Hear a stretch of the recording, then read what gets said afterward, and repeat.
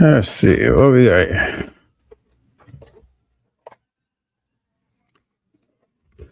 Skylar update video. I gotta check on that dude, man. Let's see. Where do we go? Go here. Let me double check for feedback. All right. Let's see what we got. What we got here.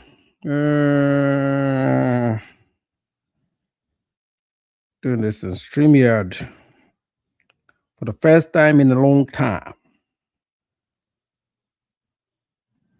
Okay.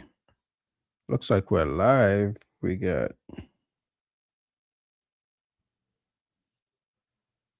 another one bites the dust. Salute to Rainbow the God.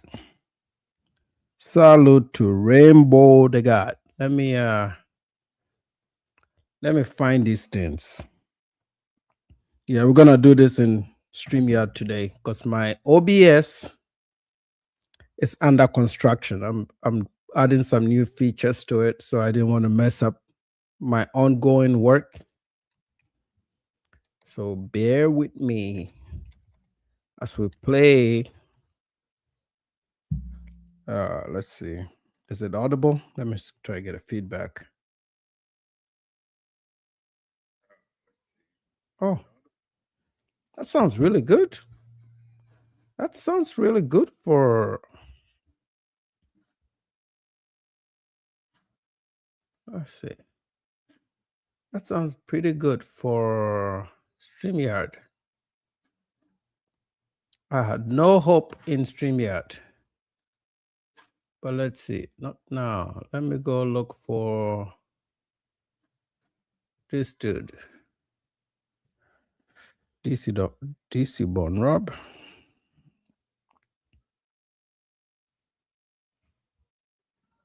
Is that the name?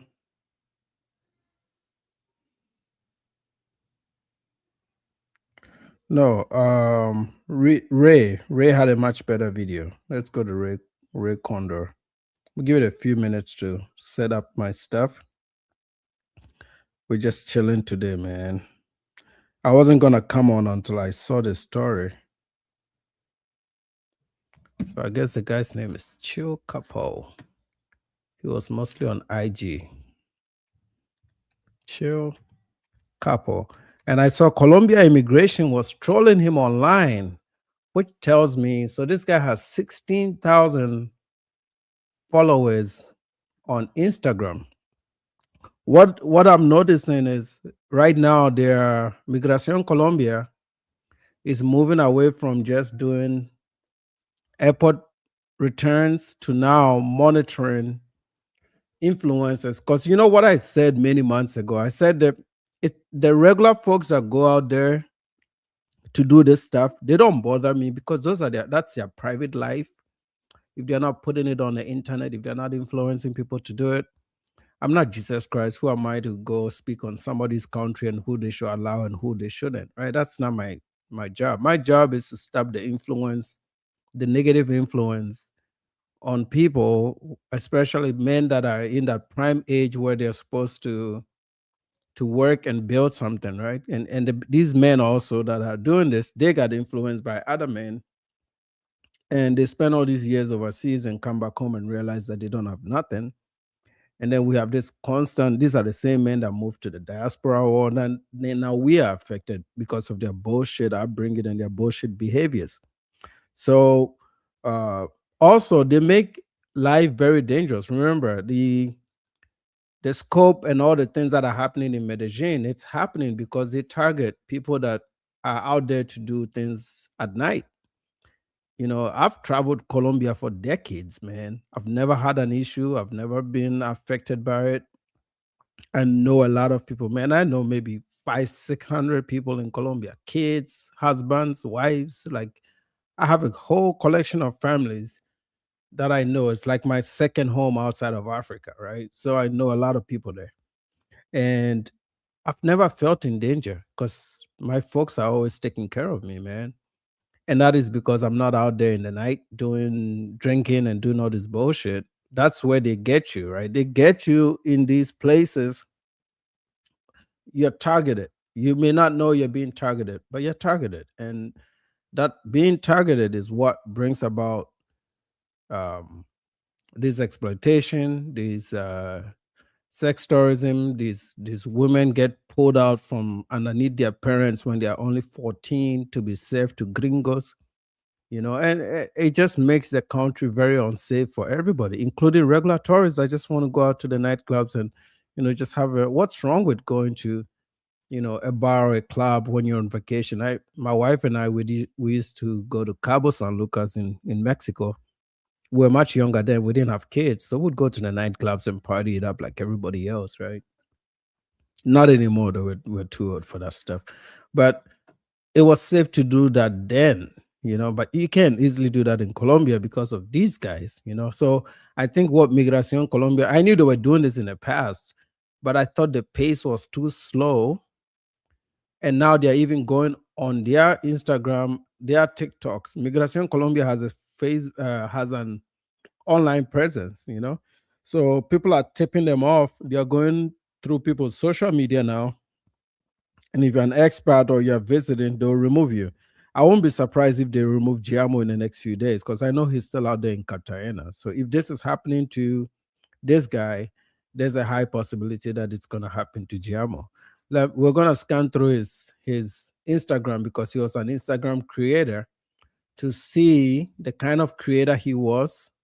And then we'll go to the breaking news, because this will give us some context into why he got kicked out, right? So let's go. What's up, my skins money? What's up, man? Let me pull up the IG. I haven't used StreamYard in a long time. Let's see. It says it's better if I use two monitors, right? Okay. Let's do this. Yeah, let me move this over to monitor 2. Even better. All right, so who's this guy? Let me. Is it well framed? How about this? No, I don't like this. I don't like it. Oh, might be better. Let's see. Maybe switch my camera out a little bit. This might be better. All right.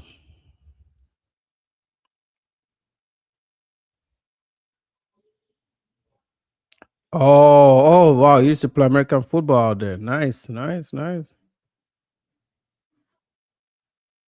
My skin's got a football body. How about my skin's money, man? Hey, I got to react to that Jirello video you did on TikTok. That's funny. I had that cue for today. I think I'm gonna squeeze it in somehow, and then I'll bring the panel on. That's part of the reason I did stream here today. So uh try to hear you guys' opinion. So yeah, let's try to figure out who this guy is, from IG. We'll just go through some of his videos. What's the sound? Okay, there's a lot of copyright here, so we'll just.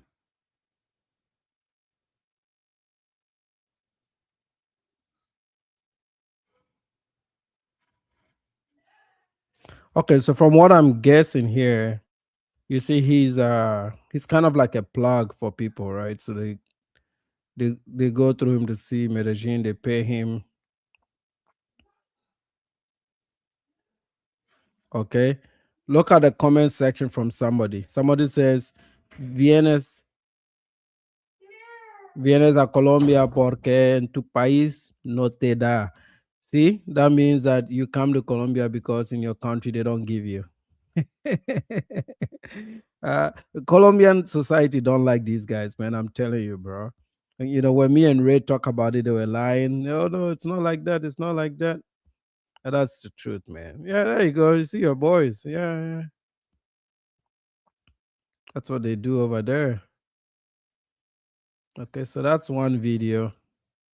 Let's see what else they got out there.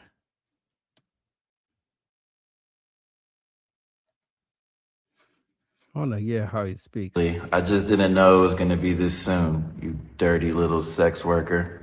Let's talk about it. Here she is in my DMs trying to plead her case. Obviously, she knows what she did. She knows that she's done it several times, but she tries to plead her case and act like, well, it was only 8 months ago that I drugged and robbed this guy, one of the many victims I'm sure she's had over her career. Now, I don't take pleasure in causing any harm to people. I don't take pleasure in ruining anybody's reputation who doesn't deserve it. But this bitch deserves it, gang. I don't have no sympathy, no remorse. I don't feel no type of way, man. If you one of these bitches that's out here in Medellin drugging and robbing people or Colombia in general, I'm going to find you. I'm going to post you, and I'm going to make sure that everybody knows to avoid you. So you might as well get a job application, go try to work at Frisbee or get a job at KFC or find some other form of work for yourself, baby. So, see, in the Colombian complaint, my screen says some of it. Let me see how. Let me see how to. I forgot I'm on StreamYard. I can show you comments. Says some Colombians also have issues with gringos that come to Colombia and try to be tour guides. Yeah, because you're taking away their jobs. Especially the guys that speak English. Like Carlos and these other guys that are creating content now. That is the way they make their money. They want to make at least more than the minimum wage. The minimum wage is now about $360. So some of these guys, if they get a few tours, they can make about, give or take $1,000 a month, which is really good money, right? Now gringos come in there, and then instead of having expat money, they now want to make money in Colombia, depending on tourists that are coming in because they got there first. And I've seen a few of them do this in Africa too. And they start to take away uh, the money that these guys are supposed to, make over there. That's crazy, man.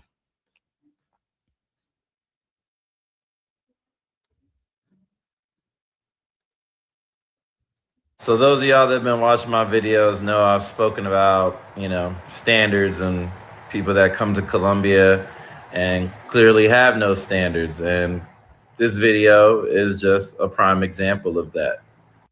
Now I know OG. I see her out on the block all the time. Everybody knows who she is. She's definitely a historic figure in Poblado. You know what I mean? I say that with all due respect, historic. And when I talk about guys that get drugged and robbed out here, they're always drugged and robbed by a particular level of female out here. And it's usually the low hanging fruit. And this is probably as low hanging as it goes. All I'm saying is take care of your boys, man. Take care of your friends. All of you know the one guy in your friend group. So I guess some of these videos are videos he makes. Cigar music, long time, bro. Big Mike. I haven't seen you in a while, bro. I hope you're doing well. So I guess he makes these opposing videos also to tell guys if you come through him, he can get you something better. You don't have to go for some of these bottom stuff. It's his business. I don't know. You need a visa, a special type of visa to do this in Colombia. If you are rotating on a regular tourist visa thing, that could be considered illegal. So I see why the Colombians were saying he is an illegal alien, because he's doing this. He's earning money while on a tourist visa. You're not supposed to do that. We'll play one or two more of his videos. I want to see, maybe I can catch. But I guess I have an idea of what he does now. And the reason they went for him is just because he posts distance. So this is the next phase of how they're going to crack down on guys like this.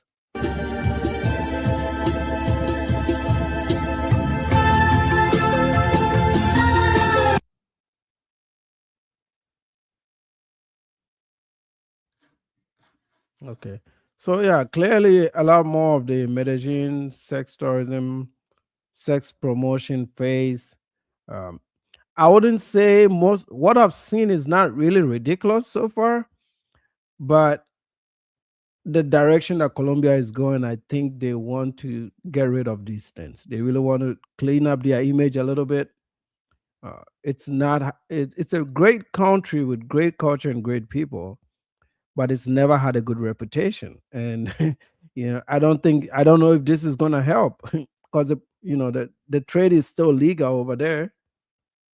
So they may have to clean it up a little bit more than this. But I tell guys, you travel, it's fine. I don't care if you travel, man. But why do you have to have the camera up? You got the camera up, you're gonna run into trouble.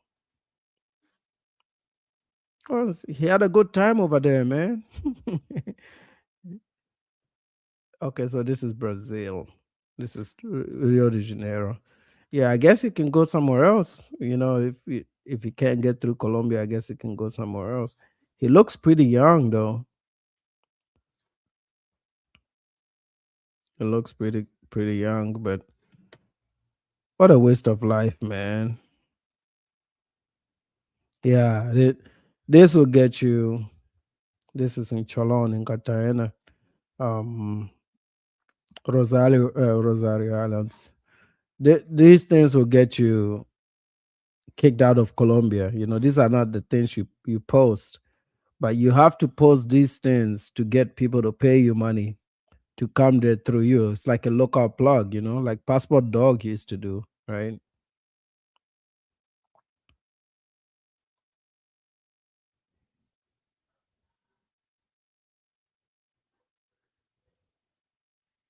This one also looks like Cholon, if I'm not mistaken. But yeah, it looks like, if you look at this from an American lens, it looks like, oh yeah, it's okay. It's a young guy having a good time, not a big deal. But if you are the authorities in Colombia, you definitely don't want this, man.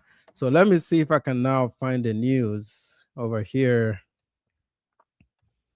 Um, Let me go to Migración Colombia first, and then I will try to play DC Born Robs.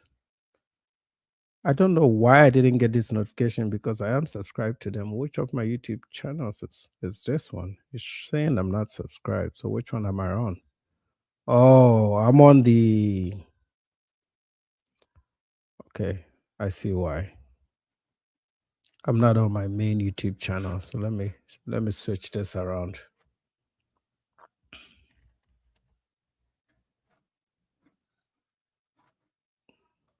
Let's switch this around. Let's go to the main Nana Kwaku channel. That one has on premium, and that one is subscribed to Migración Colombia. Let's try this again.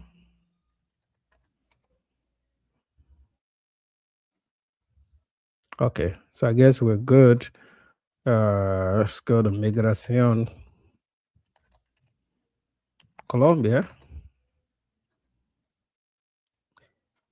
And then let's see. Why is it saying I'm not subscribed to it? It's crazy. What happened? That is crazy. Okay, so this was 3 days ago. I don't think they posted this story on your main page. Okay, because this one is the airport one, so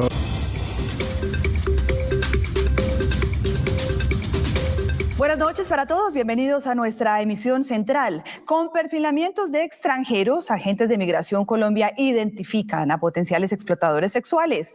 Con esas técnicas ya han sido inadmitidos 21 de ellos en el aeropuerto de Río Negro este año.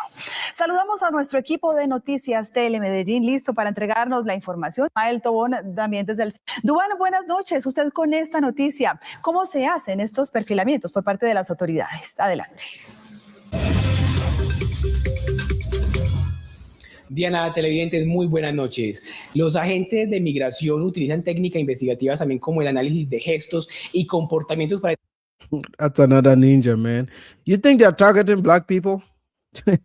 Because so far, like, all the ones that I've seen are black, bro. I mean, occasionally I would see like different groups, but it's really like I follow this YouTube channel from Colombia, and all the ones that I've seen, I would say maybe 90% are black folks.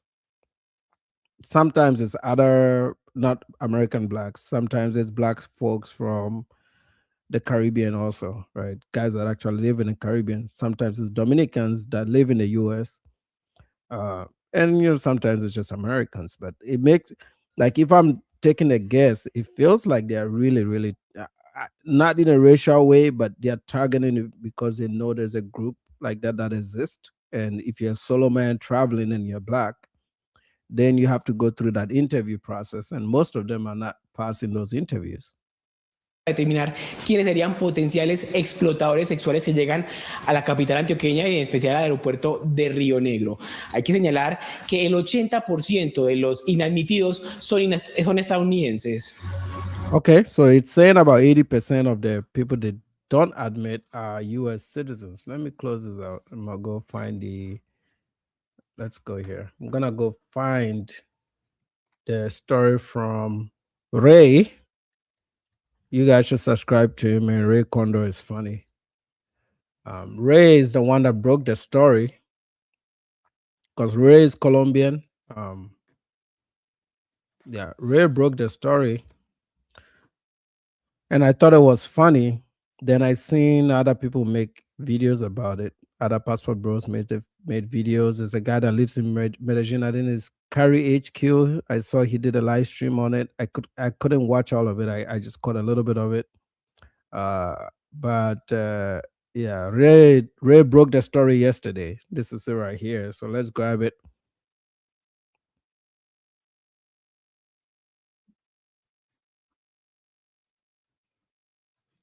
Let me bring the screen up.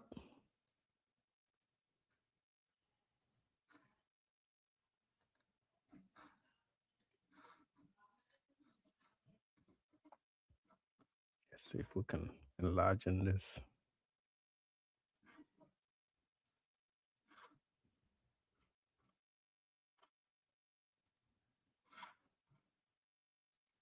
Breaking news, everybody. 2 passport bros have just been expelled, and one of them is a popular digital content creator. They plastered his face all over the news and online. And guess what? After they posted his face and his videos on Inmigración Colombia, Immigration Colombia, he's in the comment section fighting with the Colombians, that the Colombians are telling him that he's a PDF file and he promotes as tourism. I got all the juicy details. Let's begin with the news clip first, and then we will get into it.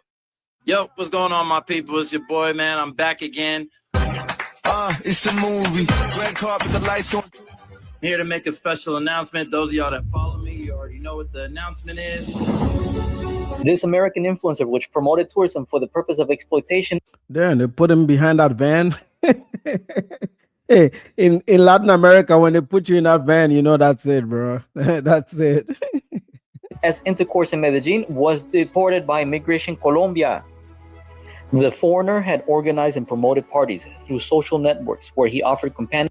El extranjero organizaba y promovía fiestas a través de redes sociales en donde ofrecía acompañamiento de mujeres en la ciudad de Medellin. So this foreigner organized and promoted parties on social media where he offered his services like companionship by women in the city, right?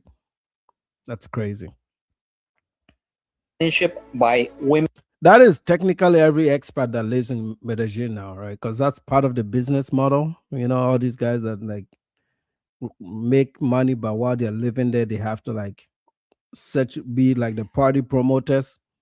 There's another Asian dude. I don't know his name. There's an Asian dude who is on Passport Bro pages that lives in Medellin that offers these parties too. I wouldn't be surprised if his ass is gonna be going next. And for our own circles, if I'm Jamo Jackson, I got to be careful, man. I've seen his comeback on YouTube through another channel, which is not as big and it's not monetized, but it looks like he's trying to make Cartagena home base. There's another guy that I'm looking at. I think it's an old black dude, bald, who interviewed Jamo Jackson. If you guys know it, you can put it in the chat. That's one of the guys that he's Passport Bro like that too. Something Travels. I don't know all these names they got. He's one of the guys that I wouldn't be surprised if he also gets kicked out.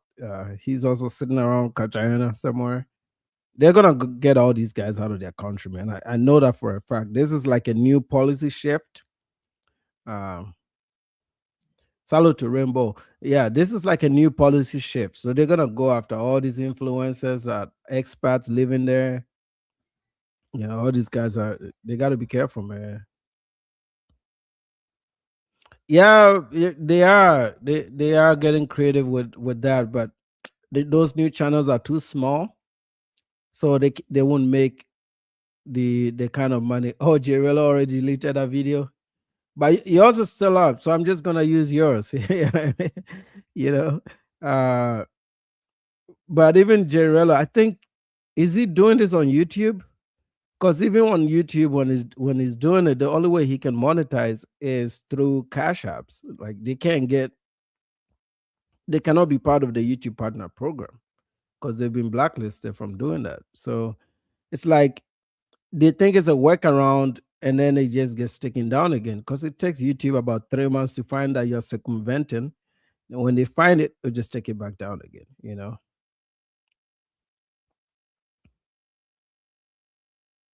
In the city of Medellin.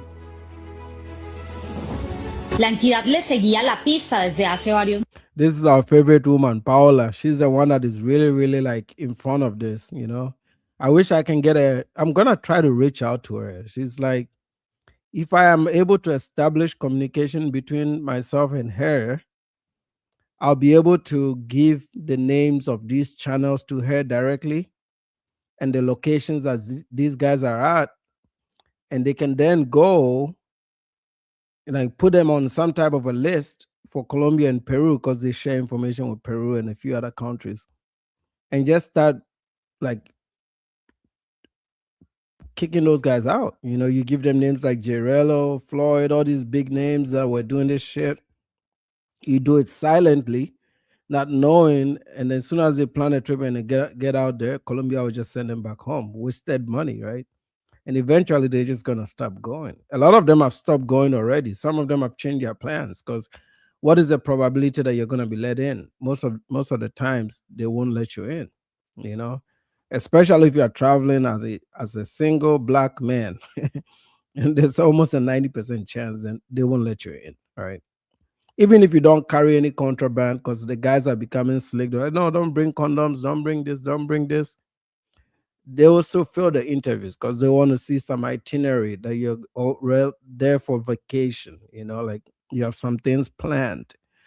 Your stories have to line up. You have to have a return ticket. You know, it's very easy to tell a tourist from somebody that is planning something.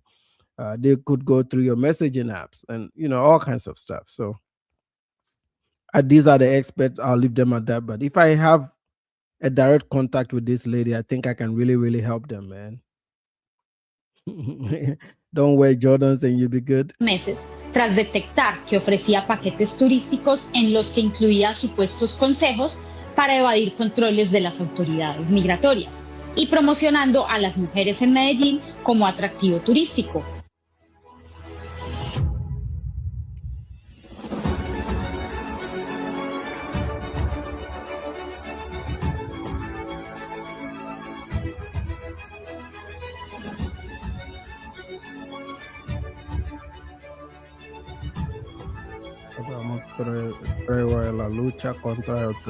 So you're here for the tea and you know what happened afterwards? What is the first thing that Chill Capo does? So what is the first thing that this influencer, Chill Capo, Passport Bro influencer, you know what is the first thing that he does after he got expelled from the country? He goes to the comment section of Immigration Colombia and starts fighting with the Colombians. Let's get ready for the tea because they go in after him. They literally called him a PDF file somewhere. The first thing that he does, he tries to go in and run defense saying that he was creating content to help men not to be robbed and not to be DRUGGED by the women. And in the first comment, you can see a Colombian woman telling him that if he wants to educate people to go back to his country of the United States of America, to teach the younger people not to pew the schools and to worry about his own country because he is not wanted in Colombia. Do you all remember how a few days ago? It has to be very bad when people of a country are going to openly say they don't want to see you there, bro. When the whole country says we don't want your ass there, like if you're a visitor to a country, you want to be welcomed, right? You want to feel that welcome, and every country likes to welcome people. Like if you come to Ghana, I want to welcome you to Ghana, right? I want to tell you some good things about our people and our, where we live and the culture and all the good stuff. Even Americans, even as individualistic as the US is, I'm sure every American is curious to know what the opinions of foreigners are when they visit the US, right? Salute to Dragon. So when you go to Colombia, Colombians really want to welcome you, man. For real, it's not even a joke. They really want to welcome you, but what they don't like is behaviors like this that really shame them, make their cities dangerous because you're spending all this money.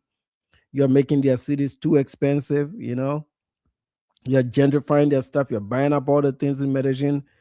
You're gonna rub them some way, man. That's not the kind of tourists they're looking for. So when they get these opportunities, Colombians are like number one trolls, man. I swear to God. Like I don't know if maybe outside of Somalis, I don't know a nation that trolls the way Colombians do. They will drag you on the internet like crazy, man. I was attacked by the 4 passport bros of the dating apocalypse. I'm very articulate, right? You speak multiple languages, and you're very articulate. On today's episode of the 4 passport bros, horsemen of the apocalypse, of the dating apocalypse, I am coming up to the last passport bro. So if you guys want to know what's going on, basically I was minding my own business, talking about problems that's going on in Colombia, because Colombia doesn't want as tourists and certain passport bros in our country. So this one particular guy comes into my court attacking me, attacking my Colombian people, saying that I am the only Colombian person who is complaining. No, my friends, all of Colombia is complaining. Right. We are wise to the game. I agree with Ray. All Colombians are complaining. Even the most touristy cities like Cartagena, people are really complaining about these guys, man. Like they are really, really tired of them. I told you guys one time I saw a black dude completely take off his shirt in the center of Cartagena around Christmas when families are taking walks with kids. The dude was just yelling some crazy stuff, bro, in the middle of town. I'm like, what the fuck? Like, how did it get this bad? Right. So definitely Colombians are no, they're not digging that shit, man.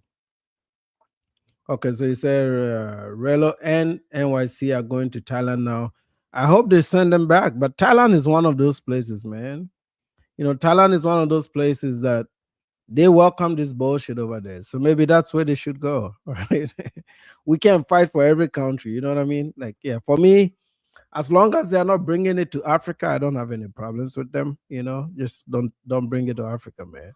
This is why I used to get into it with Carlos Red, because he was the one guy that was pushing people to come to Africa. I was like, man, don't be saying that bullshit on the internet. Man. We don't want these motherfuckers over there.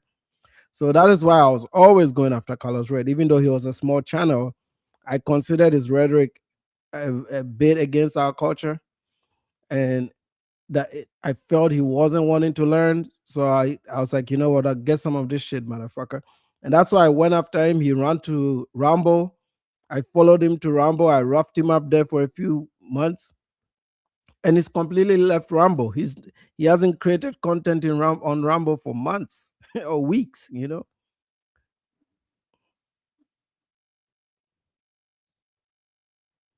Or Fosu is saying they're building a mall in Medellin. That's why they're kicking all the tourists in El Centro. Really? But why are they kicking how is that connected to the foreigners? Like, are they trying to push a more family friendly vibe? Is that what, man? I don't think they can really clean up Medellin like that, though. This thing is like they're cooked. We are not dumb. Just because we may be in an underdeveloped country that is not as developed as the United States or Europe. But I don't think, I may disagree with Ray there. I don't know why Colombians themselves always claim that Colombia is underdeveloped. Colombia is very developed, man. Every city or every major city in Colombia has an airport. Like, if we had infrastructure-wise, if Africa had what Colombia has, shit. The only thing Colombia doesn't have is the economy. Their wages are too low, and their standard of living is lower, but the cost of living is also pretty low. So, they make, I think, $500 a month in Colombia is really, really good money. You can do really well over there. But this thing of saying places are underdeveloped, I've driven around Colombia, and even the roads are great from city to city. The highways are great and no potholes. Um, the water runs. If you do property there, you get water served to you. You get the lights, good electricity, low cost electricity, organic food. So I really, whenever they say these places are not developed, I don't understand it. Like Manizales, Manizales has like this transport system in the air, like these lines that you sit on, like the air train that really cuts traffic down. Like you can get to downtown Manizales from any part of the city in under 15 minutes.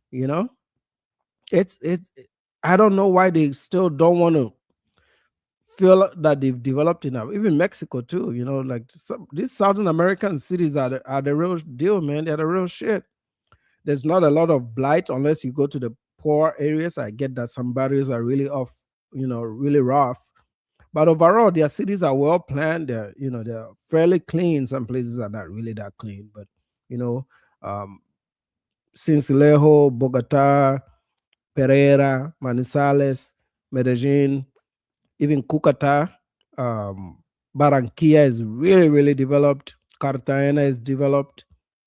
You know, even smaller towns like Mompos. Like, so I don't know, when Ray says we are underdeveloped, sometimes I'm like, how much development do you need, bro?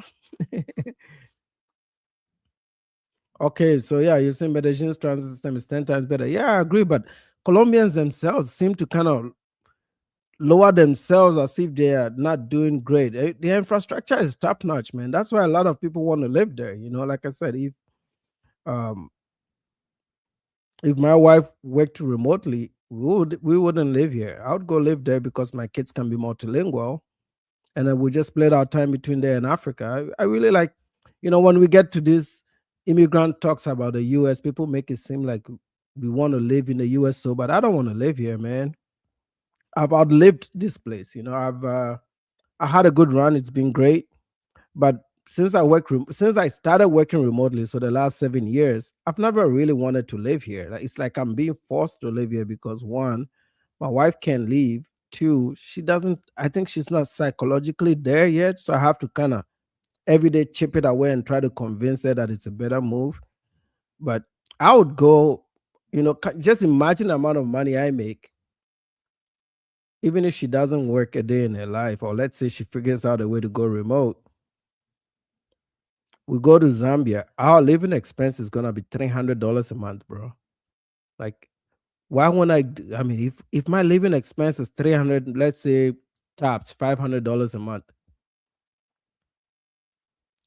upper six-figure income, making that kind of crazy money in Africa, like we would have so much money saved up, man. It wouldn't even be like, I wouldn't even know what to do with money. That's like some crazy money. And with all the stuff that I have going on in Zambia, I can make that $350 there on the ground passively from my chickens and all these other things that I got going on over there. So then technically I won't have to do anything, man.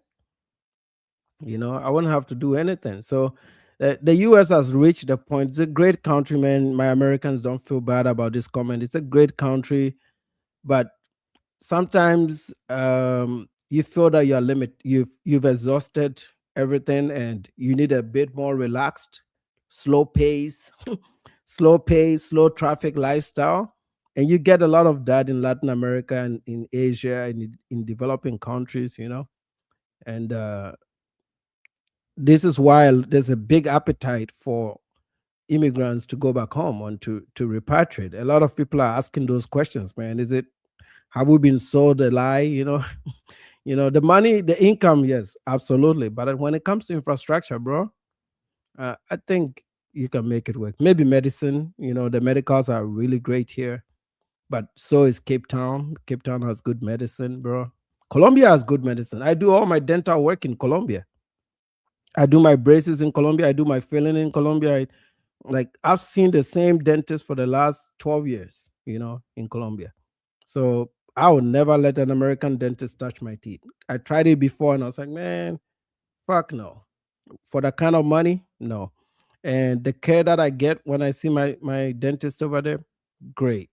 So And there is some services that are really great there. I don't know why my friend here says they are still underdeveloped. I think they are pretty developed, man.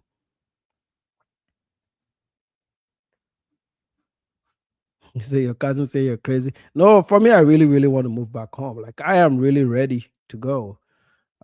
I want to do it for my kids because I want my kids to be able to speak our languages and be like us when they grow up culturally. And if they decide to return to the US when they're much older, that's up to them. But just my wife is not ready, and out of respect for her, I just want to give her the time to kind of work through it. But one thing I do know is every time we go back home, she doesn't really want to come back easily. I'm like, okay, so if you are not in a hurry to come back to the US, why don't you want to come on my plan for us to start making moves to get back? I can still stream from there, right? I got 100 up, 100 down in Zambia, so I can still do my live streams and do my regular daily tech job and yeah, hang out with friends and shit. But anyway, let's keep going. Does not mean we're dumb. Many Colombians are fed up and they're talking about you guys. Once again, here we have another Colombian, a female Colombian, Colombiana, a woman. It says here, this is not your country, not your responsibility. I like this comment. It's not your country, it's not your responsibility. Remember like how I used to get into arguments with these guys because they think that when they travel to Kenya, Ghana, and all these other countries, that it is their job to help us. Like we are asking for help. Remember me and O'Shea were talking about that dimension too. I said, O'Shea, it's not it's not your job to help the Africans. They're not asking for your help. It's if you feel like helping them, that's it. But actually, sometimes you might think you're helping them, but it's rubbing them the wrong way because you're making them think that they can't help themselves or they can do some things. And this is how the Colombians feel too. Like, hey, go back. There's a big anti-gringo sentiment in Latin America right now. And I know this because whenever I lived there, my host family, Rene and his family, every time I went to the barrio and people asked where I was from, they were very quick to say that let them know you are from Africa. Because soon as you tell them you are from Africa, people treat you differently. If I say I'm from America, things may not go well. So they were like, always say you are from Africa. So to this very day, 11, 12 years later, if anybody asks of me, they go to the barrio, "Oh, how's Nana doing?" Sometimes they say, how's your African friend doing? Is he in Africa? Because sometimes they'll call me and I'll be in Africa. So they really believe that I'm from Africa, right? And that helps. But if you are from the US and the West, they think you have money, they think you are cocky, they think you look down on them. So there's the bar, like the bar of entry is so high. You have to like do so much to appease these people to like you. So I'm like, why do you have to go? Just go on holiday and come back home, bro. Go on holiday and come back home, man. The landscape of America is bland as fuck. Yeah. And not it is until you go to in the south. The south is not beautiful, man. This place is just too flat. There's nothing. But if you go up north, like North Dakota, Montana, you get to see some mountains and some more. Wyoming is beautiful. I saw some beautiful spots in Wyoming. Fo- Folayan is saying that it's not going to stop prostitution there. They will go to Thailand or Kenya. Just hope they have plenty of protection from STDs. Kenya has to do better though. We once in a while Ghana has a bit of a we get a few guys come through Ghana, but Kenya definitely has to do better. Thailand has always I told you guys a story. I used to work for a guy in England who would go to Thailand with his boys every summer from London, and he talked about how like only one occasion his condoms broke and he came back home, he had like 3 different STDs. from one broke condom he had 3 different STDs, man. I was like, man, them girls are dirty over there, bro. Yeah, Accra is expensive for that stuff. Yeah. Unless it's in Ghana, unless you go to the other cities, like you leave Accra, you go to the north, you go to the central part, then yeah, you could do that. For Ghana, yeah, just to get a nice apartment in East Legon, you need $2,000, bro. A lot of these guys won't make it out there. I agree with you, man. Yeah, that's the thing. And it's sad to say that, but yeah, nobody really likes Americans in general. That is true. I know that I knew that in Panama. I knew that in El Salvador it's very common. You hear a lot of those sentiments. Um Similar, Colombia is even more. Colombia has like a big anti-American thing going on there. Like it's been there for a long time. Not just during Gustavo Petro's administration. This thing's been going. Colombians have long not really like Americans like that. This is why when they get them, they kill them. You know, like these scope issues that has been happening. The pilot guy, that the flight attendant guy, they could have just robbed him and left him, but they killed him. You know, they killed him maybe because he was gay or whatever it was. But they don't really like Americans like that, man. Yep, you agree. They just like your pesos. Yeah, they like your money, and they want your money there for 3 days and want you out of their country. They don't want you buying no land, no property. They're not interested in that, man. Like I said, I get away with it because I have a Ghanaian passport, and I just tell them, hey, I'm an immigrant in the U.S., but I'm not from here. You know, like you have to disassociate from the U.S. as much as possible for them to really be very warm to you, you know, which is sad, but it is what it is, bro. And if you don't like it like that, then just don't go. But yeah, it says the comment says not your country, not your responsibility. You're a guest just visiting. A tourist would put them in commerce. In layman's terms, act accordingly. I agree, man. Yep, act accordingly. Those are fundamentals you apparently were not taught as a child. This is like a South American diss. Like this phrase right here, when they say apparently you're not taught as a child, they mean you don't come from a very cultured, quote unquote, culture ish. It's a like the translation is typically for like you're not taught manners. That's what it translates, and that sucks. But uh let's see. You're a guest just visiting. Isn't that the same thing that I have been saying? A tourist in layman's terms, act accordingly. Those are fundamentals you apparently were not taught as a child. When somebody tells you that, a Colombian or a Latino tells you that, they're insulting you, okay? Yeah. Concluding in a unanimous verdict stating that you are no longer welcomed in Colombia. Ooh, parce. How many times have I told you, passport bros, that us Colombians do not want more passport bros in Colombia? We do not want them. You are no longer welcome. And some people like Carlos Red and his group of knuckleheads. Is that what Carlos Red looks like? Hey, if this is what Carlos Red looks like, then he's done, man. Over here mocking my hairline, bro. That man is done, bro. He looks really worked up. Damn. No wonder he never came on camera when he did his live streams. He never came on camera. Not even one time. Ah. Videos, vibes, live, love music, film, hard worker, a pilot, a chef. Yeah.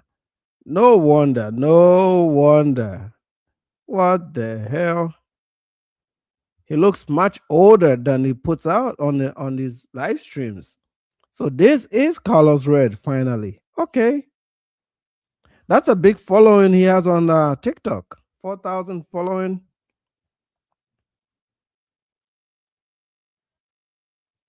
Yeah, man. I see why these guys travel, bro. Yeah. I see why they travel. This is Carlos Red. Damn. And this guy's been doing, he says he goes to Africa to do charity work. It looks like he needs charity. What the fuck? I can see broke from the screen. I know how to detect broke, man. My broke is giving broke vibes, man.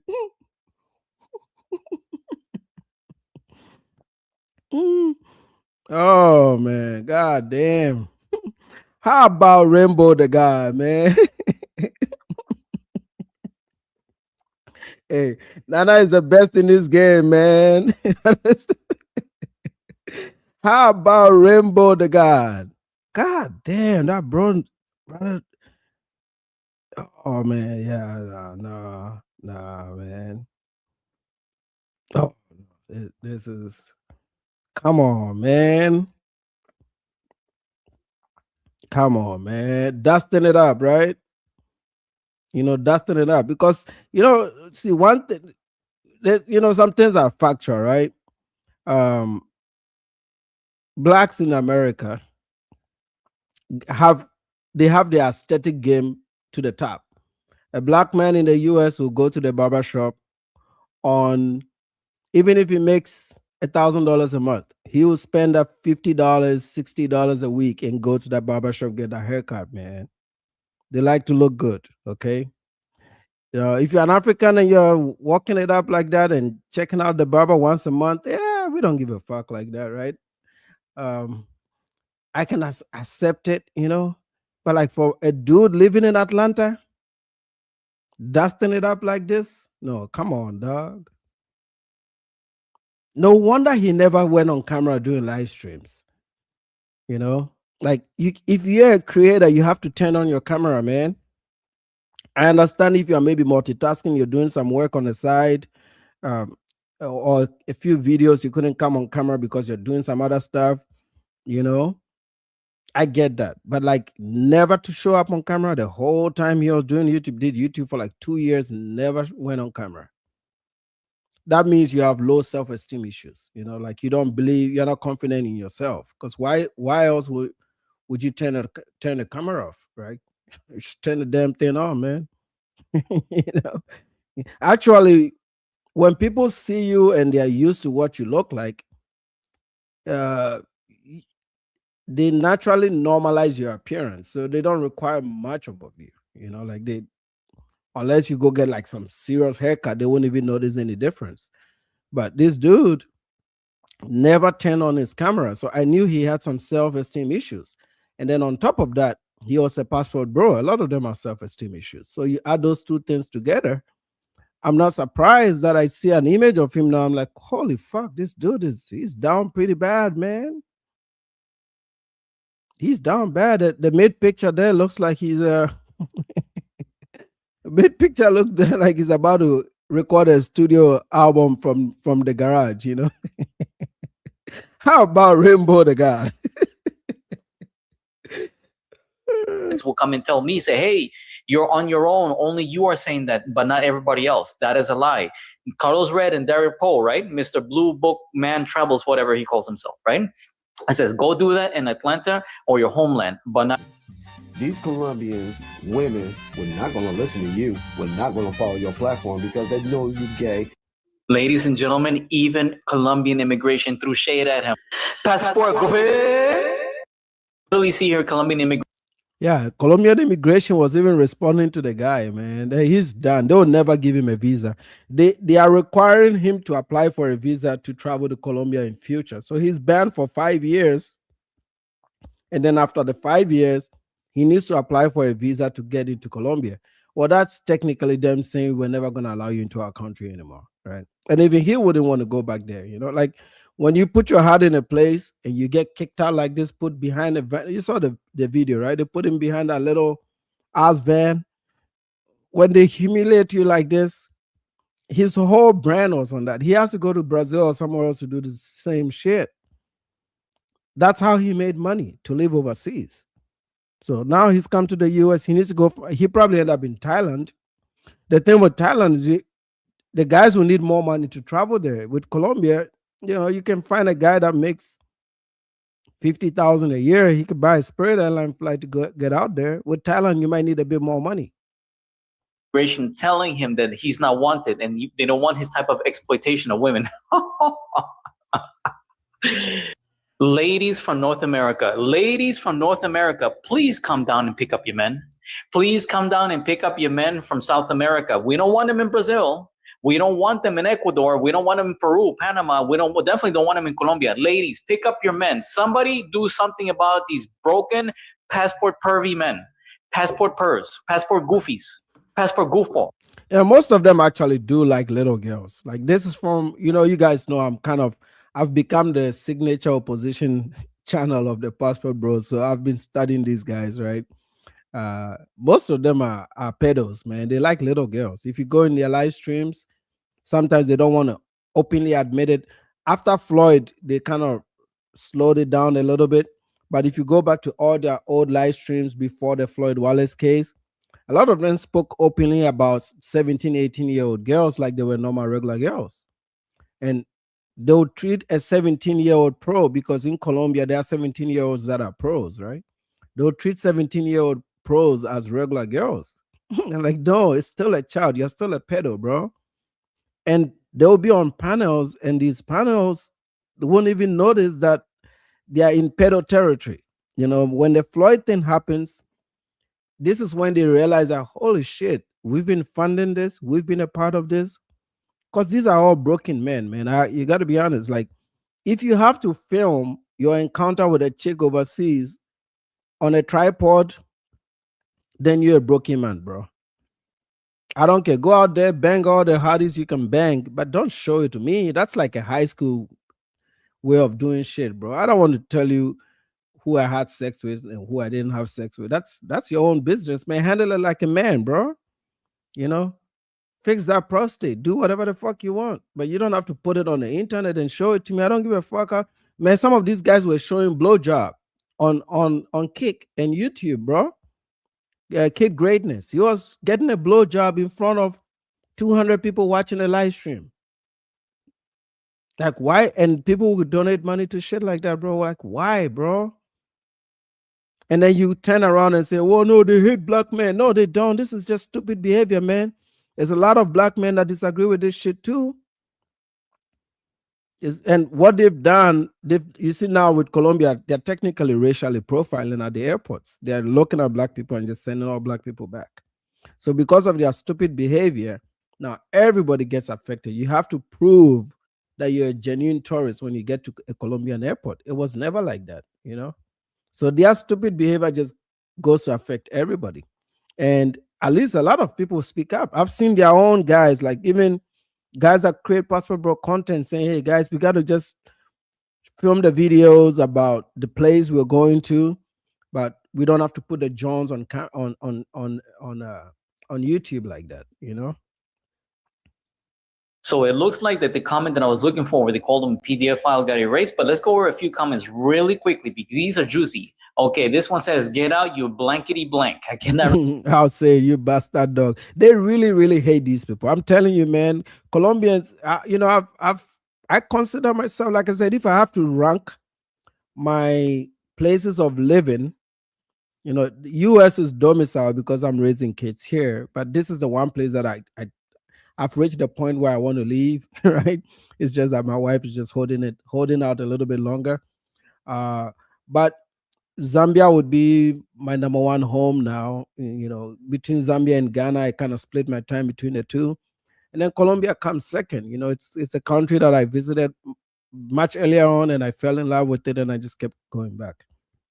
El Salvador is right up there. Right now, nowadays, I'm starting to dig El Salvador more than I'm digging Colombia, because when I started going to Colombia, El Salvador was very dangerous. Nobody could go there. And when Bukele took over El Salvador and he made it much safer, I started to like El Salvador much better. You know, so right now, sometimes it's a competition between El Salvador and Colombia. And then also, the hikes that I can do in El Salvador, I can't do in Colombia. Colombia doesn't have that. Colombia does around Catatumbo, but that's very dangerous. That's FARC territory, so I can go to those places. And with El Salvador, people are not asking whether you're going there for women, because people don't go there for women. So that's not what it's about. It's really about the hikes and the waterfalls and, you know, the adrenaline type sports that I like to do. And just cool travel, man, volcanoes, camping, shit like that. That's what I love to do, right? So El Salvador provides it. It's a 3-hour flight from Dallas, so I don't have to go through Miami and transit. So I like it better. But Colombia is just a place that I have in my heart, and I've built many friends and families there. So over the years, you know, that's a country that taught me Spanish, and I just can't live it like that, right? But from being there all these years, I've come to learn how they really feel about certain travelers. Salute to you, Travel Educator is in the house. You know, there's Travel Educator does some good job out there in Colombia, man. Salute to you, bro. You know, But you're always gonna have two groups of people. You have the guys that are really love a place, and they go, they hang out, they have salute to Kobe. Kobe is in the house, man. Salute to Kobe. They go there and they have a good time. I'm gonna put the link up here in a bit. So give me about 5 minutes. I'll put the link up for y'all, bro. I want to hear from you guys today. Mention that because I'll probably get removed. Get that blankety blank person out. Man, that's another one. It shouldn't have been 5 years. Red alert for life. I think the original meant ban him for life. Persona non grata. Oh, I thought it was for 5 years. So now Ray is saying for life. I'd like to hear from Ray. I think I did tell him about this live stream. Maybe he'll show up here. But Ray is a friend of the channel. You guys should subscribe to him. He does a good job. He does some funny videos. Wanted, excellent, and I wouldn't give him a visa because of his perverse nature. Ooh. All right, everybody, that's near the end. If you like what you see, please hit the like button, subscribe, and share so you can push my algorithm. I'm known as Rey Condor, REYCONDOR. You can find me on YouTube, and you can also find me on TikTok. Also, please let me know, girls. This is mostly to the girls and for the allies, for the guys that are not perverts and the guys who do travel to the different parts of the world, or they're just good-hearted people. Please tell me what you like, what you did not like. Tell me what you think in the comments. If you want me to do a part 2, there is a much longer article that I have seen talking about him in detail. So if you want to see more, I'll do a part 2 of this. Let me know in the comments below, and I'll do one also. All right. As always, Rey Condor signing. Passport. Yeah, Ray's channel is growing. He's now up to 1.36. So he's added a couple 100 people, 200 people to the channel. So yeah, go ahead and show him some love, man. Let's go to our resident American in Medellin, DC Born Rob, man. DC Born Rob, we need to contribute some money to DC Born Rob to go to Spanish, to learn some Espanol, man. My brother is still struggling with the Spanish. Let's get DC Born Rob's version, man. You're watching DC Born Rob, Erasing Borders. And now, the news. Breaking news. Influencer who promoted S parties in Medellin, Colombia has been deported. I have this and one other expulsion story coming right up. But first, quick heads up. Americans in Colombia applying for a visa now need an FBI background check. Get yours in 24 to 48 hours using On Call Colombia. OnCallColombia.com. The information is on the screen as well as in the description of all my videos. Make sure you tell them Rob sent you. Now, as the screen comes down, allow me to take a second to say thank you. Thank you to all those that support this channel. Again, whether through a super chat, a like, a share, a sub, you guys are greatly appreciated. And thanks to those who share the stories. Also, you are greatly appreciated. Again, I have these 2 quick ones. So let's just jump into this first one right away. First up, all aboard on the expulsion train. The party's over for him. Influencer who promoted S parties and taught how to evade checkpoints in Medellin had been deported. Authorities detected his content. Yeah, that's the thing too. I heard he was telling people how to evade these checkpoints. And one of the stories he was telling people was to request a wheelchair. This dude was crazy, man. On social media and confirmed that he was in irregular immigration status in the country. A U.S. citizen was deported from Medellin after being accused of promoting through social media tourism activities with the apparent aim of exploitation. The action was taken by Colombian immigration authorities after verifying his behavior and immigration status in the country. The promotion of illegal activities. The foreigner, identified on social media as Chio Capo, was disturbing content aimed at international tourists offering packages and recommendations for partying in the city. His posts include tips on how to evade authorities, which raised red flags for law enforcement agencies. On his social media, he also shared videos explaining how to avoid being a victim of theft or poisoning during encounters related to S services, as well as suggesting places to stay and experiences aimed at foreign visitors. One of the most sensitive issues identified by the authorities was the dissemination of recommendations to circumvent immigration controls at the Jose Maria Cordova Internet. Oh, they said he promoted, I'm reading the notice here, that he promoted parties, like clandestine parties. Promocionaba fiestas clandestinas. So yeah, that's some of the things he was doing, like underground parties, stuff like that. I'm sure parties like that will have some drugs, women, drugs. Come on, man. National Airport. Among these, the possibility of simulating injuries or presenting fraudulent medical certificates to access faster procedures was mentioned, which could constitute irregular conduct. The influencer's content Also included officer transportation services and high-end vehicles with security schemes that, according to reports, could involve carrying a weapon. How do you do that in some of this country, man? Like carrying, yeah, like Diddy parties, like even our security teams are carrying guns and stuff. This is some of this country, bro. Like, why would you these boys, man? Why? Like, take the American out of you when you go to these countries. Try to blend in, try to localize yourself, indulge yourself in the culture. We don't say don't date, Actually, the best, as somebody that was a resident in that country, the best women to build anything around are the women that are in the country, like not on the tourist zones, but like really in the city itself, and if I use Cartagena as an example, for the listeners that know the place, the real Cartagena, if you look at Google Maps and you look at where the word Cartagena is written on Google Maps, okay, that is the part like Los Caracoles, Blas de Leso, those are the barrios, those areas. That's where you find like regular functioning women that are going about their daily business, may have never come into contact with a foreigner before. It requires that you speak a little bit of Espanol, but if you're looking for like a serious relationship that is not all this crazy shit, those are the areas that you find real, natural, local people. Now you come to the west side of the city, La Boquilla, all the way to Boca Grande on the strip, along the coastal strip, up to Ciudad Vieja, which is the old city. You start to get into gringo territory, and the women that you encounter there, most of the time, 90% of the time, they are prostitutes, bro. Even the bartender is a prostitute. That's just what it is, because they see it as an opportunity, and if they'll give it to you for $100 or $50, they'll do it, because that's $50 they didn't have. Remember, the minimum wage there is $340, $350. So that $50 would kind of pay for some months of some weeks of food, and but if your primary goal is to date something more beautiful, traditional, that doesn't have all these high body counts and gone through all these gringos that are coming into town, you want to learn Spanish first of all, and you want to go into the city itself, like I said, Los Caracoles, Blas de Leso. Those are the areas that it's a commercial district. Actually, it has more. There are actually bigger malls around that place.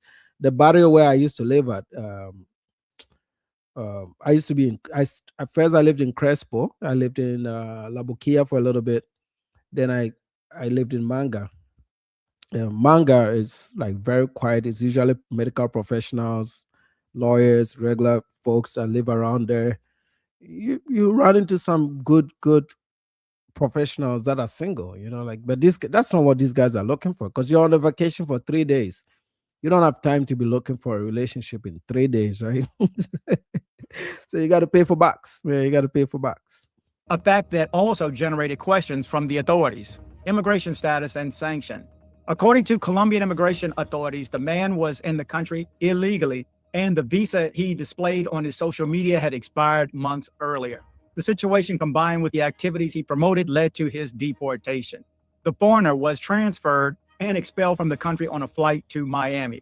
As part of the sanction, he will not be allowed to re-enter Colombia for a minimum of 5 years, and should he wish to return later, he will need to obtain a visa. Other cases and controls in the city.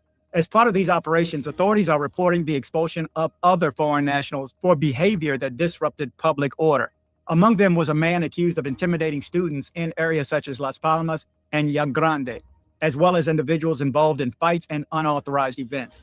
These actions are part of a control.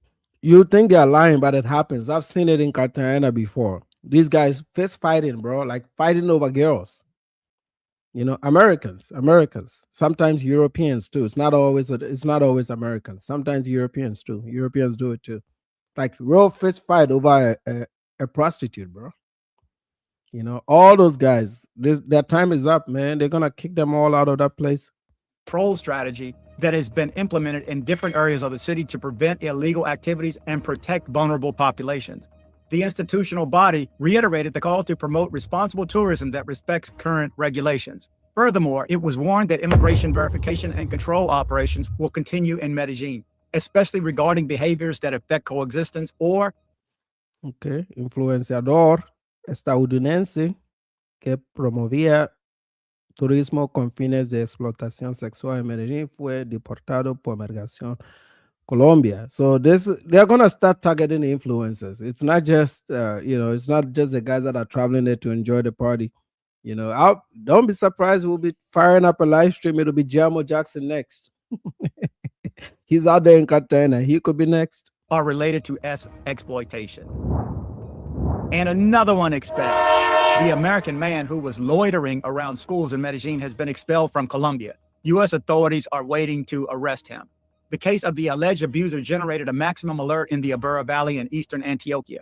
The mayor of Medellin, Federico Gutierrez, confirmed this Saturday the expulsion from the national territory of Samuel McBetty, an American citizen who had been denounced by parents and principals of several educational institutions in the city for alleged inappropriate approaches to minors.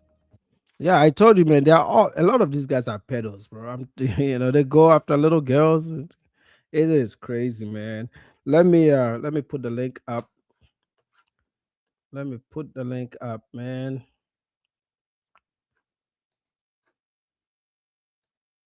Let me put the link up. Let me put the link up for the good fellas. Let me put the link up for the good fellas, man. We'll be back on my normal streaming software tomorrow. This one was just an emergency StreamYard. I got the link up for you guys. Should be there. Which one was that? Oh, yeah. Let's see. I did give DC Bond Rob $5 for this one, man. I don't think he's seen it. That was 2 hours ago. And then yesterday I went to Philidom. I was in his live stream yesterday. I gave him a few tips. I hope he listens, man. He seemed like he listened. I told him, hey, I'm not against you, bro. I don't, I have nothing against you, man. Sometimes, when I'm a critic, my criticism is such that you do better. It's not out of hate. It's just such that you do better. And if I criticize you and I don't offer you solutions, then what is the point? That means I'm just making jokes and laughing about your L's. That's not the point. I will laugh at your L's, but in that same context, I will offer you solutions. And I offered him quite a bit of solutions yesterday, man. I said, get back to the US, get back to work, bro. Start stacking it up while you're in the US, on your day off or a week off. You can go back to doing the videos like this, the videos that got him millions of views, like Inside Capuchin and the Raw Streets videos, the migrant crisis. He's very he's one of those guys that even if you don't know him personally, you're just gonna like him. So people that have those personalities tend to do very well with other people. So if he goes, yes, you gotta take it with you. No, and close the door. When you go to when you make these kind of videos, you will make, like, if you look at the trend, even though some of these other videos have women in it, the ones that have done really, really well are videos that have some type of interviews with people, like the street or the outside type of videos. So I said, try to replicate those kind of videos. Look at channels like Nick Shirley and all these other guys, because I think this guy, Cass Jordan, Nick Shirley, those two YouTube channels took from Philidom. They literally looked at this video that blew up a few years ago, and they repeated this video. He didn't even do a crazy thumbnail. It was just him with a breaking news recording thing, and then the back picture was a real picture from the video, and it got 1 million views real quick. Okay, so I said, try to go back and repeat that kind of video. Go out there, do street interviews. Go to Figueroa, go to Kensington in Pennsylvania. That's what people like to see. He says, yeah, those are depressing a little bit. I said, yeah, it doesn't have to be depressing.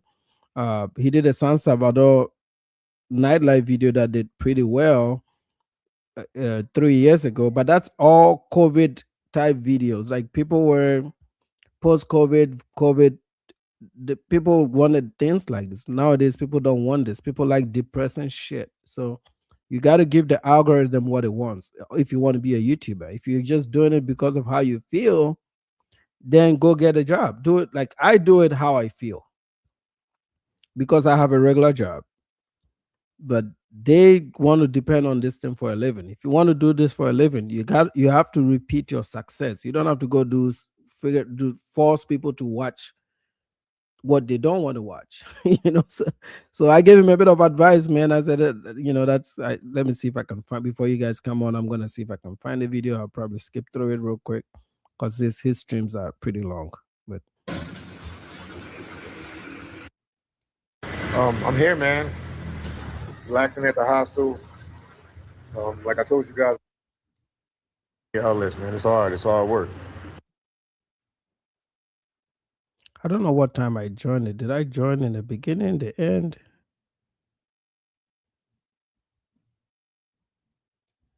I'm losing my mind. I forgot what I was doing. I remember you have good. That's indeed, man. That's me.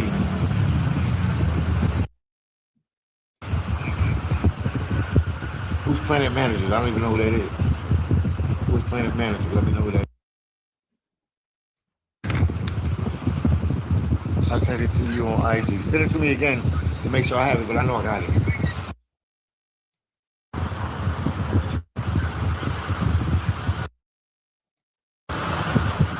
Depends on how many people that live in Qatar or living on a lot of people, bro.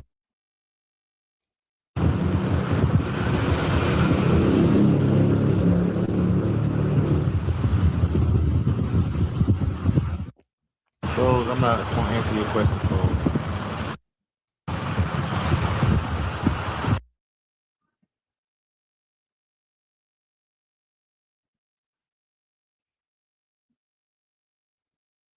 Ginger, man. That was Ginger. I always try to get certain stuff from my body. That was Ginger. James said, yo, it's lovely. Lovely. What's going on with you? Trying to find a marker where I came on. So everything is working out.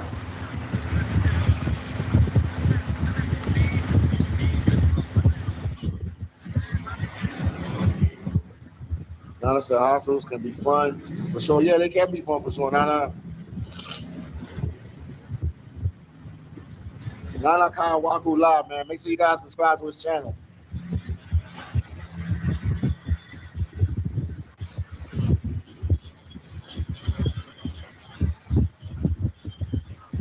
I already told Milan I went in. He ain't gonna do a live about that. He does comedy things. He's not gonna do a live about it. But I went. Yeah, so I put up on the live stream, man. I was like, I put up there. Like I said, I made him know that I don't hate him, man. I'm a critic, right? I'm a critic, and I only did one video to criticize what he was doing. He said there's a story behind it, but I just said, hey, from the outside looking in, I think this is what you can do that will help you, right? Go for it. But I just want you to know that for many years I was a fan. I used to watch this guy many years ago, man. So I was like, and the reason I was drawn to him is, like I said earlier, and when I did that video, I said it too. I said that he's that I've always liked him as a person from watching him over the years. So I don't see him the way I see an Austin Holloman, right? Like I would never say this about Austin Holloman, right? I would never say this about Austin Holloman. But I wanted to just offer him some type of support. See, people look at critics as if critics are people that are supposed to be fully hated, and what the heck? People look at critics like critics are supposed to be these people that you're supposed to hate them and stuff. It's not always like that, man. Sometimes your best advice will come from somebody that is a critic of yours. Get Out Bro says, I'm an unemployed bum. I've never been unemployed, bro. I don't even know what you're talking about. You've been going with this unemployed thing for how many weeks now? You just really, really believe it? you know? Uh, oh, man. People like this, you guys need, sometimes I feel bad for these black people in America, man. For real, like I do. I've become you guys' dad, That's how I look at it. I've become father to the blacks of America, the ones that are willing to listen, because I notice that's very missing for a lot of these internet guys. This is why like the guys that create this content, the Holomans. I know they go back and they listen to my videos. They know they go back and they listen because it's a lot of advice. Oh, there's something in the private chat. Salute to you, Buck. Damn. How come you guys didn't say anything? There you go. What's going on, dude? What's up, Nana? Dragon is here. Buck, I got you all on, man. You guys are on. What's going on? What's going on? You guys can hear me? Yes, sir. I got you, We bro. can hear you. So, man, man? Colombia has been coming down on passport bros, man. Have you been? It's been a bloodbath, man. They turning away guys at the airport, and it's just shit is just getting crazy out there, man. Yeah, man. They have to They're do really it, bro. tightening up. They're really tightening up. This is because here's the thing, man, and I've said this on many panels. No country wants to be known for sex tourism. Is what I'm saying, that promotion of sex tourism and all that. No country wants to be known for that, even if it's legal. Because a lot of these dudes will be like, "Oh, if that's legal and the Colombian men do it and all that." Yes, it's legal, but it's not supposed to be broadcasted out in public. That's the problem. And Colombia and Medellin is cleaning up right now. Yeah. I don't think they can get everybody because they are part of the problem too, bro. They've made this shit legal, and as long as it's legal, you're gonna attract the worst of people to come over there, right? But I understand why they made it legal. They made it legal to protect these women against exploitation. It's a complex problem, man. It's like there are some things that if you attach to your society, if you liberalize your societies too much, and Latin America is a very conservative society. If you liberalize it too much, it'll come with these problems, right? And they just have to deal with it, bro. I don't know if they have the answers, man. They just got to deal with it, man. What's up, Dragon? Is Dragon here? Yeah, I'm sorry. I was on mute. What's going on? Good, long time, bro. Yeah, man, I've been busy. I told you, and school, man, cooking me. Hey, School if be it's doing it. if it's not cooking you, you're not working hard enough. No, real talk. I had like a bunch of presentations all at the same time. It's ridiculous. But that's what we do.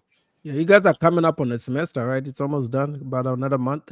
Yeah, it ends about, I think finals are like the second week of May. Yeah. So yeah, it's wrapping up. You know how that go. Trying to find internship or something, huh? Fiending. I don't got anything.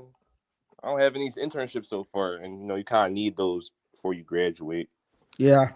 I always say if you don't do internships, you're gonna struggle to get a job. You might want to do it. Yeah. Even if it's unpaid, you want to do it even if it's unpaid, man. Yeah, I'm at that point. I'm trying to find paid internships and whatever the case may be. But if it's an unpaid and it comes across my desk, then I have no choice. Yeah. What you been up to, Buck? Long time, man. Nah, just cooling, just same old same. I've just been on the low, just because I've been watching your lives on the replay. I haven't had time, to watch it because the hours, the hours is not compatible. But I've been watching all the lives, and you've been just cooking with this recent shit, man. You just been on a hot fire, and I see the algorithm is working towards you because I wasn't even subscribed to this new channel, and it just showed up. Oh, you weren't? Yeah. I just not subscribed, but it just showed up on my algorithm. I was like, what the heck? I was like, I thought I was subscribed to Nana, but then I looked at the channel. It's Nana Live, so that means the algorithm is re-promoting it. I'm already subscribed to your other channel, so yeah, I'm putting the lives on this one separately, and then I'm clipping it on this, and I actually opened another one called Nana Kwaku Clips where I'm supposed to send parts of the clips because sometimes I have too many clip videos. I don't know what to do with it. I'm like, yeah, I'll put it on the other channel, and I'm doing that as a way to diffuse the copyright strikes. Dennis Sperling struck my channel. So if you get 3 strikes, because I don't want to fight it back. I just leave, we just leave it alone. If I get 3 of them, then that takes down my channel, right? So when I get 2 on one channel, I can move the live streams to the other channels. While I wait for this one to clear off, then I can always come back to it. But I don't usually get copyright strikes. I'm not gonna be playing anybody's music in my live streams anyway. So hopefully that drops off in June or July. But I did open up another channel. If in case you're interested, it only has 3 subs. So if in case you're interested, you can always go apply, subscribe to that one, and I'll post the clips of this one and the other channel on there. Yeah, it won't be as active as my these other ones. It'll probably be a channel that posts like 1 video a week-ish, 1 or 2 videos a week. Just to push these videos out, man. Yeah, man. I got a story for you guys. If you don't have anything for me, I got a story for you. You'll freak out when I play this one. Sometimes people say I don't do videos criticizing my people, but you're about to see one. I think this is funny. I think it's funny. Rainbow sent me something. I gotta look for that one. So where is it?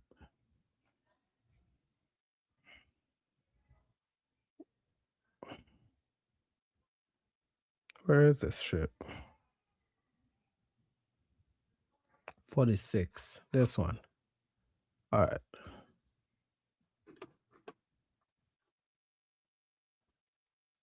Let me take this one down.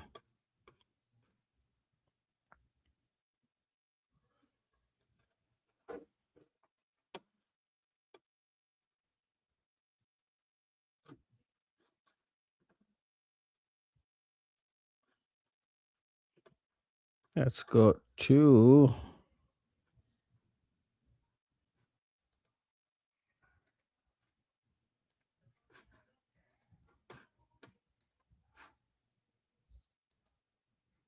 all right. Let me see if I can reframe this nicely.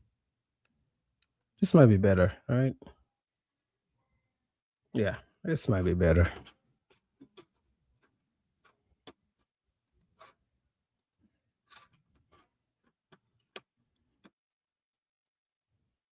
A major Medicaid fraud trial in Hennepin County is now canceled after the defendant disappeared. Authorities are searching for Abdi Rashid Saeed, charged for his role in an $11 million scheme. And as Lou Ragoose is here to explain, all it took was $150,000 to avoid the consequences. Lou? Julie, it was a bail amount lower than prosecutors wanted, and it came with no guardrails. Abdi Rashid Saeed had his passport and technically no travel restrictions. part of our culture to help people. Abdi Rashid Saeed is the original personal care assistant company fraudster who stole taxpayer money while claiming to operate out of this mailbox at an office on Central Avenue in Northeast Minneapolis. After he was convicted in 2021 and ordered to have nothing to do with companies that receive Medicaid money, other PCA companies took his place at the Central Avenue office, and Saeed started receiving checks from them. Were those checks for employment for you, Mr. Saeed? No, What were they for? loans. At a probation violation hearing, Saeed claimed the checks were loans, including to pay back his restitution in the first fraud case. Investigators didn't buy it, and they charged Saeed, along with the owners of the other PCA companies, of racketeering, a conspiracy to steal $11 million of taxpayer money, uncovering text messages between them saying things like, "I'm going to overbill the hours." No, Your Honor, our culture is we trust one another. Prosecutors also charged Saeed with perjury, and his trial Monday was set to be the crowning moment in the state's long investigation. But according to multiple sources, he has instead successfully fled the country. How? He had no travel restrictions. At a bail hearing after he was charged, prosecutors wanted to set bail at $1 million, but Judge Juan Hoyos gave Saeed two options: a $50,000 bond where he gives up his passport, or a $150,000 bond with no conditions. Saeed opted for the higher amount, and he kept his passport. Attorney General Keith Ellison, in a statement, saying in part, "This is a deeply frustrating setback. However, I remain committed to doing everything I can to hold Saeed and the other Medicaid fraudsters accountable." Also in the statement, Ellison said that they're working with federal law enforcement to try to locate Saeed and bring him to justice. My sources tell me that they don't know what country Saeed ended up in. One last thing, Julie, I just in the last hour discovered a document that the Attorney General's office filed before that bail was set, where they warned that Saeed's family lives in Kenya, his wife and his kids, and they worried that he would try to run. I mean, I can just almost feel people at home shaking their head, Mhm. pulling their hair out. Why were there no travel restrictions? And also, what is $150,000 to someone who's allegedly stolen millions? Right. Well, an unconditional bond means just that. There's no conditions on it. He could fly back and forth as much as he wants. I never knew they had unconditional bonds, like for cases like this, right? Yeah, that's crazy. He, oh man, that's crazy. I started laughing when they said that he fled the country. He's gone. Does Kenya even have a, what do you call it, an extradition treaty with the U.S. or they don't? Kenya does. Oh yeah, then I'll get him. Kenya does, but I don't think he went to Kenya because the guy that will plot this will be smart. I think he went to Hargeisa, which is Somaliland. Oh yeah, if he goes to Somaliland, then he's home free. I think Yeah, I think he's the, yeah. yeah. I think he went to Somaliland, man. GG's. Yep, I think he went to Somaliland. What's up, Jay? Yeah, what's going on? How's everything going? Good, sir. Did you see that story? With Kim getting kicked out of Colombia? No, this guy that just skipped bail. Oh no, I didn't catch that. What happened? Okay, so he was you remember the Somali scam? Yeah. Oh, Those- Minnesota. those Yeah, we med- were talking about it. Yeah, you remember that? Yep. we were Yeah, that talking about it. Medicaid thing. One of the guys was supposed to be sentenced, I think, next week, and he took off because he had a bail and no restriction bond. How many years was he facing? State prison for these things, first time offender, usually it's like 4 years, bro. Oh, this wasn't a Fed case? It wasn't a Fed case. It was state whatever, Medicaid or something. How much money did he make? $11 million.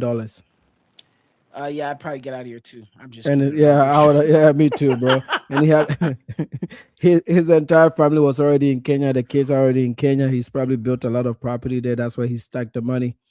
Yeah, And he's over. I mean, if he had that much money there, he would have maybe done his sentence and then go back home and retire with the rest of the money. But like shit, no.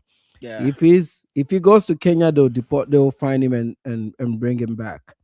But I Yeah. think he knows that for somebody to really plot this to leave the country, my guess is he's in Somaliland because the Somalis will never deport. They will never extradite to the US. Yeah, he probably took off to some. If he goes to Somalia, I think Eritrea, Ethiopia. Remember, he could always get a new passport, change his identity, cut his hair. He could get new. He has $11 million, so that's a lot of guys in Africa. That's like endless amount of money. So in that case, right there, he could do a lot. He could switch up a lot and get a new passport, new identity, and change everything, and he'll never be seen ever again. But you are right. In Kenya, they do deport people. I know there was a guy. I forgot where he was from. He was from one state. He ended up unaliving somebody. He ran to Brazil, and then he took off to Kenya. And but he wasn't. He was like, I don't know what he was. I think was he like Black American, or he was I don't know where he wasn't African, but he unalived somebody like 10 years ago. He took off to Brazil. And then he found his way in Kenya, and then they found him. They managed to find him, and they deported him back to the United States. He was extradited back to the United States. So I don't know. You could Google that story; it'll pop up. It happened sometime last year. It's not that long ago that he. Yeah, was there was actually, also a Somali kid in Seattle that murdered a lady. I think he tried to steal a purse. Yeah. And then they like went and bought a bunch of gift cards with the lady's credit card, and then he fled and ran off to Kenya. Yeah. And the FBI just went to Kenya and snatched him. They didn't even wait for Kenya to deport the guy. They just like snatched him out of there. So yeah, they have like a strong treaty over there in Kenya, so they'll extradite you if you try to go to Kenya. That is not the place to go and try to hide out, because they will find you. Especially a lot of these guys go to Nairobi and stuff like that because it's a city and whatnot. They'll track you, they'll track you and they'll get you. They'll get you good. If you're in the rural areas and whatnot, and you take your cell phone and you take your laptop and toss that away and pretty much start a whole new life, then they'll probably not find you. But if you're out there in the city, there's a high possibility they'll find you out there in Nairobi. yeah. Now the question is, though, why did they? If you who is gonna be responsible here? Is it a judge that screwed up by giving those two options for bond, or is it the state prosecutor's way of doing things? Because Minneapolis is some liberal ass place, right? Yeah, so it's probably most likely the I would say it's probably the state prosecutor and whatnot. Like they didn't find him a flight risk, because a lot of these guys, some of them are like pretty much, let's be real, they're like like NPCs, like non-player characters. Like they're not really saying anything. They don't have nothing really going on, and they wouldn't expect them to do anything. They don't have no criminal record. They don't have any type of any indication that this person might flee. But 4 years in the penitentiary that's like hell for an African man. You know that, and I know that. We're both African. Yeah. So Yeah. African guys don't like. African guys, they don't like jail. They don't. Yeah, they don't like jail. We're really scared of it. Even though these guys are do financial crimes, they go to really low security prison. And in this case, this was going to be a state prison. Yeah, a state prison, but still, you never know. The state guys are, you got to deal with all types of, African guys don't want to deal with all these characters in there. You're gonna get all types of. They don't have the appetite for that. So in their mindset, they're like, oh, if I stay in there, somebody can kill me in there. So I'm not here ready to join some car or something like that. So yeah, man, you just lay low, go live in like rural Ethiopia in the mountains. Who's gonna come look for you, bro? Nobody's coming. You can spend $100,000 on top-notch security in that village, and nobody will even know your family lives out there. Just send people to buy your stuff for you. He didn't murder anybody. I don't think they would even go for him. They wouldn't even. He didn't. It's not like some high-profile crime. He's not Edward Snowden or something like that, or he didn't unalive anybody. So it's kind of like it's that kind of crime, so it's financial crime. So, and it's not like Minnesota has a lot going on right now. There's a lot of people going to jail for a lot of stuff. A lot of the Somalis. So they're there's code red on them right now. So the block is hot for them. And a lot of people are talking about it around the world. A lot of people. I remember I was hearing some people in Sweden saying how they have issues with them over there with the welfare system. They uncovered a lot about them. That whole situation. I think they need to get rid of Ilmar what's her name? Ilhan Omar. Omar. They need to get rid of her. She's horrible. They got to get rid. They have to, just for I think for the best interest of Somalians. She's horrible. Because they need to change too, man. We got to be honest about this shit, bro. They need to change because see, right now, when people like that do that, even though we're not Somalis, they're still Africans. When we have to kind of like defend them in a way, but you don't always have to defend what is wrong, though. Why should you should never defend what is wrong. No, the reality is they're in the United States. They got to work. Listen, I get it. You guys have the welfare hustle and on Smash globally, internationally, it doesn't matter where they live. They got it on Smash. That's what people they've been identifying. They have the highest levels of welfare, recipients globally in every country they step foot in when they have a huge population of them. So they got it. I understand they like to pop a bunch of children, but you got to work, man. You got to work because at the end of the day, it's kind of like, it's not a good look. It's not a good look entering these countries and just trying to sit down and drive, just sit down and not be ambitious and not, there's greener pastures if you just go out there and be ambitious and get things done, Yep. Yeah. Well I was said, gonna ask you a man. question though. Let's I get got one back to our question for passport you. bro story. Yeah, go ahead. Regarding the passport, bro, I wanted to ask you this because okay, in Colombia there, right? Back to the passport. I just need to ask you this. I've noticed that, and Nana, you have to be truthful. We gotta be transparent here. I've noticed, this is from what I've been observing, the energy towards the passport bros, it seems very hostile towards specifically the Black American passport bros.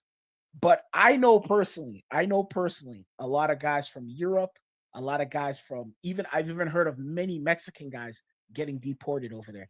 They say the majority of the guys who get turned away or kicked out of the country or turned away tend to be a lot of these guys from Mexico and a lot of these guys from Europe, especially the German area and whatnot. I even know a German guy. He's from Germany, right? And he got robbed in Colombia, and he showed me the footage of it. He went to the apartment building, showed me the footage of him getting robbed in Colombia.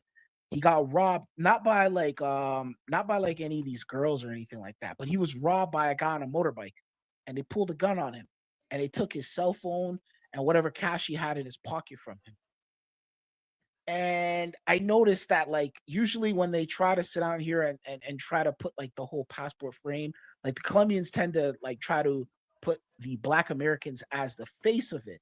But I'm from a lot of guys I know who work in different spaces, guys in the finance space, I work in finance, and a lot of other guys, I've noticed that I hear stories about guys from Europe, guys from overseas across the pond that go over there, and they have all types of situations where they're getting robbed, drugged, scoped, murdered, and it's kind of they usually use the Black guys as the face of it. What's your thoughts on that? Yeah, so this is I think I said it earlier on in the stream. This is my honest observation. The numbers really look like they're actually really targeting the Black guys. Yeah. I don't want to say it's racial because then that it'll fall into that. I'm saying the things they typically would say because Colombia has an Afro population. I don't think it's racial. I think it's cultural. They observed the movement, right? They saw the Floyd Wallace issue. They observed the movement. This movement was very loud. People forget how loud it was. Bak is here. Bak is probably going to attest to it. This movement was very loud, and Colombia was the number one destination. DR and Colombia, right? 1 and 2, they changed places.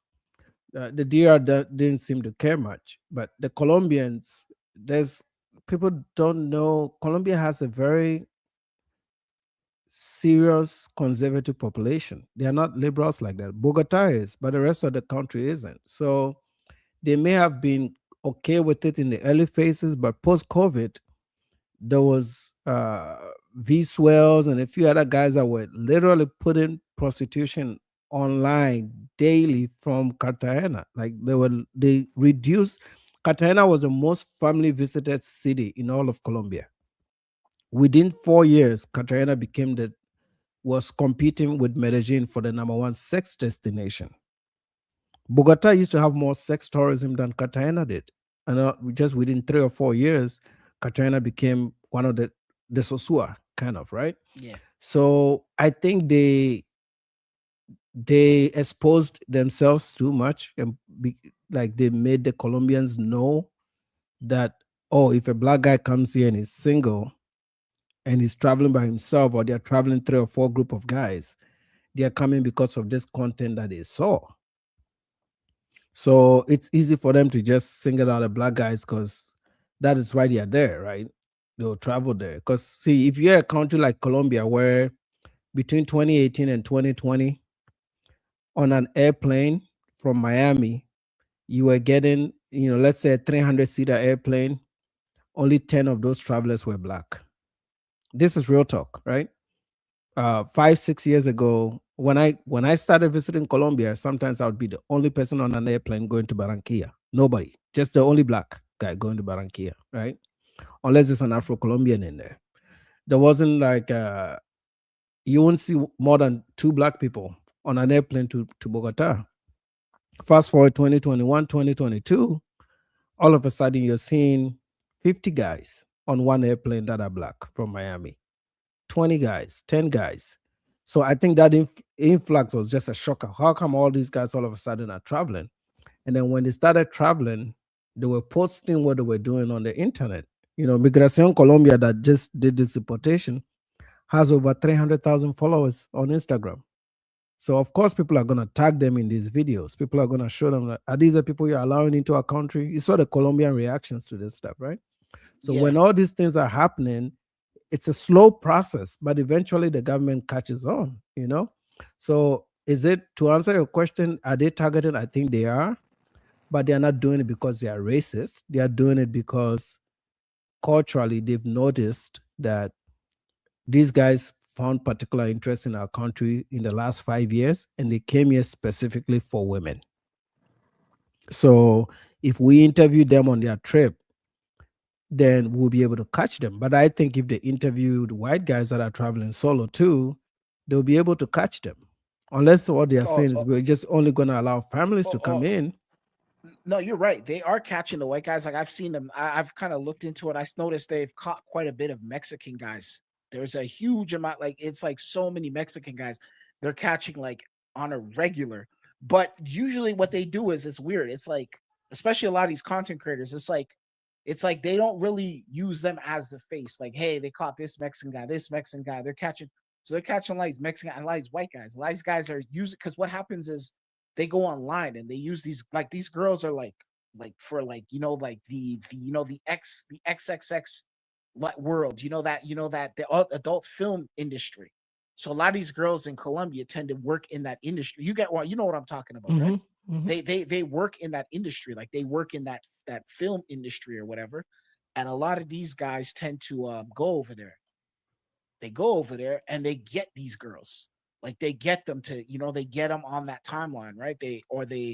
I don't know how they do it. I don't know if they work with them. There's an agency, and a lot of them are in the adult film industry as well. So I've noticed that too. Like a lot of them are like webcam girls and stuff like that. Oh yeah. There's a big webcam business over there. Yeah. So a lot of these guys will go there. They're catching guys with like toys and stuff, and they're like, one of the guys, he's like, "Oh, why are you here? Why are you here?" He's like, "I'm here to sleep with your women."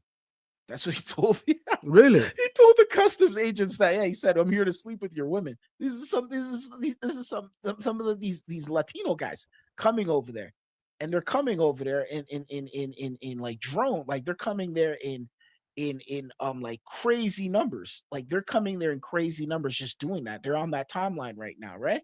So, but the thing is, they usually use these. It's like, it's strange to me, like. They use a lot of the black guys as like the face. There was even Asian guys I knew who I know out there in Vegas who was promoting that stuff. Him and this other white guy, they got kicked out of Brazil for that kind of stuff, and they were in Colombia doing that stuff as well, like promoting the quote unquote like the sex tourism and all this other stuff. So I would see a lot of these, but I'd be like, why are they always using these black guys? I get it. The black guys are loud, but at the same time, it's kind of like, I don't know if they're easy marks or easy targets, but it's like when they use the black guy, it's like it's sensationalized. But it's like there's so many other guys that I would hear of, and I would see, and I'll just read reports. I'll be like, man, this guy got drugged, or that guy got drugged, or this guy got caught at this, or this guy, and it's just like, but they don't. Most of the guys that get dragged are actually not black people. If you've noticed, right? In Medellin, most of the guys that get dragged, this gay guy that got dragged and killed. It's usually I know a black guy who got drugged. I know him personally. I know a guy who personally got. He told me straight up that a girl drugged him in his apartment, and he said he drank his drink and it tastes like medicine, and then he just blacked out. And then he woke up 2 days later, and there were old people above in his. They had like, I guess they were like, there's some IV on him or something like that, and there was people standing over him, like the security in the apartment, and he woke up and he was like, yeah, he got drugged. But I know quite a few white guys as well who got drugged as well. So yeah. Well, most of the I know for a fact, like the cases that I know, not personally, but like just I follow this thing a lot. Mexicans, Hispanics, and white folks. If you do like a pie chart of who gets drugged the most, they get drugged the most. Most black guys that travel to Medellin, they usually would use a plug, because remember, these passport bro groups also have like connections, right? So you wouldn't just find a loner just walking around. And these live streams are information sources. These BMT apps, these are all information sources. So you won't find a naive-ish black guy walking around Medellin. I've never seen it. Same with Cartagena. Like normally they don't even come one person; they come two guys walking together, or they'll use a guy called Danger, who is a Colombian guy that lives in Colombia, or Carlos that does YouTube. So I like their awareness. I'm talking about like Black Americans in this case. I like their awareness when it comes to Colombia travel. Once in a while, you find a few arrogant ones that don't follow the script, but for the most part, they do their research before they go to a place. Like they'll connect with somebody there, right? So that has kept them pretty safe. That information sharing, the curiosity, has kept them safe. The white guys, especially Europeans that get drugged, they just see Colombia as like Tenerife or some town in Mexico, right? They just think it's like a tourist place. They're just walking around. I've seen some white dudes in some of the most daring barrios in Cartagena. I'm like, what the fuck are you doing here, right? Like I'll be asking those questions to myself, like, what is he doing here?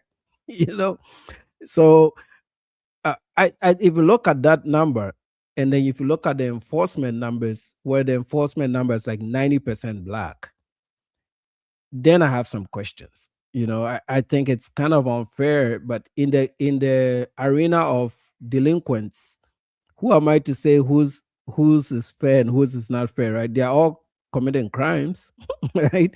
But it's not a good image. I will agree with you. It's not a good image, Yeah, no, most definitely. That was what I wanted to say. Like, because I was just noticing that, and I would hear stories, and I would chat with guys, and guys would be like, "Yeah, hey, this is that," or "This guy got," and it was for years too. But I was kind of like, and then now I'm just noticing how they're sensational. I don't know. I honestly believe it has something to do with like also like you were saying prior that the issue with America and people don't like Americans, et cetera, right? And then remember, Trump had an issue with the president of Colombia, right? He remember the whole situation where he claims that they were smuggling coke, and the president of Colombia said, "Oh no, that was a fisherman you killed." And the whole situation with Venezuela, and then that whole situation that happened there, and then them warning him that, hey, the Americans aren't playing around.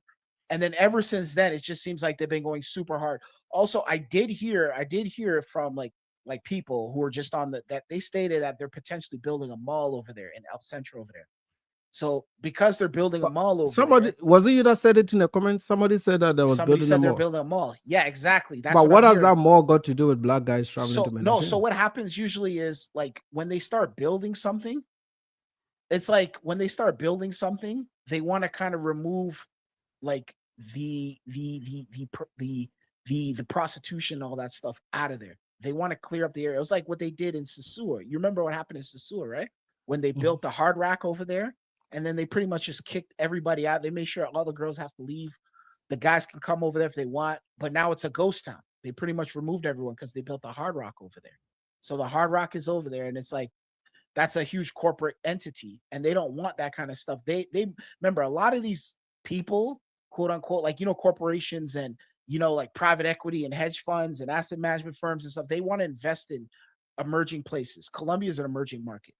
Colombia is an emerging market. So they see these videos, they watch these videos. They'll be on YouTube and they'll be on all these other places. They'll send representatives out there. They'll be walking around the area, taking photos, taking videos. Developers will come over there. They'll start monitoring that area for so long. And then they start working out deals behind the scenes with the government. And then they're like, okay, you know what? Because they're going to put this much money in here and there's going to be billions. And there's, of course, the governments are going to be maybe the local, the mayor, the counselor, the president, all these other people are going to get kickbacks. There's going to be some money involved with them as well. Behind the scenes, they're going to be like, okay, you know what? It's time for us to crack down because they don't want this out here. And then that's where they start pushing this narrative out there and start pushing this narrative. And then that's when they start to they want to build it. They want to make sure that, hey, families can go over here. This is going to generate hundreds of millions of dollars.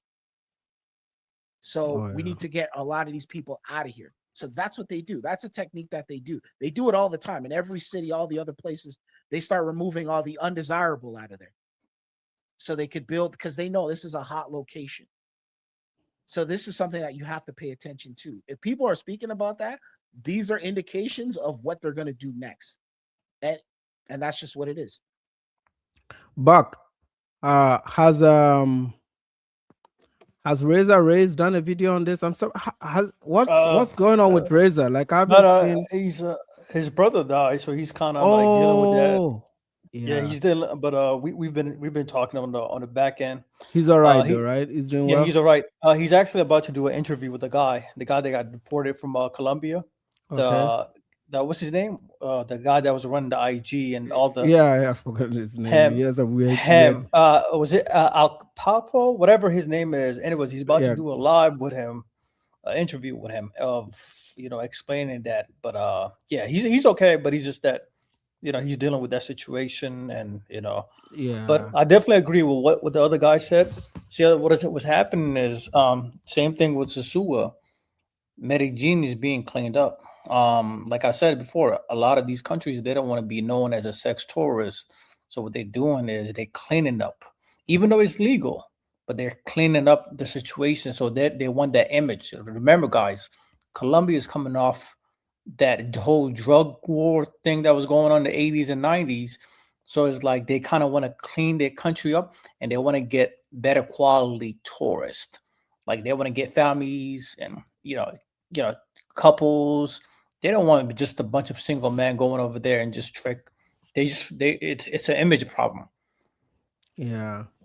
I don't know. One time I said, I don't think I mustered the balls to do it, but if you go to a certain part of Cartagena at 2 o'clock in the morning, right? 2 a.m. on a Saturday, it's like a market, a prostitution market, bro. Like you actually see people negotiate. You see men negotiating, bro. I'm like, what the heck? Right? And now that what's unfair is like, let's just say 3 of us in the panel, right? Like just say we're not the whole passport bros, or we're not going to the trick.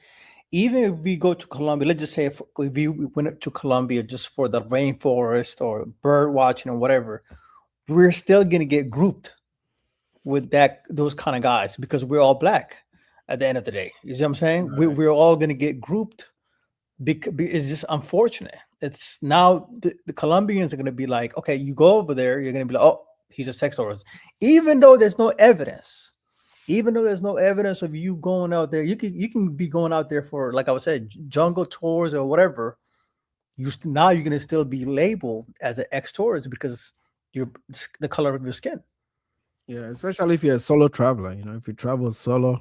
Yeah. Now, if you were your girl, I think they're gonna give you the benefit of the doubt. They're like, okay, this guy is with his girl, or family.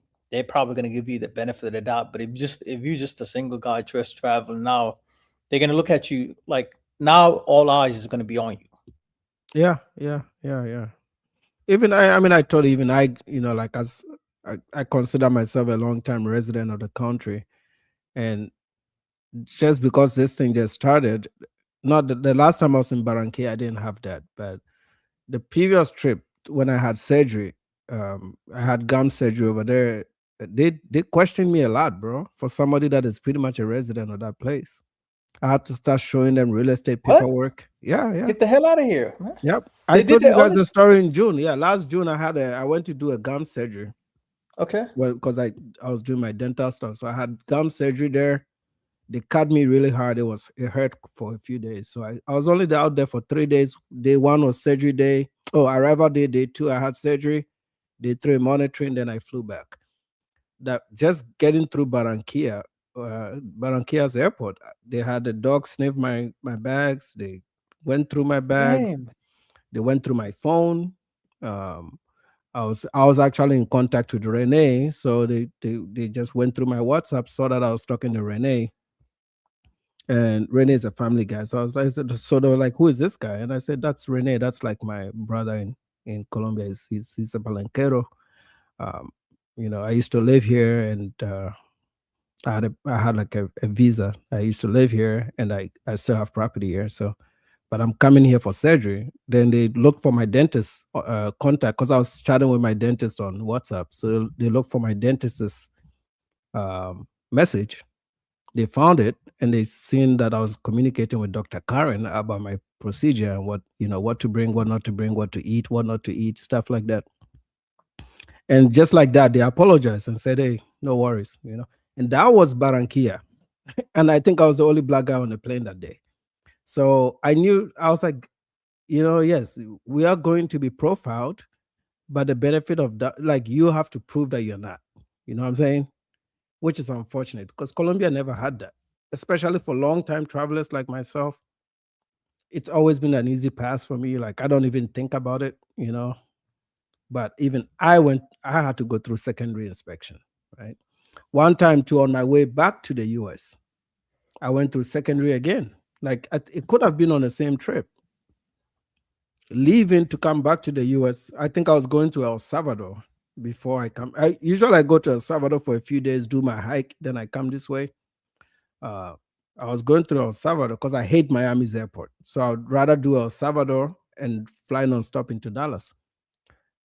They put me through secondary in Cartagena, man. I sat there for like maybe 20, 30 minutes. It just went through my stuff, check. It helps much. It really helps if you speak Spanish. It really does help, like it takes out the gringo layer. Then as soon as you break the gringo layer, they start to trust you a little bit. Then the questionnaire relaxes, and I'm like, but every time I go through stuff like that, I think of the other travelers. I'm like, they don't have a chance, because they'll find some chica in their phone. They'll find some photos, In my phone, when they pull it up, my screen saver is my wife, I have my ring on all the time. My screensaver is my wife. If you start going through my photos, it's like 99% of my photos is family photos. You won't have any questions you can't doubt me. And then the fact that I live there, I live there. I usually travel there with my wife. We don't travel separately unless it's like during the school year, which we cannot both travel because of the kids. But in the summers, we travel there together. But that helps me because I have a whole immigration record in that city, right? But think about the guy that doesn't have that, and they have to ask you all these questions. So I will agree with Jay that there's some racial profiling going on, right? Which sucks. But we also have to take into account that we may have costed, right? We may have given them a reason to. And if I would talk to a guy like a BMT, that's the first thing I would tell him. I said, bro, you guys had numerous of opportunities to clean this up, bro. Buck, how long have I been saying this on YouTube that they need to clean this shit up? Yeah, you've been saying this for a whole year. Yeah. But let me salute to Philly the Don. Philly's in the house. He's in the chat. Yes, sir. Yeah, drop the link for him, man. Drop the link. Let's see. I want to do I want to do a one-on-one with him, so I wouldn't want to screw it up for him like that. I want to do a one-on-one with him. So yeah, and there's like hang out. And here's the thing, and it's just At the end of the, let's just say serious travelers like us three in the panel. You know, it's unfortunate now we're just gonna get grouped. But here's the thing: you can avoid by doing that. Go there with the right intention, build networks, make local friends, and if you bump into like other tourists, and the first thing they talk about is women, run away, right? Run away from that person, because that's pretty much an ex-tourist. If you hang out with people that invest in the country, people that do tours, and I'm talking about the jungle tours or legal tours or whatever, Mhm. hang out with those people. You know, stay away from all the ex-tourist guys, because it's never going to lead to anywhere, man. Yeah, but I think this exercise is temporary, right? Because they're competing with Mexico for the same market, right? Only that Mexico is not using sex. And people don't realize. I forgot to mention this. Actually, Mexicans are the number one passport Yeah. bros in Yeah. Colombia. People Yeah, don't yeah. talk about this. Yeah, that's what I was mentioning earlier. I've noticed that it tends to be them who are usually getting caught slipping, and the Mexicans, the Colombians are starting to notice that they're becoming an issue. Like there's the drugging. But you know why that you know why that happens though? Because of what the content they see. The content No, they see. let's just be honest. The apart from the Mexico City area, the chicks in Mexico are not hot, man. Yeah, and then also too, yeah, they're not hot.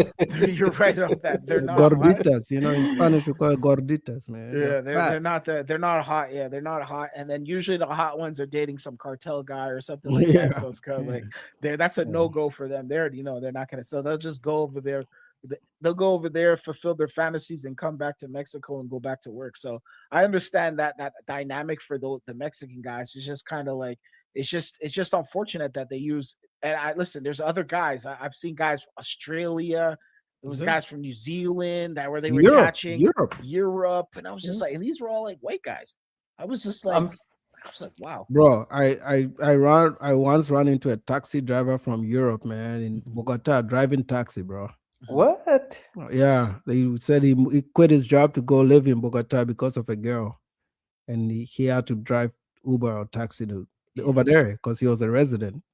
It's like, what the I fuck? heard about the last guy that got caught and turned away, a German guy. Mhm. It was a German tourist guy.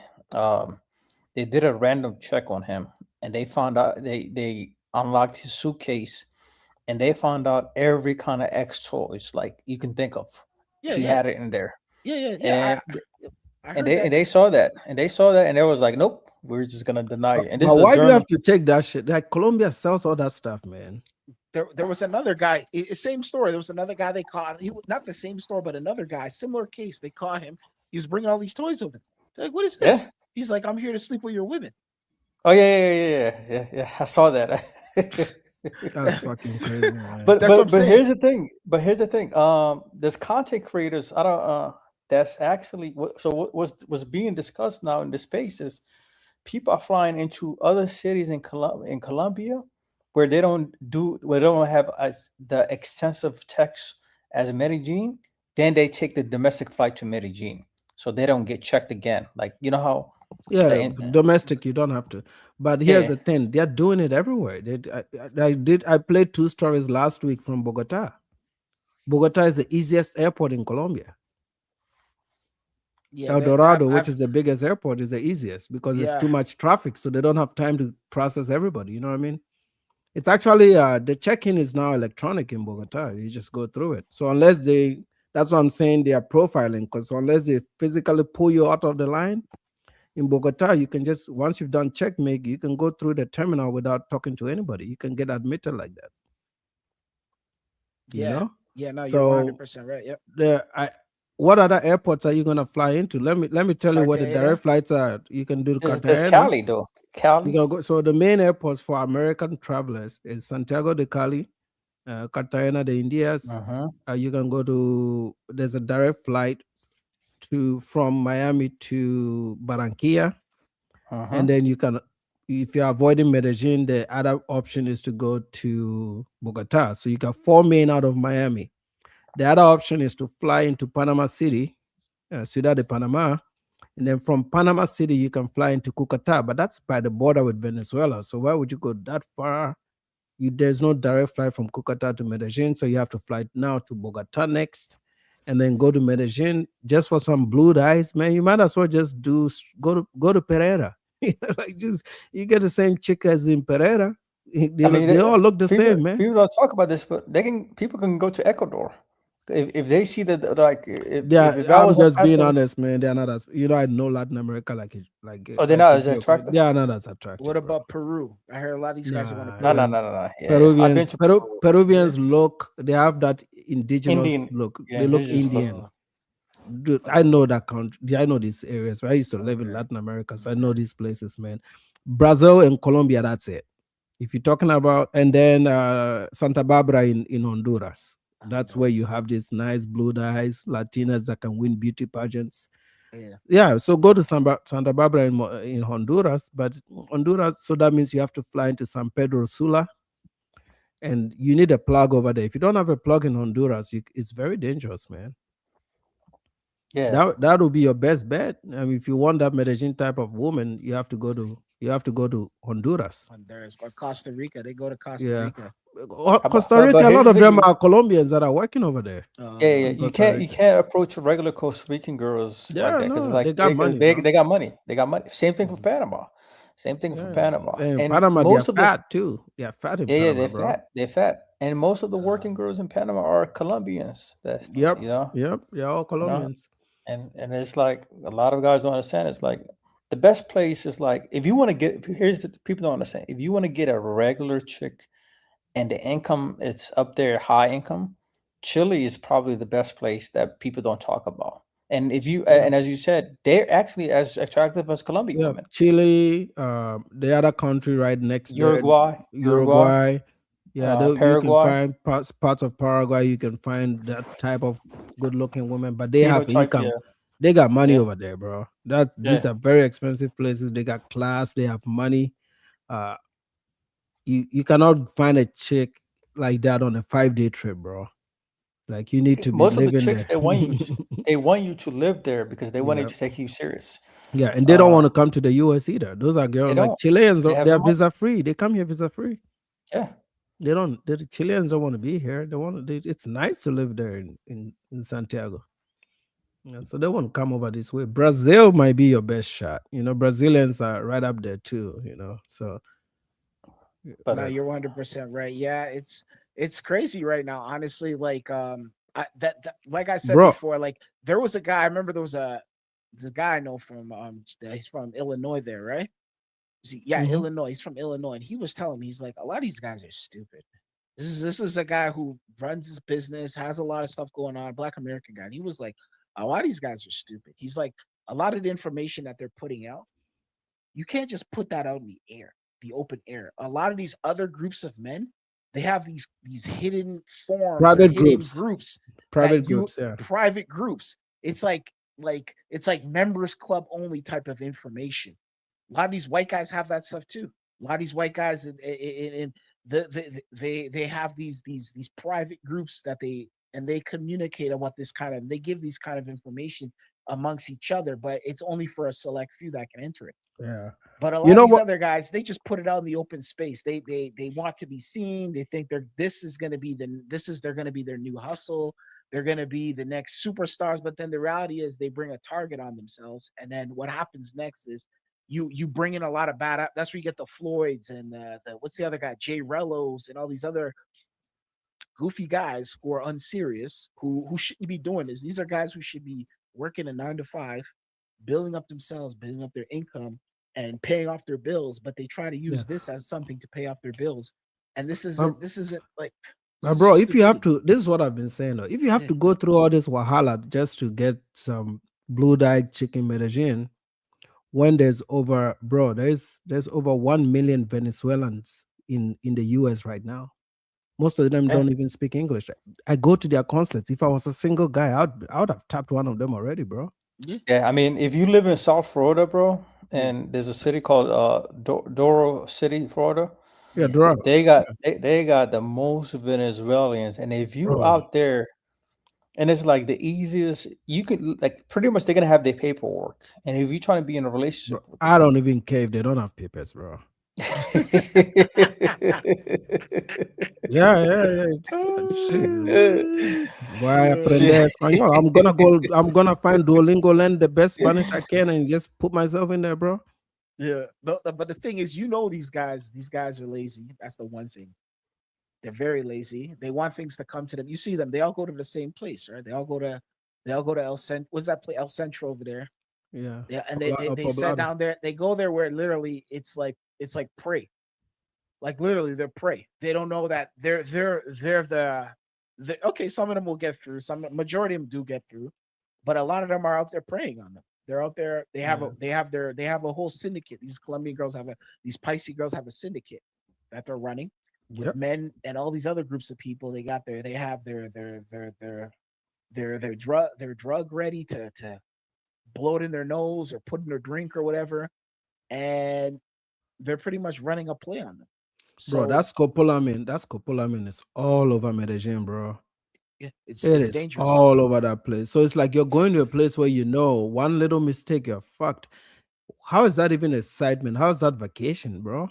That's like. I mean, that's if crazy. you want blue eyes, the U.S. is the home of blue eyes. They're white, real white Europeans here, But if you're going to South America, I thought you'd want a more exotic looking chick. So you'd want somebody on the coast, like in Cali, in Cartagena, where they are mixed with black a little bit, But if you're going in the middle where it's like these were cocaine hubs, bro. Medellin was a cocaine hub. So that it's danger, like you're walking into danger.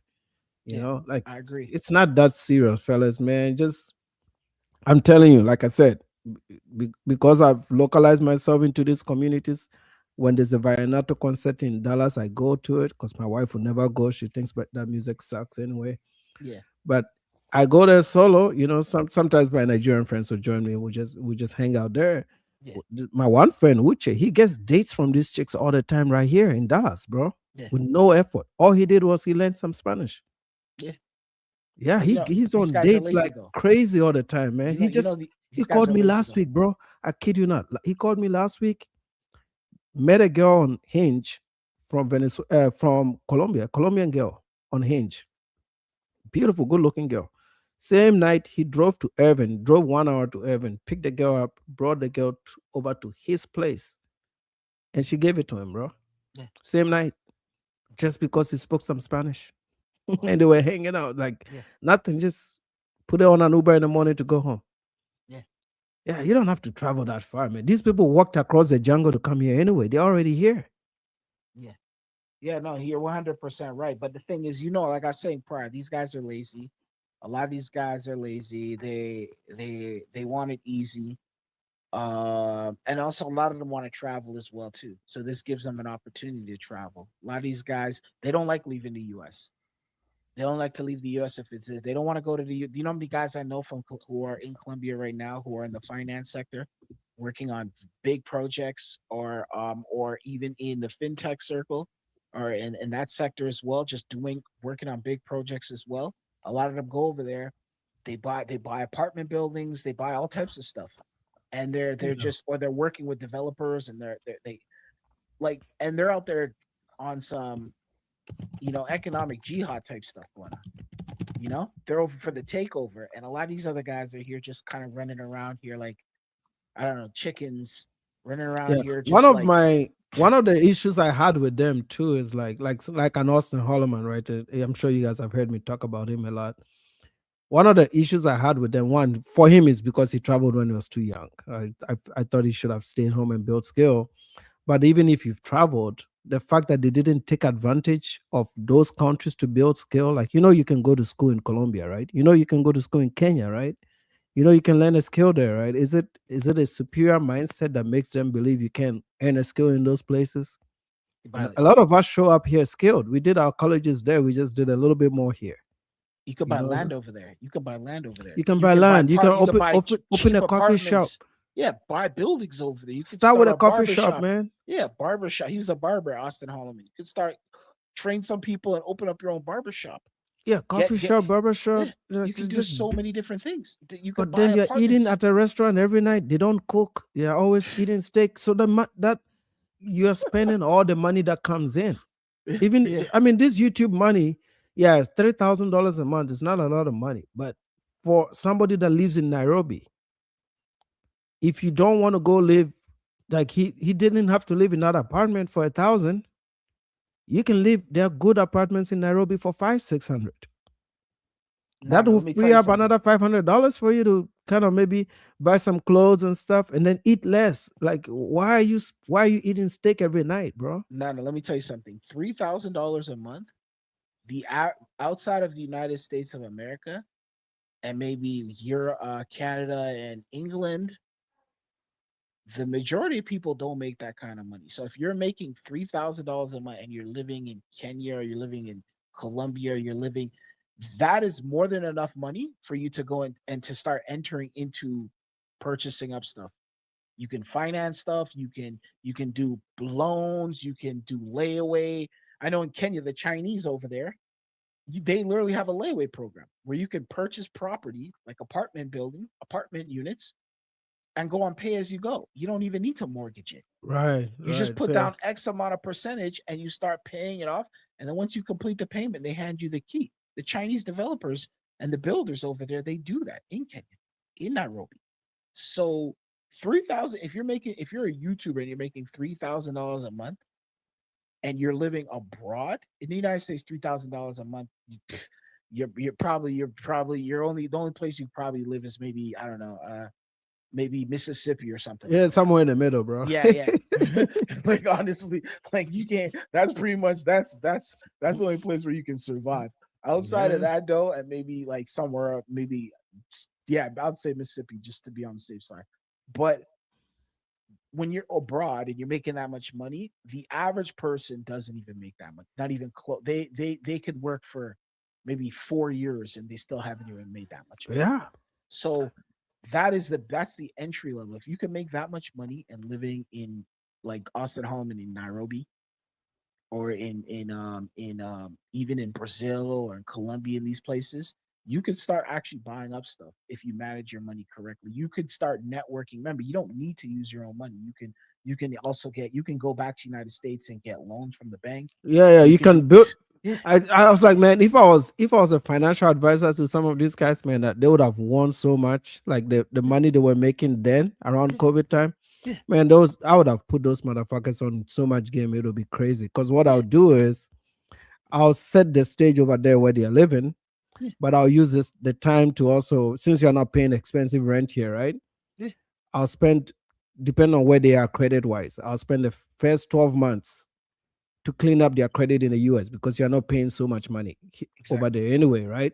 So if you went there and you had $20,000 in debt and you are behind on stuff and it's screwing up your credit, I'll just go through your credit profile, see which ones are revolving, which ones I can get your debt to income down to a revolving limit that looks good, bump up your credit score maybe 100 points to where you're really, really good in terms of credit, the credit line. Then I'll start, because credit is cheaper in the US than any developing country, bro. In Ghana, you get a loan is 12-20%, bro. 10%, yep. Yeah. In Zambia, 12%, 20%, 22%. Yep. Well, over here, you could get even credit cards that are stupid. Credit cards will give you 0 for 12, 0 for 18. You know, so if I have a $10,000 credit line for 18 months, no interest, that is a coffee shop in Nairobi, bro. Because you are not building the coffee shop, you are renting a more space. That's right. And you're buying the coffee making equipment and you're sourcing good coffee from nearby Tanzania or Kenya. Right there in Kenya, they have one of the best coffees over there. Maybe some little Colombian roast, get some branding set up, boom. There you go. You got a coffee shop at the mall. Within 6 months, you've broken even. Before that credit card payment is due, you're already closing that out. 18 months later, you're starting another credit line to start the next business, credit lines of credit. And, you know, like and then we move into the portfolio phase where you start building index fund, a serious index fund portfolio game in the US. A lot of this stuff is 1099. So what you do also is you do the SCP where you have like your your 401k account started because you're now self-employed, so you have to do your own 401k. That's a good 50,000 you can put away every year. Just like that is the framework for these guys to be successful. They're done, man. They don't need to work a day in their life. All they got to do is just create content, live on a cheap. You know, you don't want to go be an expert living like somebody that is working for the UN in Nairobi. The guy that is working for the UN in Nairobi is getting paid a lot of allowances to live like that. That's why his kids are going to private school. He's living in like the most seclusive area of Nairobi. You just need to live in an upper middle class area where it's safe. You know? Yeah, exactly. Or but they could even the thing is, if they really like these places, they could invest in these actual countries itself. A lot. I remember these Japanese guys. I remember these Japanese guys were telling me about how they purchased this building out there in Sao Paulo. They purchased a building on Sao Paulo. They renovated it, set it up, and then they have their tenants and stuff like that in there. And it's kind but of you know like, Jay, you know what the difference is though? yeah. Those people were already doing that before they traveled. They had experience. Yeah. These guys are 20-year-olds. They don't have any experience. They don't understand money. Nada. They just seen the money for the first time. Now, some of these guys are in their 30s and 40s. I even see guys in their 50s. Some of these passport pros. The amount of money, some of these guys actually have legitimate jobs too. Some of them quit their legit jobs, and their goal is to just go around the world and just try to figure it out and wing it out. Like, let's be real. If you live in the United States of America, you live in Britain, you live in Canada, you live in places like that, you are the highest grossing, especially black men, in the world. The highest, you make the most amount. There's no black man in any other country that makes the amount of money that you guys make. Fact. So if you're living in these countries, your dollar stretches. It stretches. And you can get a lot done with your currency. If you really want to stay in these countries forever, you have to start investing in these countries. You can't run around here trying to pipe down all these girls, et cetera, et cetera. That, let me tell you something. That if some of these guys have strange fetishes and all this other stuff, that comes with it. All these guys get. Robert Kraft, the owner of the New England Patriots, he's whatever chick he wants to tap, he can tap. He does it all the time. They do it all the time. These guys are billionaires. They do it all the time. But that's not their main objective. Their objective is to build economically. That's the end goal. So a lot of these guys need to understand, when you go to these countries, these are emerging markets. Everything is for the cheap right now. In 20 years, you're going to be like, man, I used to walk by that building and, oh man, that building, I remember that building was empty and nobody was doing it. And if I had just went and opened up the paper or pulled up my chat GBT or just learned a little bit of Spanish and started inquiring about getting this building over here, I could have been worth whatever, 70, 80 million dollars by now. But because they don't think like that. They're not thinking on that level. When you go to these other places, you got to be thinking on an economic purpose. The United States, when the settlers started coming over here, and those who were building the United States from the beginning of time, they came on economic purposes. They did not come here to bang the local women. Yeah. That might be on the side, but I know. But yeah, that might be on the side, man. That comes with the territory of it. Yeah, you're gonna eat steak when you're building. You're gonna drink alcohol when you're building. Yeah, but at man. the same time, you're gonna bang when you're building as well. That all comes with that. But that's not. It's like imagine you travel to a country just to eat steak and trick all your money off steak, and then go broke and then have to come back home. That's the equivalent of that. Doesn't make any sense. Yeah, we're like, hey, spank that Becky while you're building America, man. let Becky sit on your face. You know what I'm saying? Yeah. What's up, Kobe? Hey, what's going on? Hey, I heard your resident Kenyan is going to Thailand. Who's that? Are you talking about? Girello. He's a dummy. Did you see what he did? He shaved his eyebrows and his. Yeah, I'm about to play that. You can see over there, right? As soon as you're done, as soon as you're finished, I'll play that. Yeah, he's a dummy. He's a dummy. I was just gonna say real quick. I think the mistake a lot of people who listen to the J Rellos and the Austins and all these people who are traveling around the world looking to move, right? Or live in a country, and they say, oh, buy my book, buy my online, whatever you want to call it, right? It's I think it's short-sighted to say if I've been in the country for 2 to 3 weeks or even for 6 months to say I now understand how to do business, buy my book and it'll walk you through that. It doesn't make sense. And here's an example of like what you were talking about.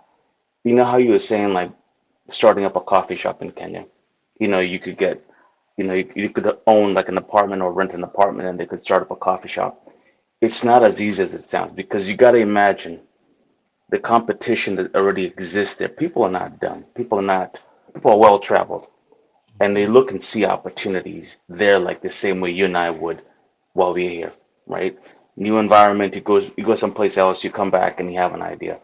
I think for an American to think, oh, I'm gonna go start up a coffee shop or just a local business and it's gonna be easy for me. I think when they listen to someone like Austin or one of those guys, they're getting sold a pipe dream. It's not as easy as it sounds because they are short-sighted because of the ethnocentric idea of Africa that we don't know how to do business. You know, we're dumb or we just don't understand how the world works. That's why you see a lot of them end up leaving. They go there for 6 months, they go there for a year, and then they get jaded, they get disillusioned. They're like, man, well, Africa sucks. It's not really what I thought it was. They don't really like this.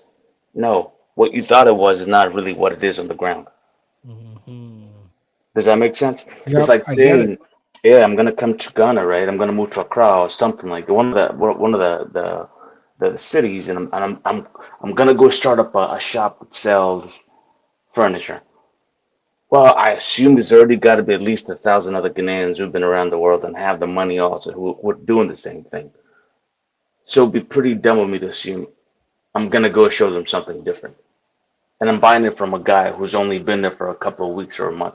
That's what I'm saying. The grift is crazy, right? Like to see some of these guys come up with a book that they just typed up off of AI, right? Or when I look at the reviews of what people are saying, what they're buying, or even when they chime into their live streams or their, The consultation session, consultations, yeah. it's a lie because they're not even moving around with the locals who make the decisions. Like I'm gonna use an example, right? You know how, and I go back to like how Austin and KG were moving around in Nairobi. They tried so hard to hang out with my boys in Kenya. You know, all those times that go out to the racehorses, the polo, Right. the fancy restaurants. It's the same crowd. Kenya is very cliquish and it's very classist, right? Two things. First, you, me, anybody around the world, we rise to a level of competence and ability. And it doesn't matter whether or not you're in the United States or you're in Russia or you're in South Africa or you're in Antarctica or anything. It doesn't matter where you are. You'll always meet people from your level of competence and understanding. It's the same level. It doesn't really matter. So when they came from the States and went there and they're going all these fancy places, my boys already see through that. Why? Because they're well traveled. These guys got money. And then you got these guys trying to try to be performative. Oh, hey man, I just saw you at the Polo Club. Oh, I saw you at such and such restaurant. Bro, I don't know you. Why do you think because you're an American and you have an accent, you think you have some concern with me? Oh, you want to do business? Bro, do you know that I own half the city or half the stuff that you buy at the airport? My family owns it. But we're not going to have that conversation because I'm not going to let you into that. Does that kind of make sense? So they were trying to be super performative in the environment, and they were just, my boys are making fun of them. They're like, who are these guys? Why are they trying to be extra? We'll just act like, they're part of the group, but we really just ignore them. And as hard as they've tried, they're nowhere closer than the day that they arrived to Kenya. Nowhere close. They're not making the moves that they claim that they're making. Nowhere close. That's a fact. I know that. Yeah, and they spend too much money, man. You know, whenever I They watch do. their lives, man, why are you spending money They, they do. And the thing is this, again, if they go to the clubs, the places where they're going, anyone knows you don't go to those places. Why? You have the wannabes who are trying to go there and perform. And those are not the people who you really want to go out and do, first of all, business with, right? Or you're talking about like actually going out and like having a day or go to dinner. those people are trying to survive. Yep.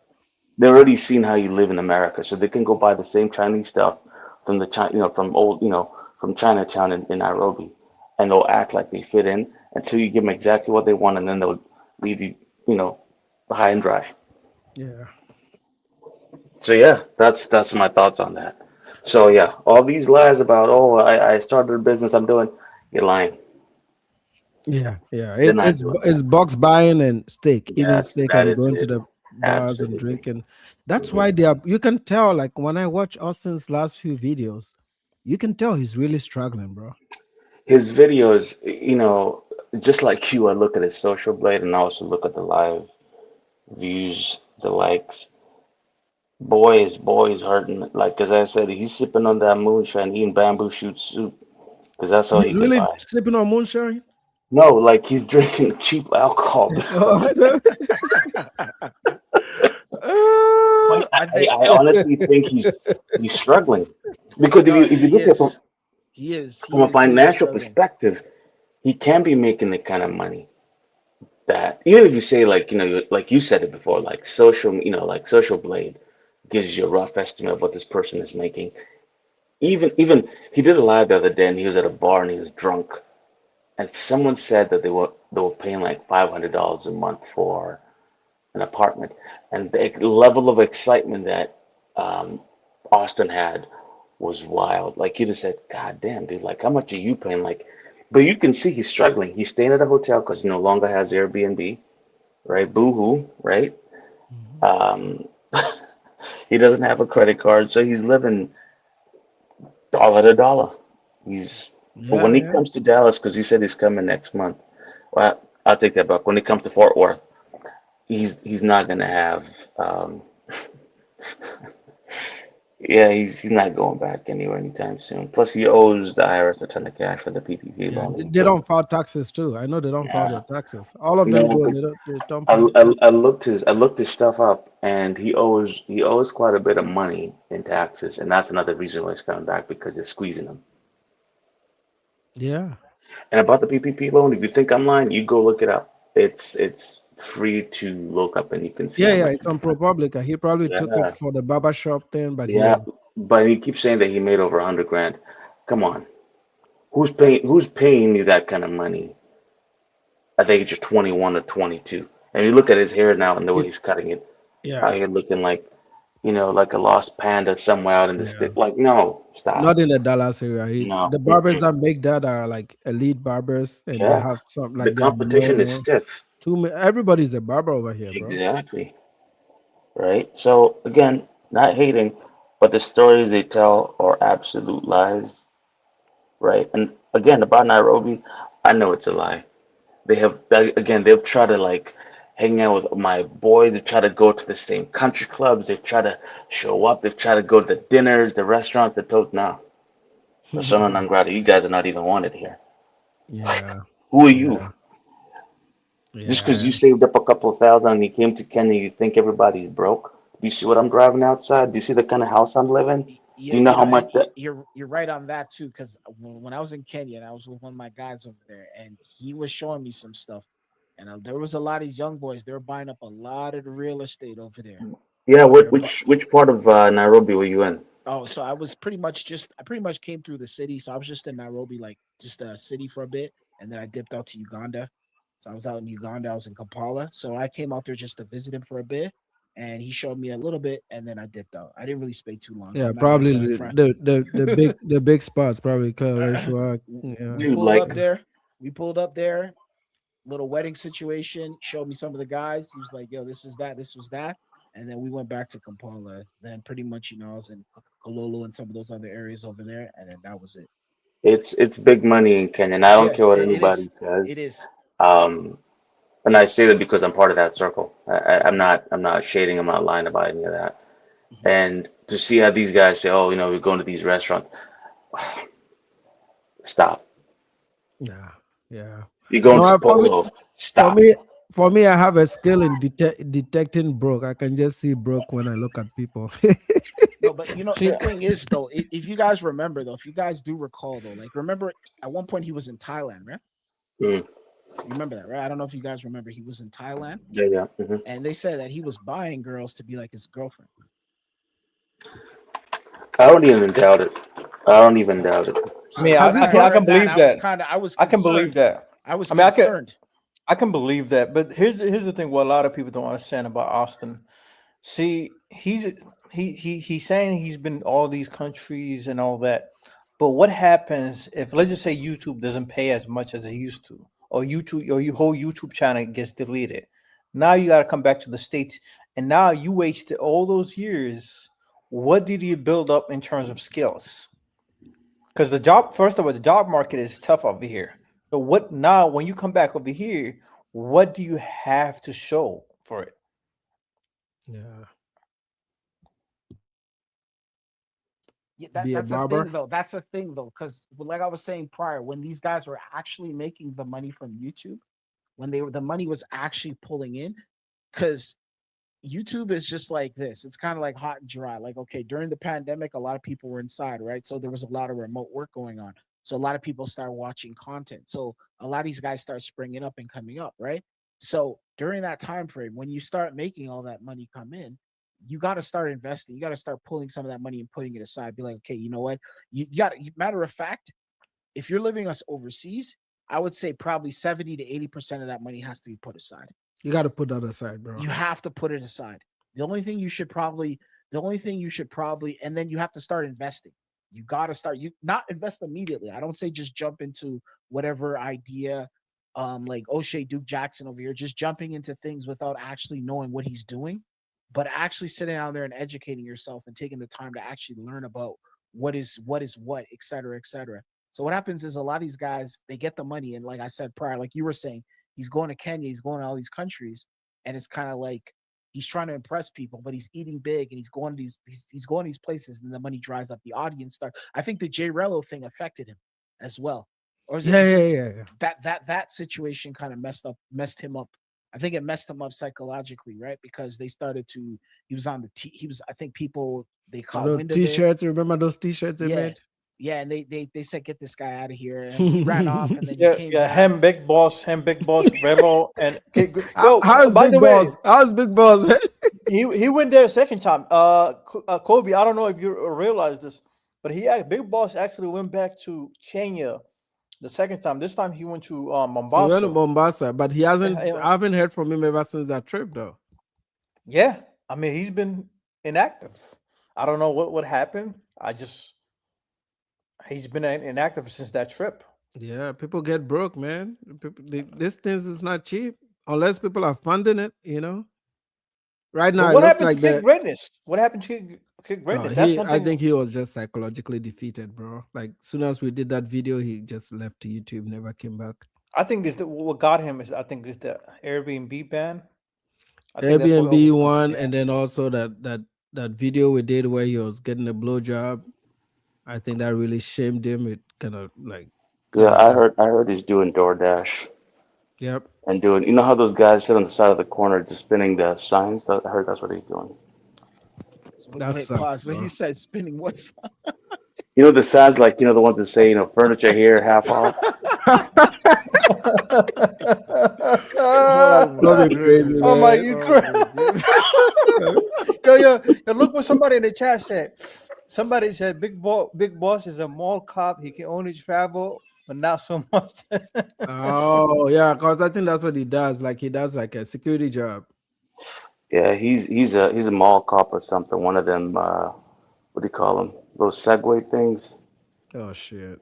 a lot of these guys need to come back to the United States, they get need 9 to to 5 get some jobs, skills, bro. They need to build some skills, build man. some skills, get some 9 to 5 Yeah. jobs, and start building their capital. Start putting money away into the retirement, and also get the skills and start building your capital. And let me Bro, tell you all something. that bucks, all But that here's the bucks they thing. got though. But Like here's that's the thing. money. None of you try to go ahead and help them and give them like some kind of advice, but do they listen? No. And so that's why I just decided for myself, I'm not helping anybody because they have the same access to information as you and I do, right? And I've had to be able to achieve success. Why am I trying to help somebody else out if they're not even going to listen to free advice? I don't know. I'm not helping anybody out. Yeah, and then they'll call you a hater on top of it. I don't care. That's the thing. As I said, call me a hater. In fact, I am one. Yeah, Let's keep it moving. Yeah, right now nowadays I embrace it. There was somebody in the comment, I couldn't read it because I think I had brought Jay on. I didn't want to interrupt Jay at the time. Sorry. I seen somebody in the comments that said he unsubscribed because of a joke that I said. I think you remember when Oh we yeah, were that was talking about Mike something? somebody. I said that's the guy. I replied to the dude that said, "Yeah, keep it moving." Yeah, like What do you have pronounced to everybody?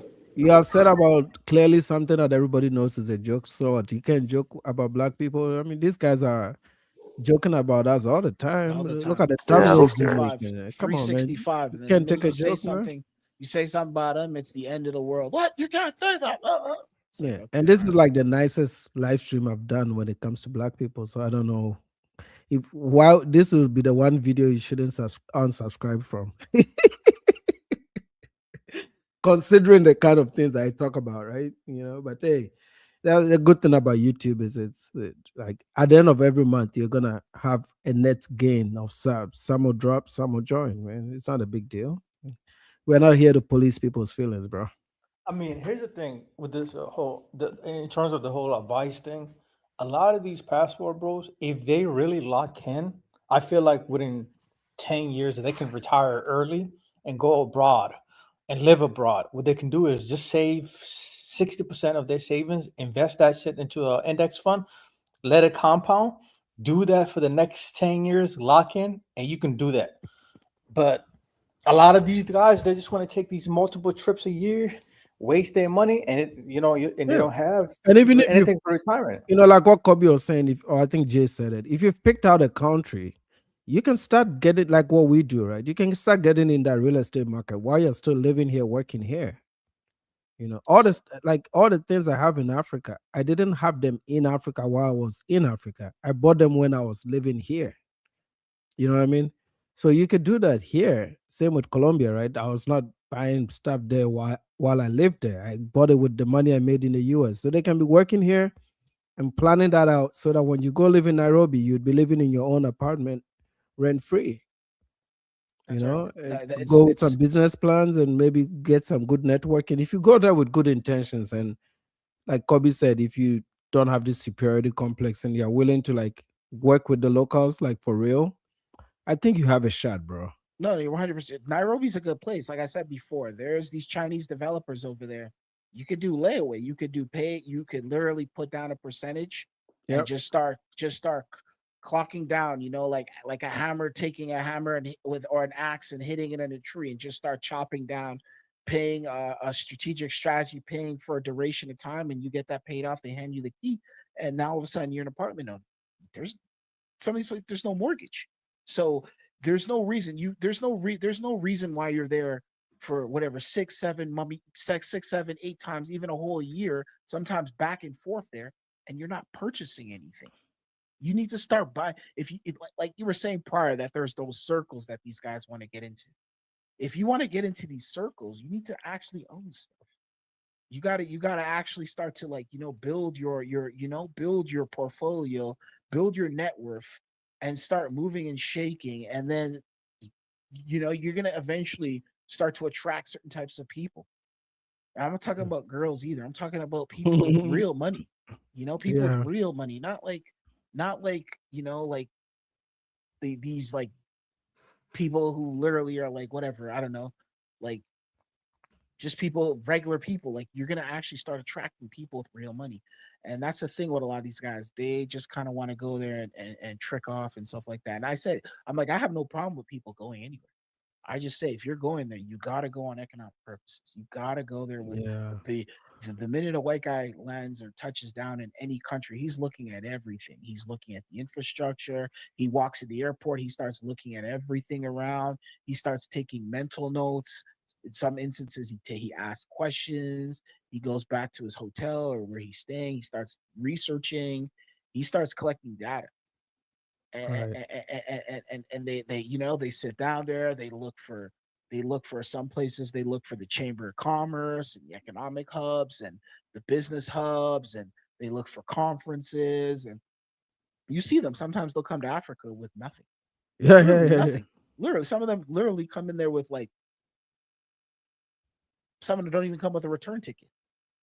Yeah, you remember And in Ghana we used to call them obronipete, like that's like they were using vulture. That translates to like a white guy that has a vulturous lifestyle, so they're like confused. They don't have like a structure. They're walking about in sandals. Yeah, And then after a few years, they've settled and they have all these assets. Like, how did you do it? You know? How'd you do it? And that's them. That's just, remember, you got a computer upstairs, man. Use it. Yeah. That's the thing that a lot of guys forget. Use it. So that's a thing. That's the difference between them and these other guys up here. So it's Process. yeah. Process is saying Austin tries to sell a 300 remote job list he got from Andrea of Love Crossing Borders, but probably does not know anyone who has gotten a job from his list. Yeah, you could just go to ChatGPT and say, give me the top 300 remote jobs. It'll print out something, bro. I heard Austin Holloman talk about one of the jobs being data analyst. I'm like, but who are you going to train to do that? And most of the data analyst jobs require that at least you have like, at least finish high school. Some of these boys haven't finished high school. Some, for you to really have a legitimate shot at a job, it may require that, at least take a communication course so you know how to communicate in a corporate environment. Like when I played that Tariq video, you saw how that guy was speaking. It was like, right? Yeah. You can't teach that guy data analytics. What is he gonna do with it? Yeah. So you have to give people real legitimate advice that's gonna help them.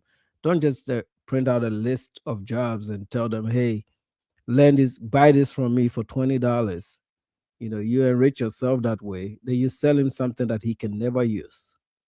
Which is what I'm saying. Like they scam themselves, bro. Like as we as foreigners from the outside watching in, because they're trying to go live in places where we come from, right? So we can look at them and say, "What are you guys doing? You guys are crazy."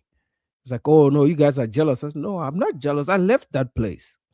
Why am I jealous of a place?" The thing is, my advice to people is this: don't buy any courses from these guys. Go to your local community college or university or whatever the case may be. Yep. Go to your local community college, do a crash course, pick up some skills in that, and then, or maybe go to school.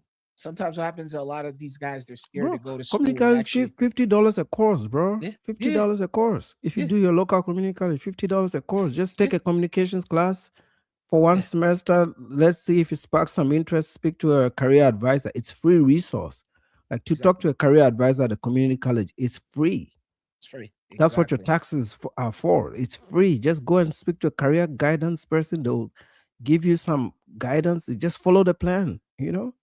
There's a lot of roadmaps on Udemy and Coursera. There's a shit ton of roadmaps to learning something. You can buy a roadmap for $12.99 on Udemy and self-study some skill. Like there's so many things out there, bro. A lot of these guys, they want to cut corners. They don't want to sit down there and actually learn it and pick up, they want to cut corners. They want to do that, but then they don't want to sit down there and spend the hours learning about it. Bro, if you don't invest that hours, you're just not gonna do it. You're just not gonna make it. That's how they operate, though. They don't want to invest those hours. They want to sit down there. It's like those guys who are trying to sell you Forex and get rich quick schemes and stuff like that.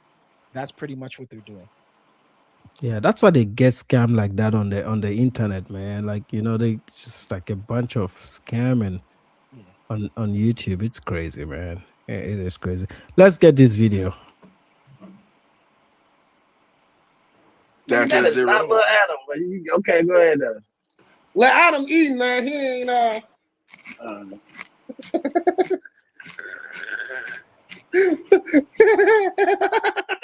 Real.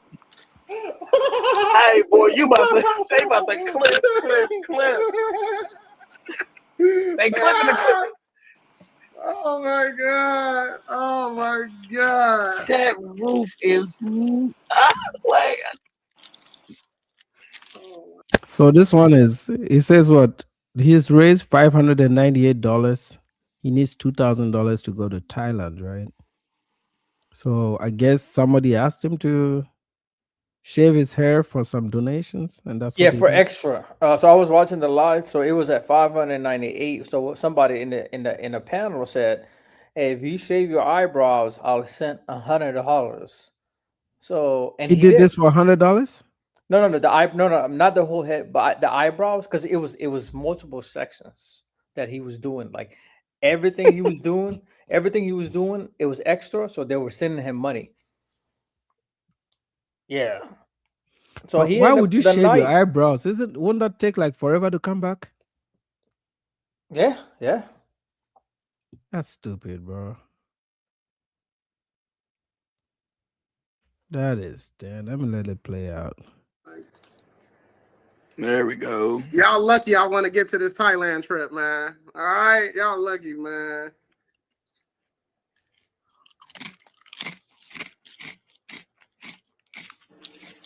Like, remember that dude Patch? It was like the little kid, whatever. He'll call you Patch.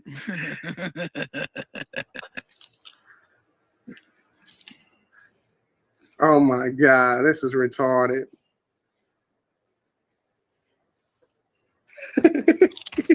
Every time I see something like this, it still reminds me of that Dennis Sperling video that we came here and we screwed up their marriage rates.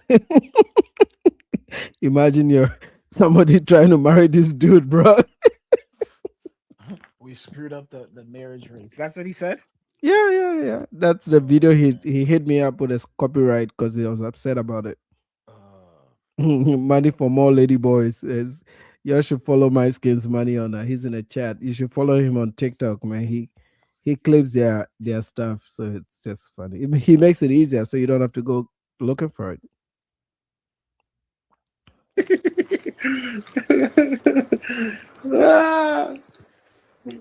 Hey, too bad we couldn't take that banner off so we can see your whole face, though. Yeah, Hey, what is they? Major Pain, you Tiger, bro. Go Tiger. I need it damn near cut anyway. I'm looking crazy with that shit. I ain't gonna let it. I'm a man of my word, man. I'll tell y'all. I'm a man of my word. Hell yeah. I tell y'all I'll do it. We gonna get this trip off. Yeah, this shit look retarded. Look, Adam, come get this back part where I can't see back here. You hear me, Jay? Who is Lil Adam? Because he says that a lot. He always says go to Lil Adam's couch. Who is Lil Adam? Is it like a son? I think that's his boyfriend. Really? I don't know. They've lived together for like years. Oh, they live together, right? Like they split the bill or something? Yeah, whenever he's in Gary. Oh, he said he's using Manscaped clippers. Oh, that's his best friend. I seen him. He looks like he's not normal. Like something is off. Yeah, no, these guys need some help, man. I was gonna ask you a question. I know because the last time I seen this J Rello guy, I know he was in he crashed a car in Dominican Republic. Like, how did he get out of that? Like, what was the latest update? Or I think he ran away. I thought they Yeah. had taken his passport or something like that. He found a way to get it. Oh no, he got a new passport. Oh, did He he? went to the embassy and he got a passport. Oh, so Lil Adam is a drug addict. I could tell because he couldn't hold the clippers. He was shaking. When somebody has some mental stuff going on, it's not far off. Even Jerello has a little bit of that. It shows in his paperwork that he was as a child he had some issues in the head. So You guys gotta realize also that laugh, the way Girello laughs is just yeah. He has some stuff going on. Yeah, he's and mentally he not was. okay. You guys also don't realize he was in a pen for 8 years, so he got Yep. institutionalized. So Yeah. being in the pen will institutionalize you, and it's like, you know what I'm saying? So yeah, it's different. Yeah. Yeah. That makes sense. If he's in the pen for 10, yeah, I can already tell. He probably seen some stuff or went through some stuff. So this is who Austin was promoting to come to Africa. So yeah, and you see how Floyd. We knew all along that Floyd was off. If this guy is willing to shave his head just to do a trip, can you imagine what he would do for these same guys to give him money on the trip? Yeah. Remember, Floyd was forced to do videos with a dyke and sleep with a dyke. Oh, Right, he slept with a dyke? he slept with a dyke and they even got into a fight because he didn't want to pay the dyke. Oh Oh my It goodness. was sad, bro. I'm telling you, Oh my Floyd did some nasty goodness. things, and all those videos, it's not something Floyd wanted to do. It was because the subs were telling him to do it so they can give him money. Oh my goodness.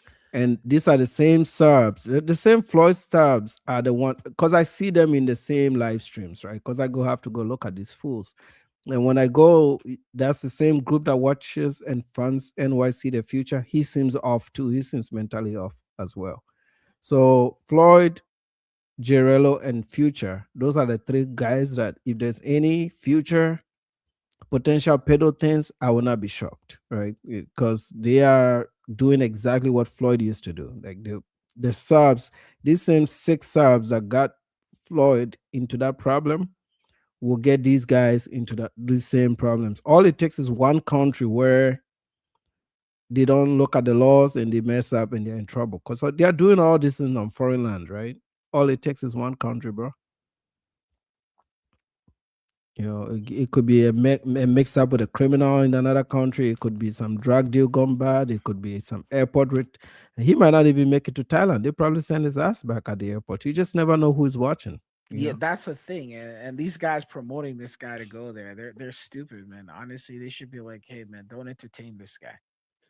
Don't entertain it. I get it. You know, they like the degeneracy. It's their, it's their Saturday Night Live or their Mad TV. You know what I mean? Where they see the stupidity going down and stuff. Like, it's like watching a car accident before it's about to happen. That's what they like to see, right? So I get that, but at the same time, it's kind of like they're financing this behavior and stuff like that. Like, I don't know if they didn't learn from the Floyd situation. That one was a little bit. That's a tragedy. When I saw that, I was just like, that's a tragedy. And That's a tragedy. NYC, my skins is saying, and I watched that video too. He admitted on his live stream that he was messing with a 17-year-old in the DR before he got out of there. So it's just a matter of time, man. All these guys are the same. They have the same issues. They've taken sick guys and they are using money to lead them on to do stuff for them. Yeah. And that's sad. These guys need to be getting some mental help and not to be flying all over the damn place, And then, the crazy part is like a lot of these guys don't want to work. They don't want to work. But they'll be complaining about people taking their jobs and all this other stupid stuff when they get back home. They don't want to work. They are not employable. No, Yeah. some of them are not employable. They You know dipped what it out of is? school. They didn't Yeah. finish. Even let me tell you something though. Even if you finish high school, you can go get a job as a cop, as a if you have no criminal record, as a bus driver. You know how much bus drivers make? You can get a job. How about as a- military? How about military? Yeah, you can work in the lab military. technician. I see when you travel, you do meet a lot of guys who are in the military. I do meet a lot of guys in the military. A lot of those, some of them have they've completed the military. They did their 20 odd years of service to the United States or the Marines, the Air Force, et cetera, et cetera. Some of them, they were discharged or whatever the case may be. Or some, but I see a lot of them who still are in the military, and that kudos to them. They end up retiring. They get whatever that 6,000 or whatever the amount of money they get every month from the military for their services and stuff like that. I understand those guys retiring and be like, hey, I'm gonna go live in the DR. I'm gonna go live in Colombia or Brazil or wherever. Like I know, remember that guy Skyler, right? Yeah. He retired from the military. Yeah. He retired. He was did. 20 years in. He was 20 years in. He retired from the military. And I remember seeing in his old days him showing stock, him in London, living in the UK. Well, he was in the Navy, or it was the Air Force. Sorry, the Air Force, and him living in the UK. Because they have the base there in Lakenheath. Yep, and he was living in the UK, and he was with some of the Africans and the Caribbeans, and he was telling a lot of these guys, he was advising these guys, you guys got to make your own money, you guys got to make money, you guys got to work, et cetera, et cetera. You guys got to invest in the markets. So he was one of the ones who actually did all that, right? And he went after finishing high school, he went straight to the military. So you can see he's probably about in his late 30s or maybe early 40s. And he's pretty much, they kicked him off YouTube too because he was promoting his fetishes and all that stuff that he does. You know what I mean? They kicked him, and I think they did that. I think they did good right by him by kicking him off, because at the end of the day, he's one of those guys who would have, they didn't kick him out, something he would have gotten kicked out of the country. So that they saved him. YouTube saved him at least. But Yeah, at the sorry, you were saying? my skin. Oh, I was saying my skins is saying that he has a cousin that makes 6 figures with just high school. In an elevators union, especially on the East Coast, you can hit 100,000 pretty easily out there. Man. I mean, elevator technicians get paid a lot of money. People don't realize they get paid a lot of money. All you got to do is complete that apprenticeship. Once you complete it, man, you start off straight 6 figures. Plumbers do, electricians. Talk about these trade jobs. Yeah, a lot of blue collar jobs. They all do. A lot of them pay a lot, especially if you live in the Midwest and Texas and those parts of the country. You do that, you grind, bro. You can literally be a millionaire within 7 to 8 years. Yeah, but these boys are coming back to do DoorDash. And Kobe, what did you say he was doing? He's a science fitter. Hey man, the guys that show signs on the side of the road. Man, he's making $20 an hour, maybe if that. He's good. Getting paid cash money.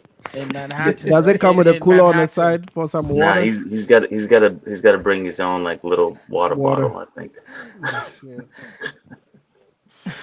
But if that's the case, I mean, good for him. I'm not hating, but yeah.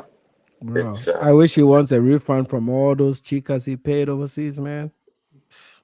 I don't see him coming back to doing what he was doing. No, I really don't. Because you got to think about it. If it's that hard for you to make $100, and then you go overseas to Colombia, and all it takes is 5 minutes from a girl, and you lose it. You start thinking about your money, like, damn, why should I pay? And he lives I in New York, right? I don't see them going back to doing what he was doing. Like, I think because he abandoned his channel, all his social media, whatever. I think the man, he's sitting somewhere thinking about his decisions over the last couple of years. And he's in New York, right? He's in New York, right? No, Newark, New Jersey. Newark, so close to New York City. You close can't to make it, money. yeah. You can't make money. I mean, you know, you can make money anywhere. Yeah, but I mean, that. like he can't make money over there. Like no, because he has no skills. Like over there, you need some skills to make money. Bro, you need hustler in New York. It's lazy. It's laziness. Not New York. You've been in New York. You see New York. There's a lot of guys out there just even selling stuff. But you know what where the laziness comes from, right? When you're just sitting down and people are sending you cash apps and super chats freeloading from just talking on the internet, not doing anything. Because this is not that I hear them always say, "Oh, this is a job." What I'm doing with you guys right now, I don't see that as a job. I'm just chilling with my boys. Yeah, you know, I don't see this as a job. It's just me chilling with you guys, man. I'm really enjoying this moment. You know, like especially in my case where I just work from home, I don't get to talk to people like this. You know, so this is an opportunity to get like 3 different divergent views. Then you add the chat to it. I learn a lot when I do this shit. So this is easy money. So when your brain is used to this type of work for 4 years, traveling, drinking, parties, paying for sex, and you wake up and there's a cash app, you've never worked. It's hard to wake your body up to just go to work. You have to start building new habits. So I agree with you. They're lazy. It's just natural laziness, bro. They're lazy. And you know, the funny part is too, they're lazy to learn the language. And in some instances, they're even lazy to go up to the women. They're lazy to go up to the chicas over there. They even to I've seen some instances where I'm like, man, these guys are really socially awkward. Like, have they really even worked on their craft, like picking up women and stuff? Like, you know, like if you're doing this for a living, you should be really good at it. They're not even really good at it either. That's the part that scares me, because I'm just like, okay, there was a guy. I remember one time I was watching, right? And there was a guy, there was a Kenyan traveler. What's his name again? Marwa. Yes, Aya Marwa. That's him, Marwa. And these guys were like, man, Marwa, you know, you're not fearless. And then I remember I was watching one of these passport bros, and it was just like the people in the comment section were like, go up to the girl. And he's like, nah. And then the guy was like, look, Aya Marwa, he goes up to all the girls. How come you're not doing that? And it just had me thinking. I'm just like, damn, bro. Armar was not even American, you know? Yeah, but he's the one that taught a lot of these guys to travel because he lived in Colombia. he lived in and he spoke. But see, the thing is too, I think it was like a perfect storm with COVID Mhm. because everybody was sitting at home, nothing to do. These guys started traveling, and then I honestly think that that's how they built the subscriberships towards 80, 90, 100, 200,000 viewers, right? Subscribe because those people I think are not the same folks who are watching a day. They are not Because they're watching back. anymore, though. I mean, Yeah, because they're back to doing whatever it was. But the issue with that is a lot of them, it got to their head thinking, I'm famous now. Like if you see a lot of, Austin says, oh, I'm a famous YouTuber. That's what he tells his girl over in Namibia. Hey, In I reality think I is, should go to Windhoek and take that girl out on a date. That would be funny. You guys shouldn't tell him. I'll show him. I'll show him how the old G's he's used to watching do it. this right now, I'll wherever still he's do staying it at even the if he hang or watches, whatever. bro. But the issue is, again, going back to it, those numbers went up and it got stuck in their head that there's somebody famous when really nobody knows them. Apart from like their core subscribers, and that's it. No, you're You know what I mean? 100% right. Yeah, no, you're Yeah. 100% right. You're 100% And the thing right. is, as I said, if you look at the views, not just even like, I know I keep bragging on Austin, but across the travel space, the views are not what they were even a month ago, 6 months ago, a year ago. They're not. They're not there. Oh, he's taking a beating, bro. The Oh, boy is working he's not 10 even hours a making day. 1%. He's not making 1% of what his audience is. And that's the thing, that's how you can tell. Because if he can barely make 1,500 views while the video is live, that channel's dead. It's dead. Yeah, it's a dead It's dead. channel. Yeah, it's a dead channel. It's dead. But as I said, that's across the space. It's across the black travel space, so to speak. A lot of those guys, they're struggling with the channels. There's no way to be able to keep it going. Because I think right now, in my opinion, a lot of people are waiting for the crash outs like Rello, like what he was doing the other day. I think Future, I think he's something. I think he crashes out not because he's trying to make people laugh. I think that's just him. You know what I mean? Like, I just think he can't help himself, right? But that's, I think, what people are hoping and waiting to see. That's just my opinion. Yeah, it is crazy, man. Salute to you, Rick. Long time, bro. Yo, what's up, bro? Could you hear You me? good? Yes, sir, man. Hey, man, you. I don't know if I missed anything, but you haven't had an open panel in a minute, right? Yeah, Or yeah. am I wrong? Facts. No, you're right, man. You're right. Yeah, Okay, yes. because I thought like I haven't been able to tune in. I had like a schedule change at my job, so I haven't really. So I thought maybe I missed something, but I thought it looked like you haven't had an open panel in a while. That's true. Yeah, yeah. We did the migration to the new channel, and then I kind of kicked it off myself. But yeah, we're back to live. We're back You to it, didn't man. want to hang out with us poor folk? Is that what it was? No, Keep it real. man. Keep it real, No, man. Keep it real. no. It was just a migration. I was setting up, coming over, and then I moved. I've been changing software, testing it out. But All right, yeah, but I just wanted to say what's up to you, man. What's the topic though, man? Somebody there was a passport bro content creator that got deported from Colombia. You heard about this? Nice. No, I haven't heard of it, but And every also- time I hear something like that, though, that's I love hearing that. So And they also turning away the freaky frogs, the guys that's coming into Colombia with 100 butt plugs, 100 condoms. good for Colombia, man. Good for the Colombians. Good for Colombia. You know what I mean? I hope the rest of the world follows suit. You know what I mean? I hope they follow the same thing. I think everyone knows that's familiar with me or familiar with my voice or in the chat anywhere knows I'm not a big fan of the passport bros because that's what I call them. You call You don't remember Rick? Yeah, that's Rick. Rick. I remember. No, I don't remember that phrase. Okay, you said ass, bro. I call them passport bros. So not take the P off because ain't nothing P about them. Ain't nothing, So I take the P off. I drop that off and just keep the passport because that's all that's in their mind is just, It's just, you know how you have a right and left hemisphere of the brain? It's just two ass cheeks. That's what makes up their brain. You know what I'm saying? Like that. That's all they seem to think about their whole existence.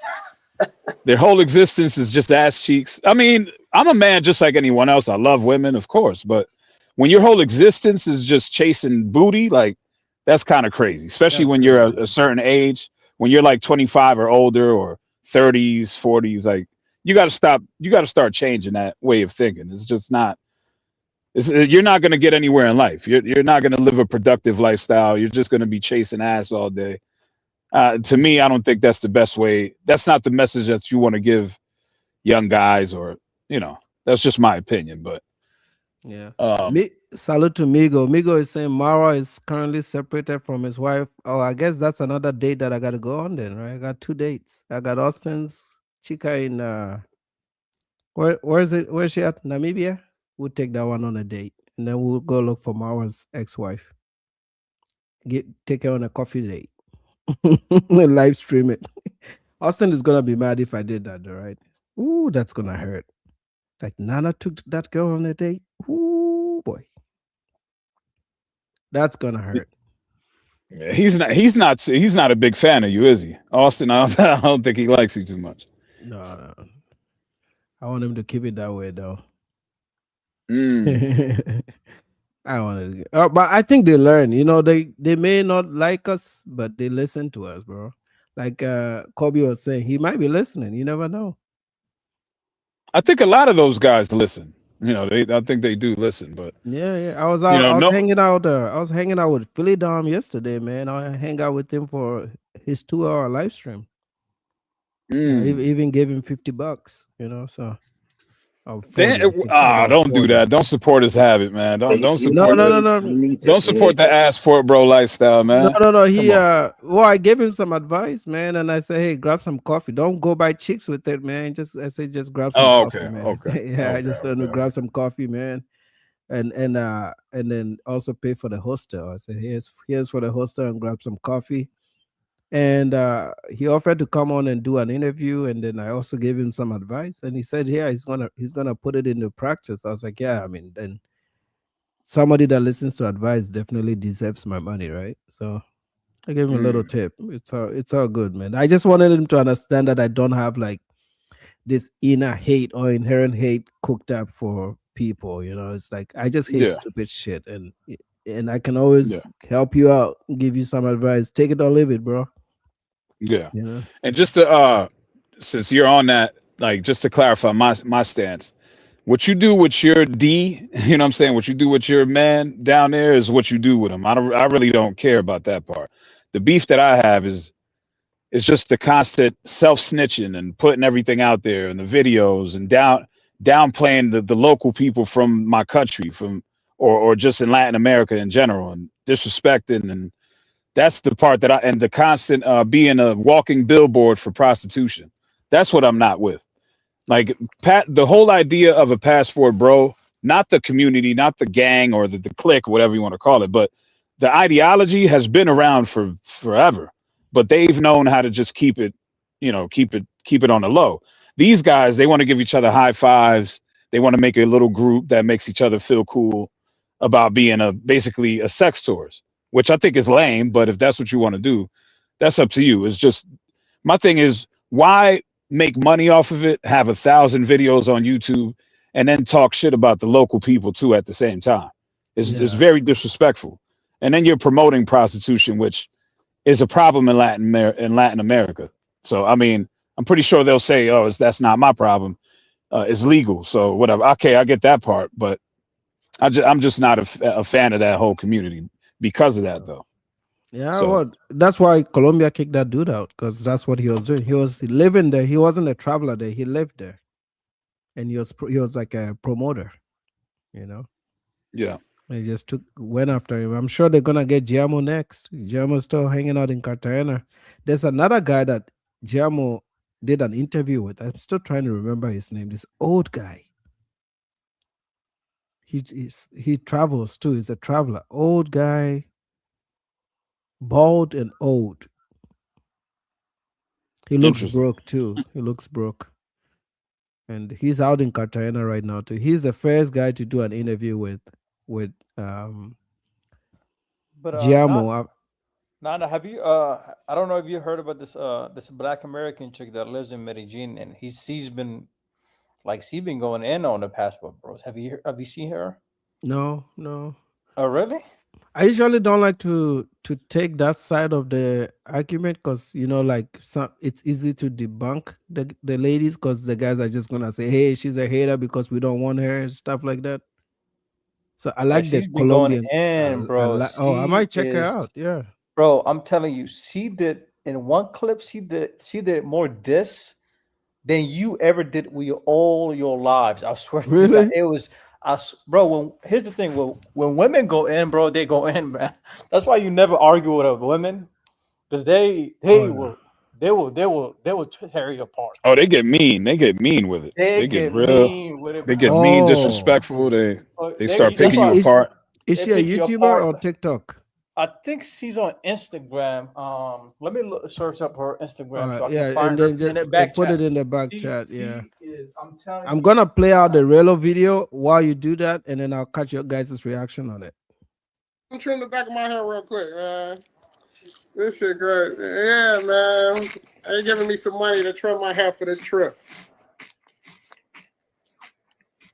Just trim it all the way off. Just trim the back off. You ain't gotta make it look good, clean. Yeah, trim tell it make off. that. Yeah, tell make that bitch a Just zero. trim it like just shave it. Just shave it. Here, I got it. Look. Like this. He's scared. Like this. You see like that? Tell him why he's shaking. He good. Do it just like that. Do it just like that, man.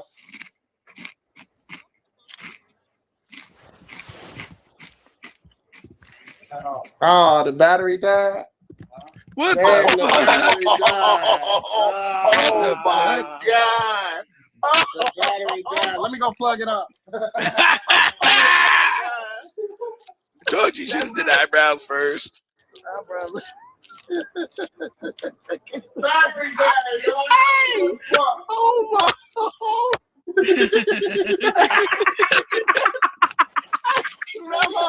No.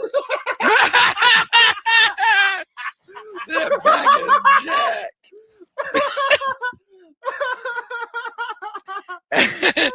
Hey, Relos. Hey, this one. Hey, turn around to the back. Turn around. Turn around. Just the back. Man. Hey, what? Let me see the back, Hey, what? Oh my God, this is crazy. All right, here we go, man. This is crazy, man. All right, I told y'all what. Damn, the Clippers ran out of battery. Damn. All right, you ready? SoCal, you ready? Yeah.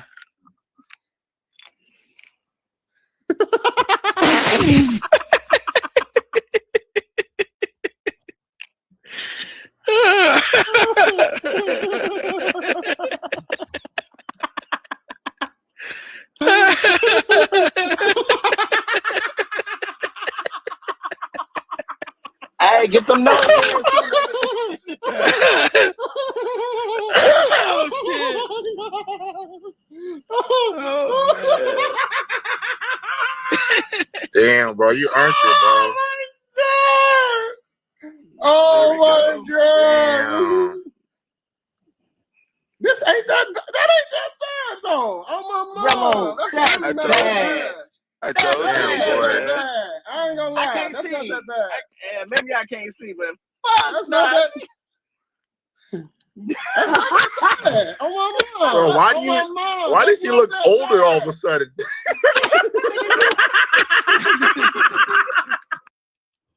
Man, I'm very proud to be an African, bro.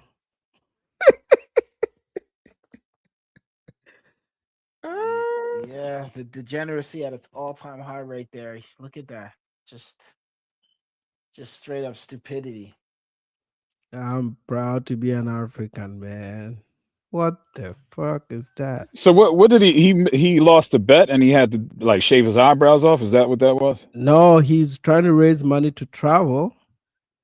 and they want him to shave his hair to raise the rest of the money. I think he did this for $100. Man, the man is literally selling his soul for some box. That's crazy. That's insane. But Man. just send me the girl's IG. Let me find it. Yeah, she's been. I'm telling you, Rick. I mean, combine you and Nana, like, was the bashing she did with the past, bro. She is. Is she Colombian? No, she's Black American. She just lives there as an expat? Yeah, she lives there.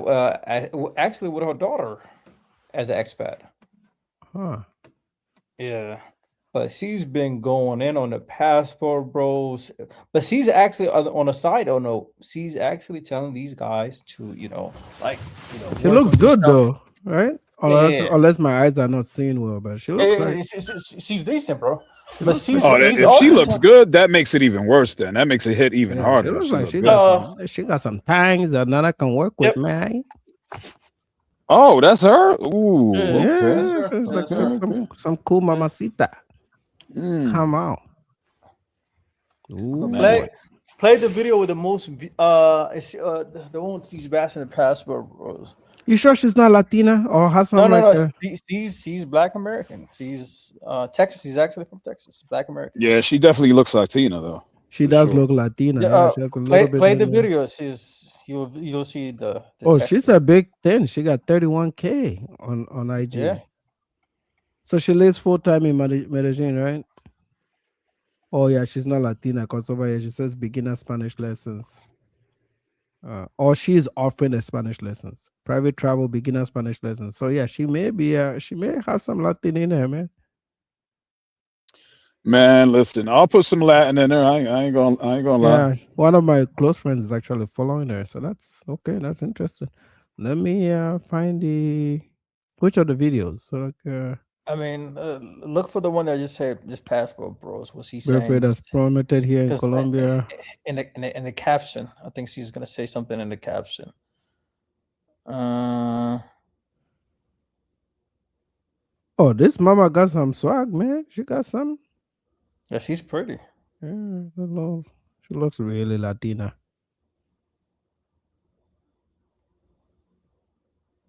Yeah, she won't struggle in Colombia. She'll fit right in. I think you got to go to the top one. The top one. Play maybe the top of this one. The top one. So why did she give a reason for living in Medellin? Like she works. I really play the most recent one. The one Let me is see. today. This one looks like. Yeah. Oh, yeah. Part two, I'm going to expand upon what I talked about in the first part. Now, we already established that a lot of Colombian women are physically attracted to Black men. I have heard them say this, right?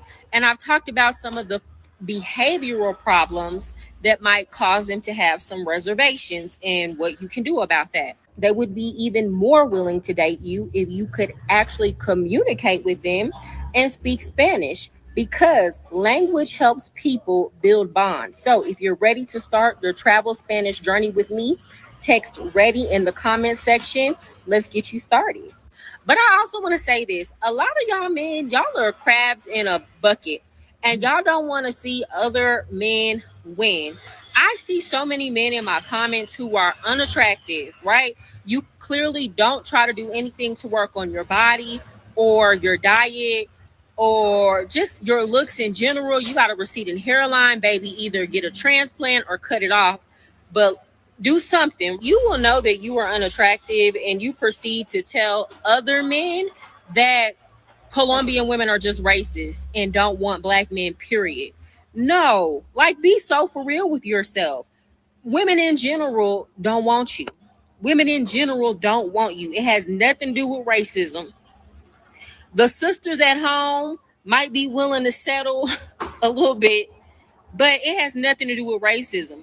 If a Black man is handsome, he's a decent height, nice teeth, great hygiene, he can come to Colombia and really have his way. Do y'all honestly think that a Moorish chestnut being tall, chocolate, nice teeth, nice build, even at this age, could not come here and have his way.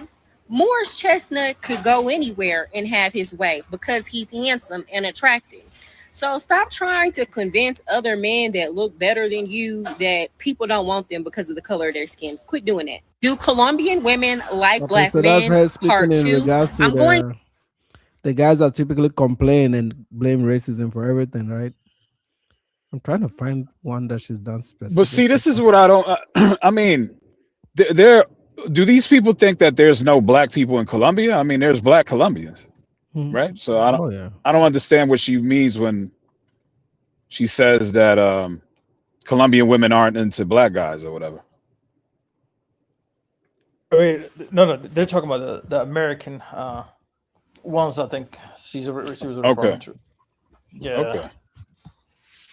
Well, this is the thing, man. Me being like, me speaking Spanish and being around Latina women and going to these countries and all that.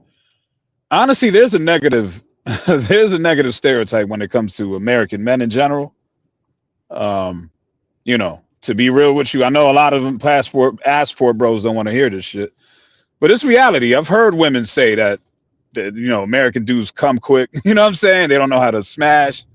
They have bad hygiene. They stink. They're not romantic at all. I hear all of this stuff. They have some very negative stereotypes about American men in general, black or white. You know what I'm saying? So it's not all, I'm just keeping it real. Yeah, I mean, I can see. This is at the end of the day. This is the mongering space, and people don't realize like you're not getting the cream of the crop American man. You're not getting you see what I'm saying? So you getting guys like who pretty much gave up on life, and they're like, okay, the best way I can do is just pay for it, and I don't have to work on myself. That's why she said in the video, hey, if you guys work on yourself, you'll get the women you want. But most guys in this space, I mean, you got guys like TMI who's 600 pounds. Oh, He fuck. travels to DR, Thailand. Don't want to lose weight, just want to pay box. That's it. Just pay. Yeah. There's these women will do anything. they'll to get the visa or to have an opportunity to come to the US. So yeah, they'll mess with a guy like that for the opportunity. There's a phrase in Spanish, right? That people say, oh, ella come vidrio. So it basically means she would eat glass to get benefits from somebody. So meaning that she would get with the not so attractive guy and put up with all of his bad hygiene and bad stuff just because they afford her an opportunity to either come to the States or to get the American dollar. Like, so that's the only reason why they deal with guys like that, because there's a huge trade-off. You know what I mean? But a guy that looks like that on average would get no play if he had no kind of opportunity that he would be able to afford a woman like that. So, Yeah. Maybe back in a future stream you'll find me specific videos where she has specific passport bro commentary. Because most of this looks like just regular lifestyle, right? I mean, I mean, she was going in on Helmy's Hub. I don't know if. Oh, that dude, Homies Hub? Yes, bro. That dude looks crazy. Man, she destroyed Homies Hub. Really? I never heard of that dude. Oh my goodness, she destroyed him. Some low self-esteem guy. Matter of fact, you go to Homies Hub YouTube page. He has it. He has the clips where she's dissing him. Go to his YouTube page. I think she removed her clips.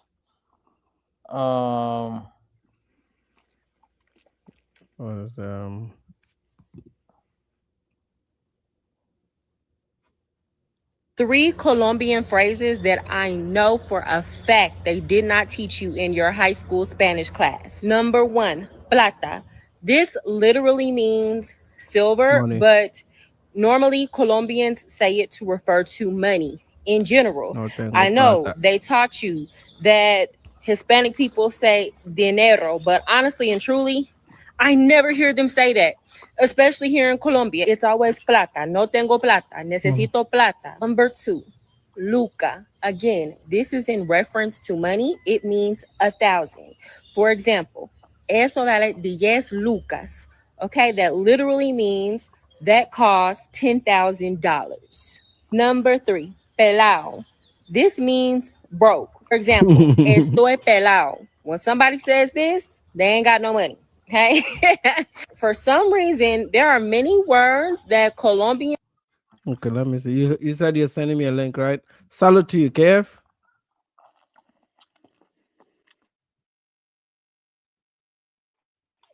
Okay, she know a little Spanish too. Okay, I see. I see that. Yeah. She has Okay. learned it. Yeah, I was trying to pick it out. I was like, okay, yeah, she does. She knows how to get around. She. Look, if I look at the maps here, she's really in Puerto Rico, Ecuador, Peru, Colombia. Yeah, mostly in Latin America. She does look. She looks Hispanic to me. She looks Colombian. She'll fit right in. Let me find it. You said it's on the guy's YouTube channel. Yeah, if you go to Mark his is still YouTube here. page, Homies Hub, yeah. Homies See- Hub. That's the name.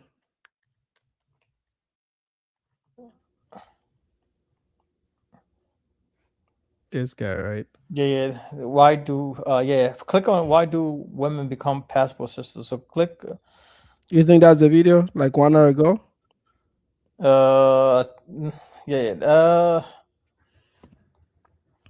There's a video where he did that one. You see her, the same girl, passport sister.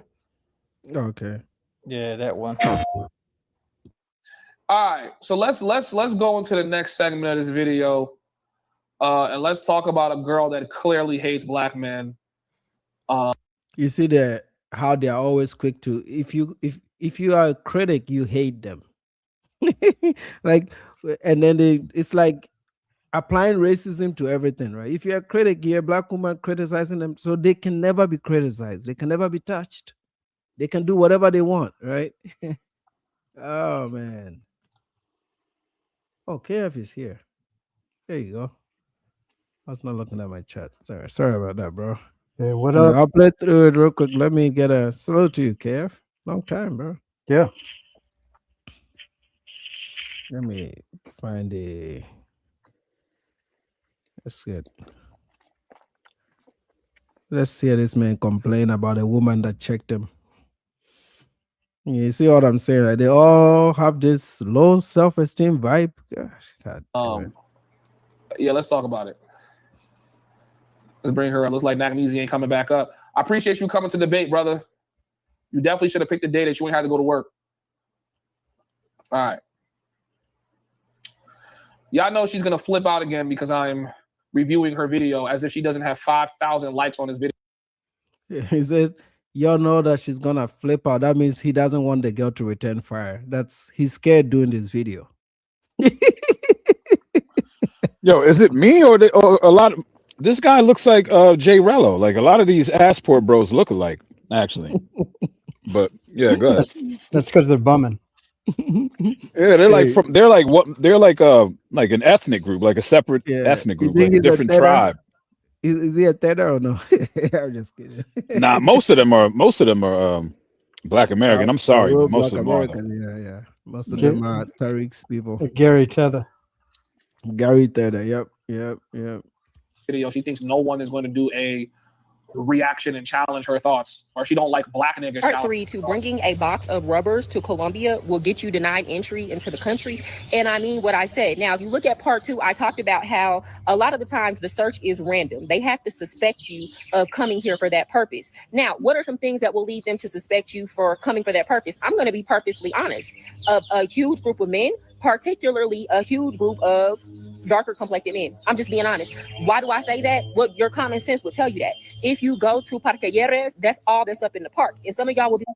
Here's my problem with her statement here. There's no problem. With Once you start breaking, when people speak with conviction, make sure you listen to the words that's coming out of their mouth, right? How many times has she told you guys, and she's gonna say it on this video too, How many times has she told you guys that she does not go to where black and sex tourist Americans go? How many times have we heard her say? I heard her say it in multiple videos. So if you don't go to where sex tourists and these men go, how do you know what be up in the park? Do you know how many times you would have to visit the park to accurately be able to? That That's made no stupid. sense. I've never been to Parquilleros myself. Never been there, but I know exactly what goes on there. Yeah, You know what I mean? exactly. What you It's just information, bro. said doesn't make any sense. Because I mean, you don't have to go to these places to know what's going on. Is my audio okay? Jesus. Yeah, I can hear you. Yeah, these guys have the IQ of a starfish, man. That's terrible. But She yeah, lives in yeah. Medellin. She speaks Spanish. She speaks to the locals. Of course, she knows what you guys are doing. Every gringo knows what the others are doing. Only they think that they're being incognito, man. Only they think that, but everyone Yeah, else knows and what's they going post on. this shit on YouTube anyway. They snitch on themselves anyway. They all go to the same spot, so it's just like, come on, they all. It's not like these guys. There's not like no secret club they're going to or anything like that. They're all going to the same little spot over there, Parqueades, and they're all just running amok over there. And then they're all literally, some of them you could literally, there'll be people walking around with cameras recording the whole entire situation that's going on over there. Yeah, Daily there's too. live It's not even videos like on it's like YouTube. daily. There's people who make money from that. That's like their job, right? They literally walk around there and film it all day, all night. So you can see day by day what's going on over there, and there's numerous people doing it, so everybody knows. Like, Why would this guy even make a video about this? We're not stupid. It's like, even if we didn't know, there's tons of YouTube videos of you guys posting this stuff. Like I said, I'm on the coast in Colombia. I'm not in Medellin, and I know exactly what goes on in Medellin. and let's be real. Even if she says they go there, and you know they go there, just own up to it. Who cares? If you go there, you go there. You got to admit to it. You got to be like, yeah, I go there. And what? Is it a crime? And then, so because at the end of the day, I don't know. Some of these guys, it's just like, I don't know. They're just suffering from grand delusion or something. I don't understand it. These boys need to come home. This bro. is Assport logic, Assport bro logic right here. I'm gonna put dark shades on, put my hat brim low, and no one will know that I'm out here to buy some box. That's their logic. Like, bro, number one, everyone, like, I'm telling you, man, I lived in DR. I am Dominican. Like, we all know, believe me, all the locals know who's a sex tourist and who's not. Just by small movements, the way you carry yourself, like certain things, the places you go, everyone, all the locals, natives know that you're a sex tourist. You may think that you're, hiding out, but you're really not, though. You know what I'm saying? So Look at him. He has a fundraiser goal, $1,000 goal, $148 raised. They've all become non-profits, bro. So this is the same guy that's got a paywall for some of his corn. So he's got to do a fundraiser. So obviously he's not making enough money on his corn videos, but he's using YouTube to advertise that, and he's doing fundraising at the same time. Either this guy is grifting his own subscribers, or he's just not that successful in any way. But the thing is that this guy is still doing this. I think this guy is a liar to his subscribers. I think he's got more money than what he's saying to people for him to raise the money. I think he's got money in his pocket. Yeah, but look, he only has 5,000 subs. It's not a big channel. It's not. I've seen him a few times. It's not a very successful YouTube channel. But how many people are going to his paywall? That's what I'm saying. Yeah, the paywall. Then yeah. Yep, and then it looks like he had a 6-hour live stream yesterday about the Chocapo deportation. I know he used to be out there in Colombia. This same guy must be somewhere in Southeast Asia now. This is just some stupid way of living life, bro. I guess what they don't like now is there's a woman on the ground in Medellin just spilling the beans, but they've been spilling these beans themselves. They put the shit out there themselves. Facts. To say whether or not black men dominate being in the park or not. Do you know how often you would have to be in the park to know that for certain? No. It would literally be impossible for you to actually know that those comments coming out of your mouth is true unless you visit the park often. So because you don't know if those commentaries are true, there's not a 24/7 drone surveillance. There's not a census on what skin complexion type of person is entering the park. You don't know who be in the park. I'll tell you, the park is very diverse. The park one day could have an influx of black men. The next day could have an influx of white men. The next day it could be nothing but Puerto Rican niggas in there. That's what it is. The last time I went to the park, it was nothing but groups of Latinos. Right? But I'm gonna let her keep saying her piece, because the more and more I hear her talk, the more and more I feel like her anger and her energy is directed toward black men. You're like, yeah, well, other groups of men do it too. They not doing it like y'all. They not doing it to the extent that y'all do. They're not coming in these big groups and then wilding out when they get here. They either come solo dolo or like with one other friend, and that is not the majority of what's represented. What she's saying is not a lie for Cartagena. It's only black folks that, like I said, from when I lived there, it's only black folks that will travel 6 ninjas deep to Cartagena, and they'll all go out at the same time. Like you find 6 guys all walking at the same time, going to negotiate bucks. Like, geez, really? That's crazy. All That's 6 crazy. guys out the same time. Like, you can take turns. Like, and it justifies what we were saying earlier, right? Remember we were talking about how like a lot of these other groups of guys get drugged more, like a lot of the Mexican guys or a lot of those European white guys. What a lot of these black guys, a lot of those guys, they go dolo, they go by themselves, like they go solo dolo. Where a lot of these black guys, they'll go 6, 7 guys deep, 8 guys. Sometimes they'll bring their whole entire, like some of these guys are from certain neighborhoods. They'll bring like a bunch of guys from their neighborhood out there, you know? True. Bunch of Ohio guys. Well, or a bunch actually, now that you say that, though, that's actually kind of smart. Then, if they're gonna, if they're gonna eliminate that risk, then by doing that, yeah, that's then, why they don't get scoped the way the other the groups white get guys get, because I've noticed that it tends to be like, remember I told you the guy from Germany who I knew got robbed in Colombia with the guy on the motorbike. He got robbed. He was by himself, and the guy pulled up right in front of his apartment, just pulled out the thing and with the gun and said, "Hey, run it up," and he did it.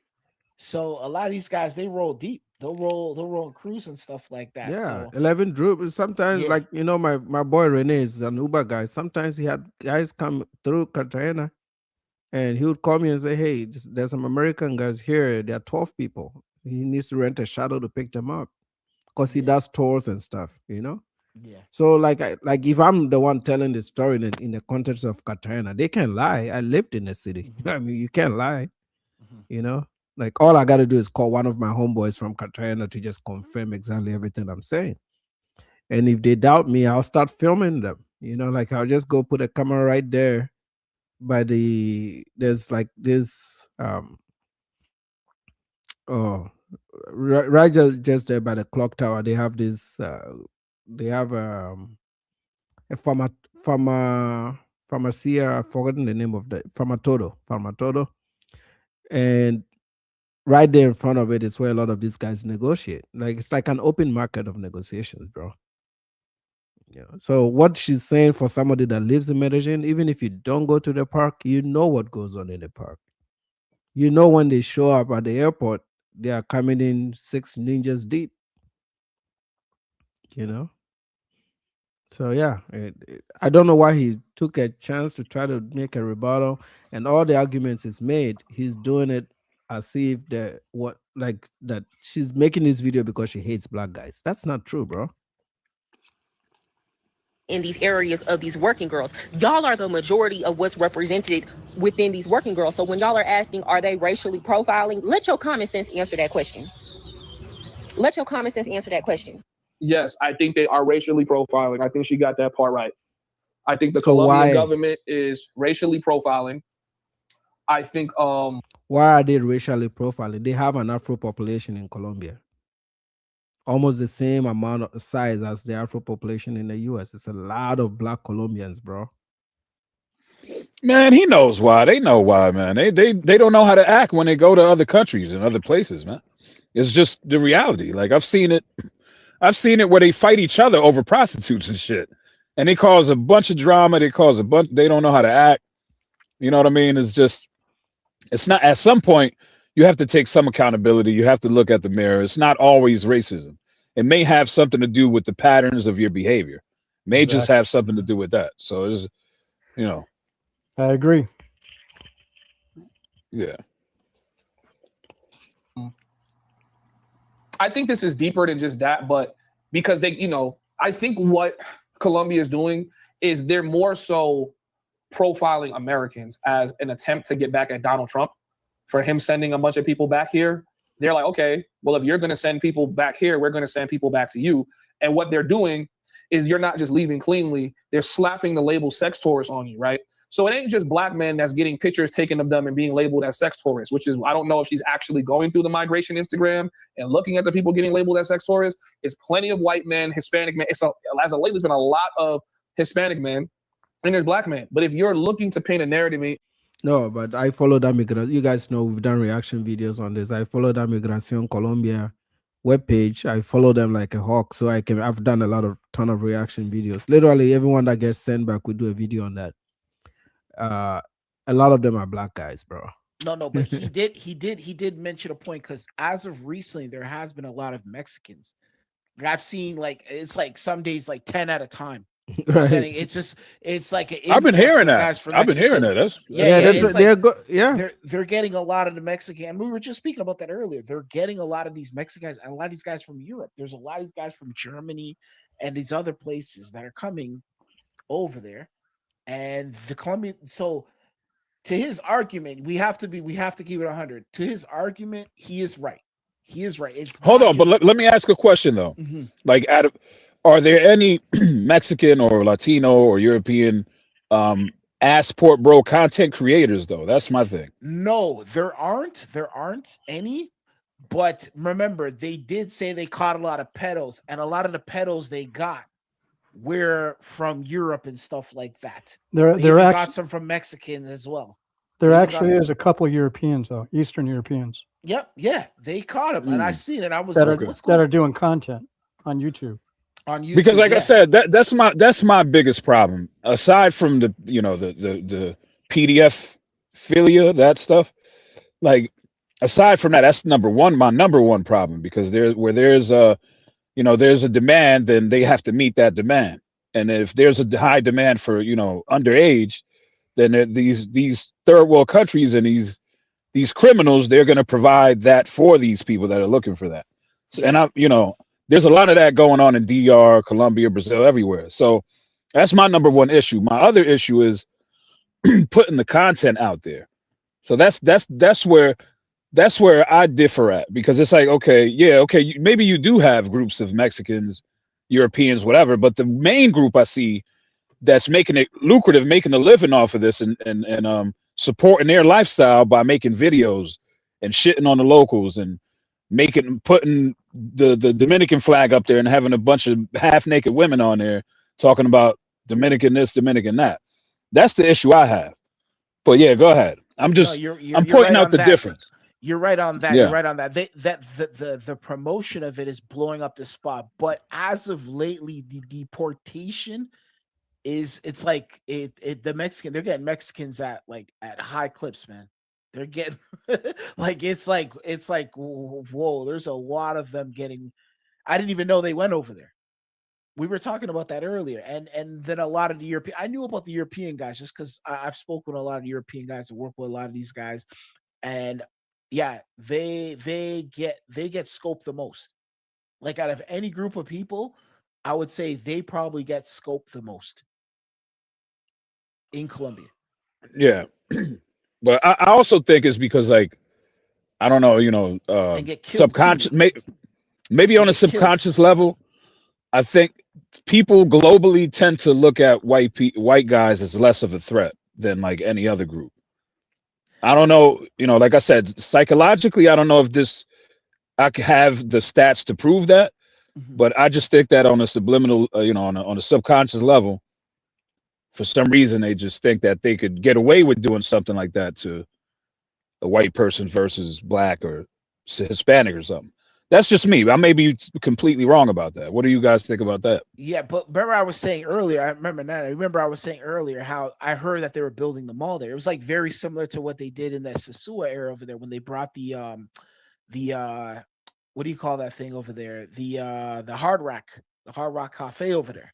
They brought the Hard Rock Cafe over there, and then literally the Hard Rock was like, hey, we can't have these girls. We're a corporate brand. We can't have these girls walking up and down the strip like this. So the Dominicans were like, listen, the guys can stay. We don't care. We keep you guys here. You guys can stay, but these women cannot be walking up and down the streets. We're going to keep arresting them. And that's what they did, to the point where they removed them off the streets. Yeah, And from then what I heard, they're like cleaning up Sosua. I don't they know already because I did. stay. They already did. I stay. They wiped it. They wiped it down. They wiped it. I know a I guy out stay. there. I stay away from that place because when I go to DR, and unfortunately, my family is from Puerto Plata, which is Puerto Plata. Yep. basically, and sometimes I want to go there, but I stay away from it because of what it's associated with. So I don't know anything about Puerto Plata's Sosua nice really. though. Puerto Plata's nice though. I've been to Puerto Plata. They got nice beaches and stuff like that over there. Oh yeah, They definitely. got nice ride with downtown Puerto Plata. It's a cool place, nice place over there. But like I was saying, they from what I heard, they're bringing a mall over there, right over there to what do you call it? They're building a mall where close to Parkhead is over there. So that's the reason Okay. why they really want to push. That's from what I was told. That's the reason why they want to push a lot of these people out of there. They're like, we can't. Remember, like I was saying earlier to Nana, these people. Let me tell you something. When you start putting out these videos and showing the real estate and showing what's going on over there, a lot of developers around the world are watching those videos. There's people from everywhere. There's people in Wall Street. There's people in London. There's people in all those financial sectors that are watching those videos. There's private equity. There's hedge fund, asset management companies. There's corporations. They're all watching these videos, and they're looking at opportunity, and they see opportunity. Remember, I was saying it. Colombia is an emerging market. It's a part of the list. If you go look at emerging markets in the world, countries that are coming up, Colombia, Brazil, these are countries that they have plans for in the future and whatnot, right? When you read about the reports, they have plans for the future with a lot of these countries. A lot of these countries are part of their plans. And these are countries that pretty much have prime real estate. The economy is starting to whereas like the economy in like Western countries like England and Italy and all these places are stagnant or declining. In Colombia, it's shooting up. It's shooting up. It's shooting up. And they have a lot of these places they want to start building over there. They want to build. Yeah. And Some from what I African was countries told- too, right? Yeah, exactly. Like just like in South Africa, right? Or in Nairobi and in places like that. They want to build, they're building over there.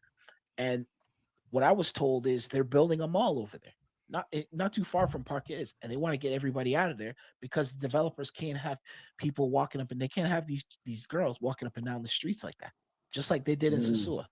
So this is the reason why they're starting to the crackdown on a lot of that stuff that's going on over there.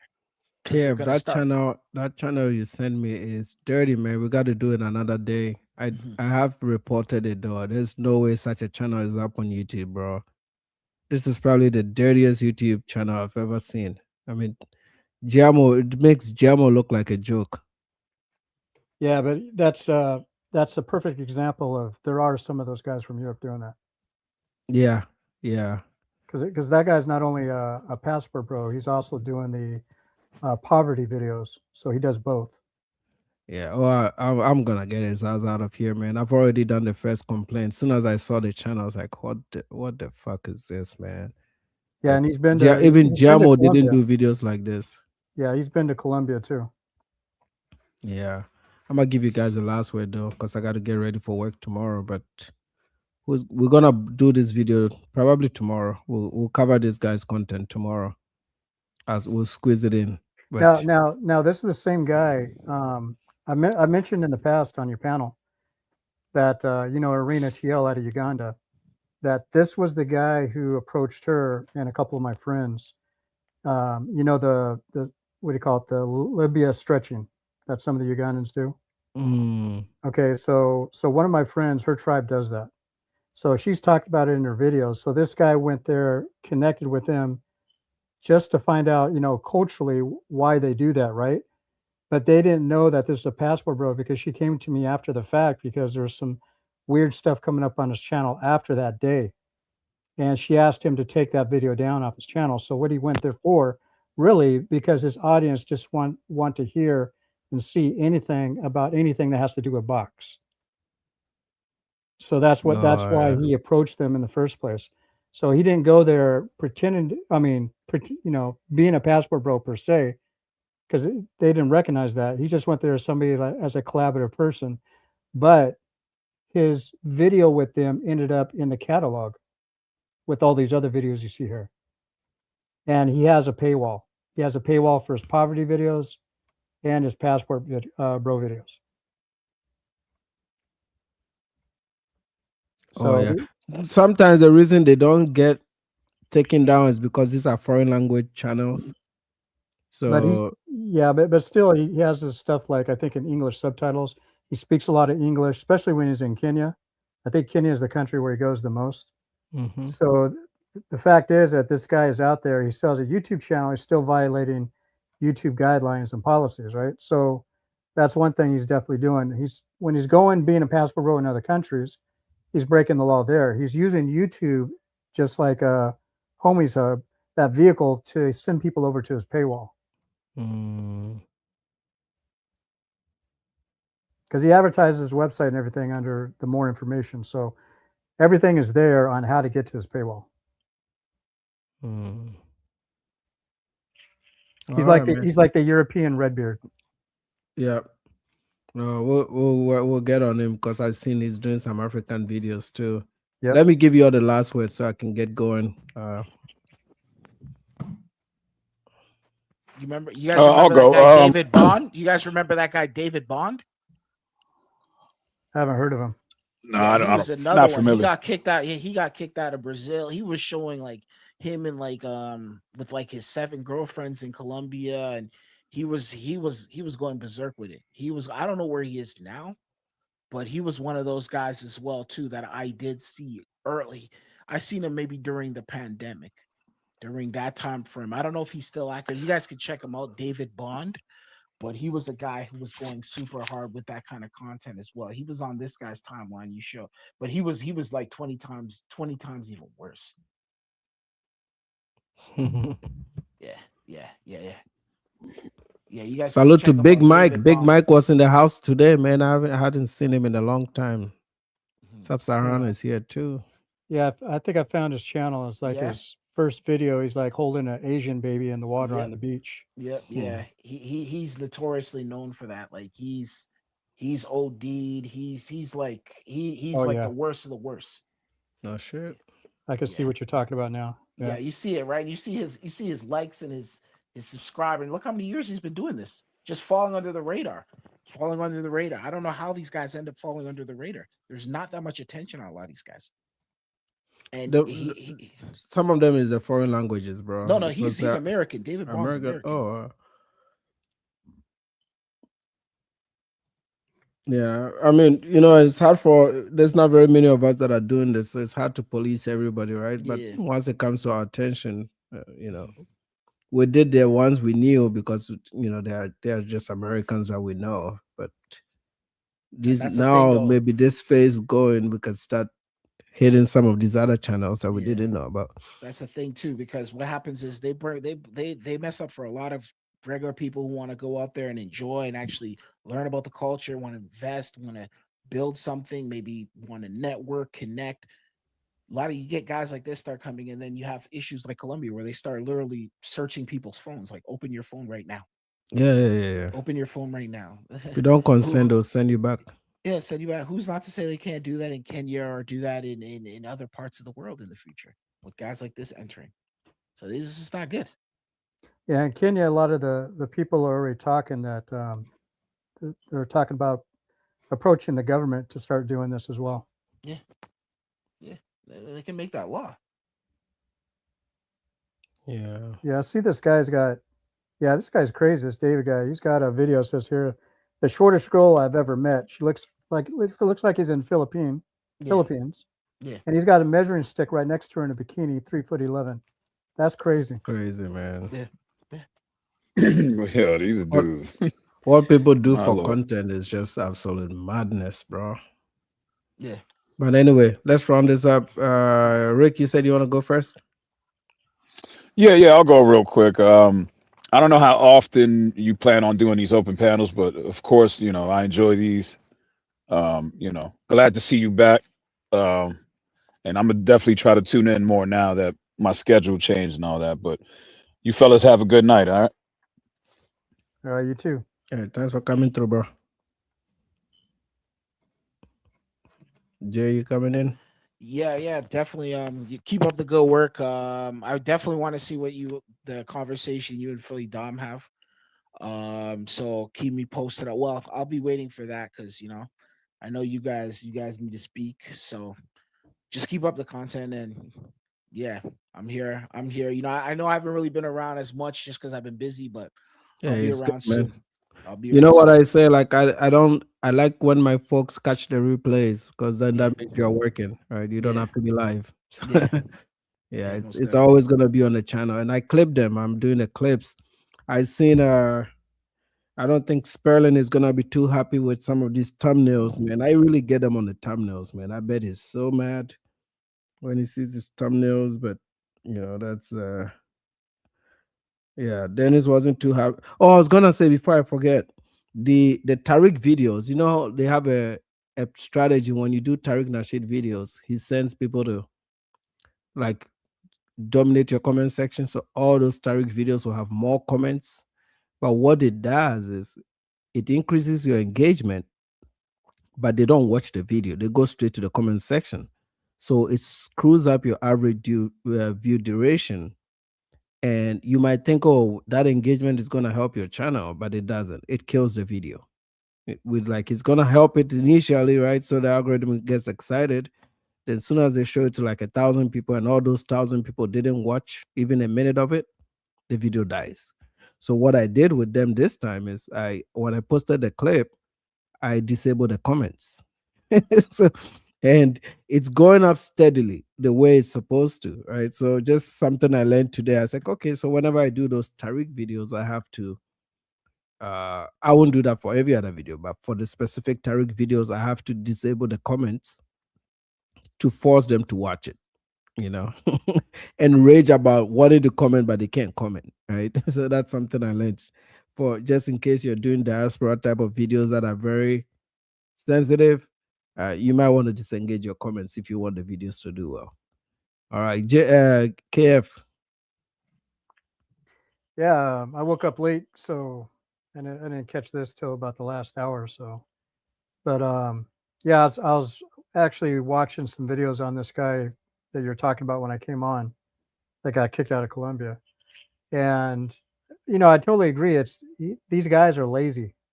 When they come to making money like this, I mean, Jay Rello is like the number one perfect example of that, of how lazy you could be. Because even in a city like Gary, Indiana, where he's from and where he lives, he was able to find jobs in a place where jobs are quite scarce in that city in the United States. He was able to find jobs and screw them all up for the simple fact that he wanted to be a passport bro. And it amazes me that I've been watching like those Boca videos and stuff like that, where they do documentaries and stuff. And I watched a couple in Gary, and one of the guys was talking to people, of course, around some neighborhoods. He ran into a couple of electricians, and these are Black Americans. And he even asked him, he's like, how much does it cost to buy a house, like a really good house here in Gary that's not dilapidated and all that other stuff? He said you get a house about 60,000, which is hella cheap. And I saw some of the houses there, and it's great. And then he also goes, well, you're an electrician. Does it even pay good over here in Gary? He goes, it pays damn good. It's like really good. Because that's right across from Chicago. I used to live in Illinois. It's right across. Yeah, but this guy was making money in Gary as an electrician. Oh. And the other guy too. So it was like a two-man team, it seemed. So it's like, the thing is, what I'm getting out of this, like people like Jay Rello, is that these guys seriously have mental issues. They really, really don't want to work. And when they come into a little bit of money that seemed to be easy, like doing this crash out shit, right? I think what it really is just like O'Shea. It's like when you get a lot of money fast and you have no other skills, it's like, okay, you're that big kid in a candy store. You just don't know what to do with all that money. Right? You really don't. O'Shea doesn't. Jay Rello doesn't. This hub guy doesn't. It's like none of these guys know what to do. It's not like who's that guy from Romania that's got a corn site, and he did used to be, I guess, a kickboxer. Used to talk a lot about beta males. Wear the big sunglasses. What's his name? Tate. Andrew Tate. Tate. Yeah. Yeah. So Andrew Tate, somebody like him, from what I heard he used to be a passport pro. I don't know if that's true, but what he does now for sure is, and it's been advertised, he got arrested for it, is running a corn site. And he got arrested for also because one woman said that she was kidnapped by him, right? So, but the thing is that he came into a lot of money and he seems to know how to invest. But that's like one out of 100,000 of these guys is what it looks like to me. So basically, whether if it's illegal or not, it's like he knows how to invest. These guys don't know how to invest in anything with all that money. They're going to go broke. If they get a lot of money, they're going to go broke because they don't know how to invest. There's things that Jay Rello could be doing in Gary to actually improve himself. And if he really did want to travel on his own dime, he's going to have to invest in himself in Gary first, or move somewhere, a little further away so he can invest in himself to improve himself. Because right now, the way he's going to be a crash out for life. And he's going to be that guy on YouTube with a bunch of gray hair. He doesn't shave. He's going to be asking, anybody got $2? I just need $2 more. We got a Brazilian trip coming up, or Argentina. We're going to try Argentina. I just need $2. That's what we're going to end up seeing. And he'll never be monetized on YouTube. So like the content part of it is completely out. He can only get direct donations given to him. Right. He's not being paid for his content. He's just using the content as a host platform. Which if I was him, then why use YouTube? You can just use any other platform, even like this Patreon and all these other places. Right. And just bring your loyalists there, because the guys that are giving him money are probably maybe 300 Black American guys that are giving him money. It's not very many people. Right, and most of those guys can't travel because they don't have enough money. They don't know what to do. Or some have criminal records where they just can't have a passport. Right, so they want to live their fantasies through Jay Rello, through his lens. I gave Jay Rello $100. Jay Rello went to this 4-star hotel in somewhere in Thailand, and they're going to say, I did that. I helped him with that. So that makes them feel good when they do that, because now they're a part of it. Oh, man. And it's sad. It is sad, man. It is sad. All right, bro. I'm going to let you man. going. Yep. Thanks for coming through, man. Thanks, guys, for joining the show. We're going to be back on my other platform tomorrow. Y'all have a good night.